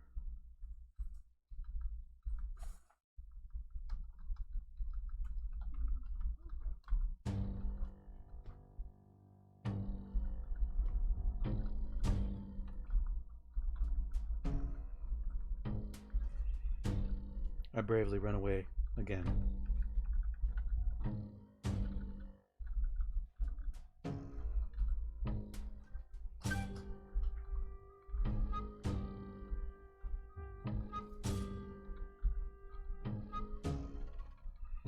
I purposely stay out of the range of the goblins so I can stab them from range.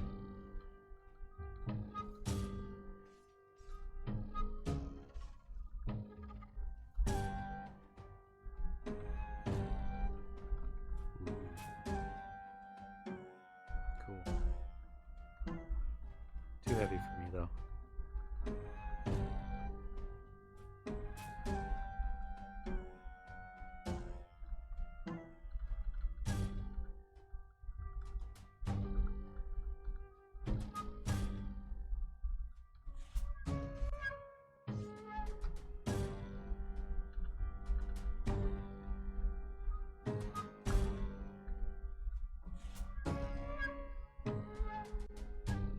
That should be the last batch of them. Hopefully my that guy's faster than I am. Oh, because I'm tired. Perfect.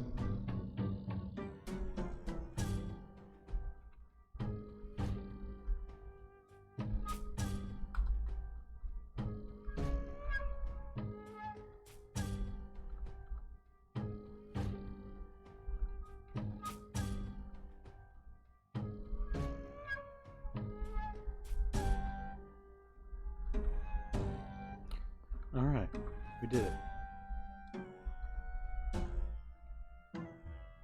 I'm just going to ignore that.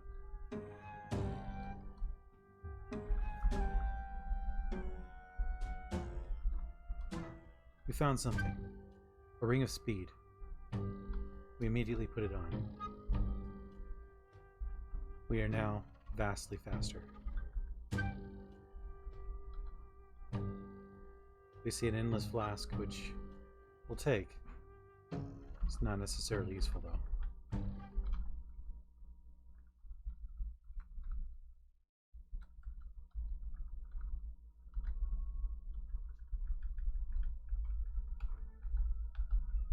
We run around picking up the dinars.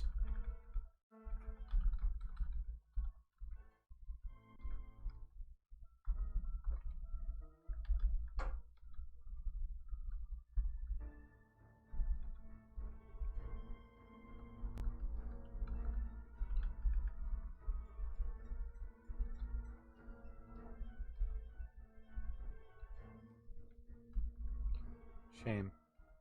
All that work, all those runes, nothing particularly useful.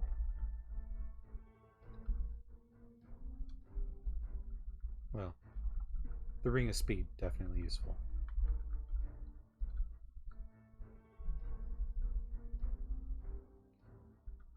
We'll empty out of one of our bags a little bit. Well, first we'll grab our bags.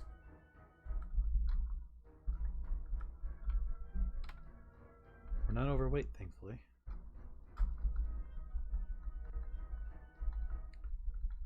Alright, Let's drop our sledge. It's the reason why we have the sledge. Aha, does not fit. 39 inches. Okay.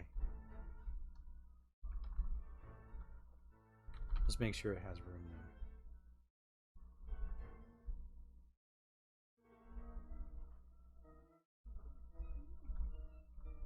We'll find something to remove.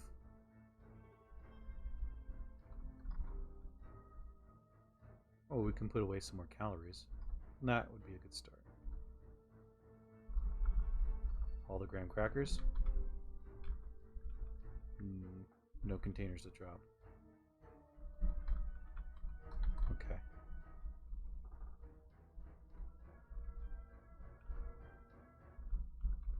Most of these books aren't heavy enough to worry about.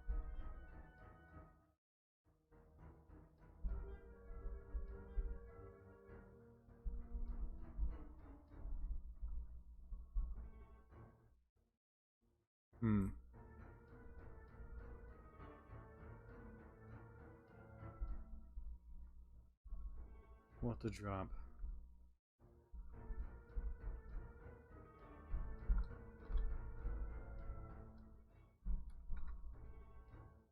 How about this? We unload that. Oh, it still won't. Really?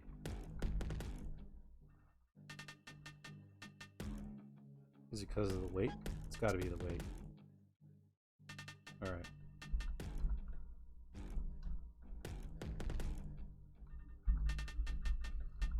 We'll take the sledge then.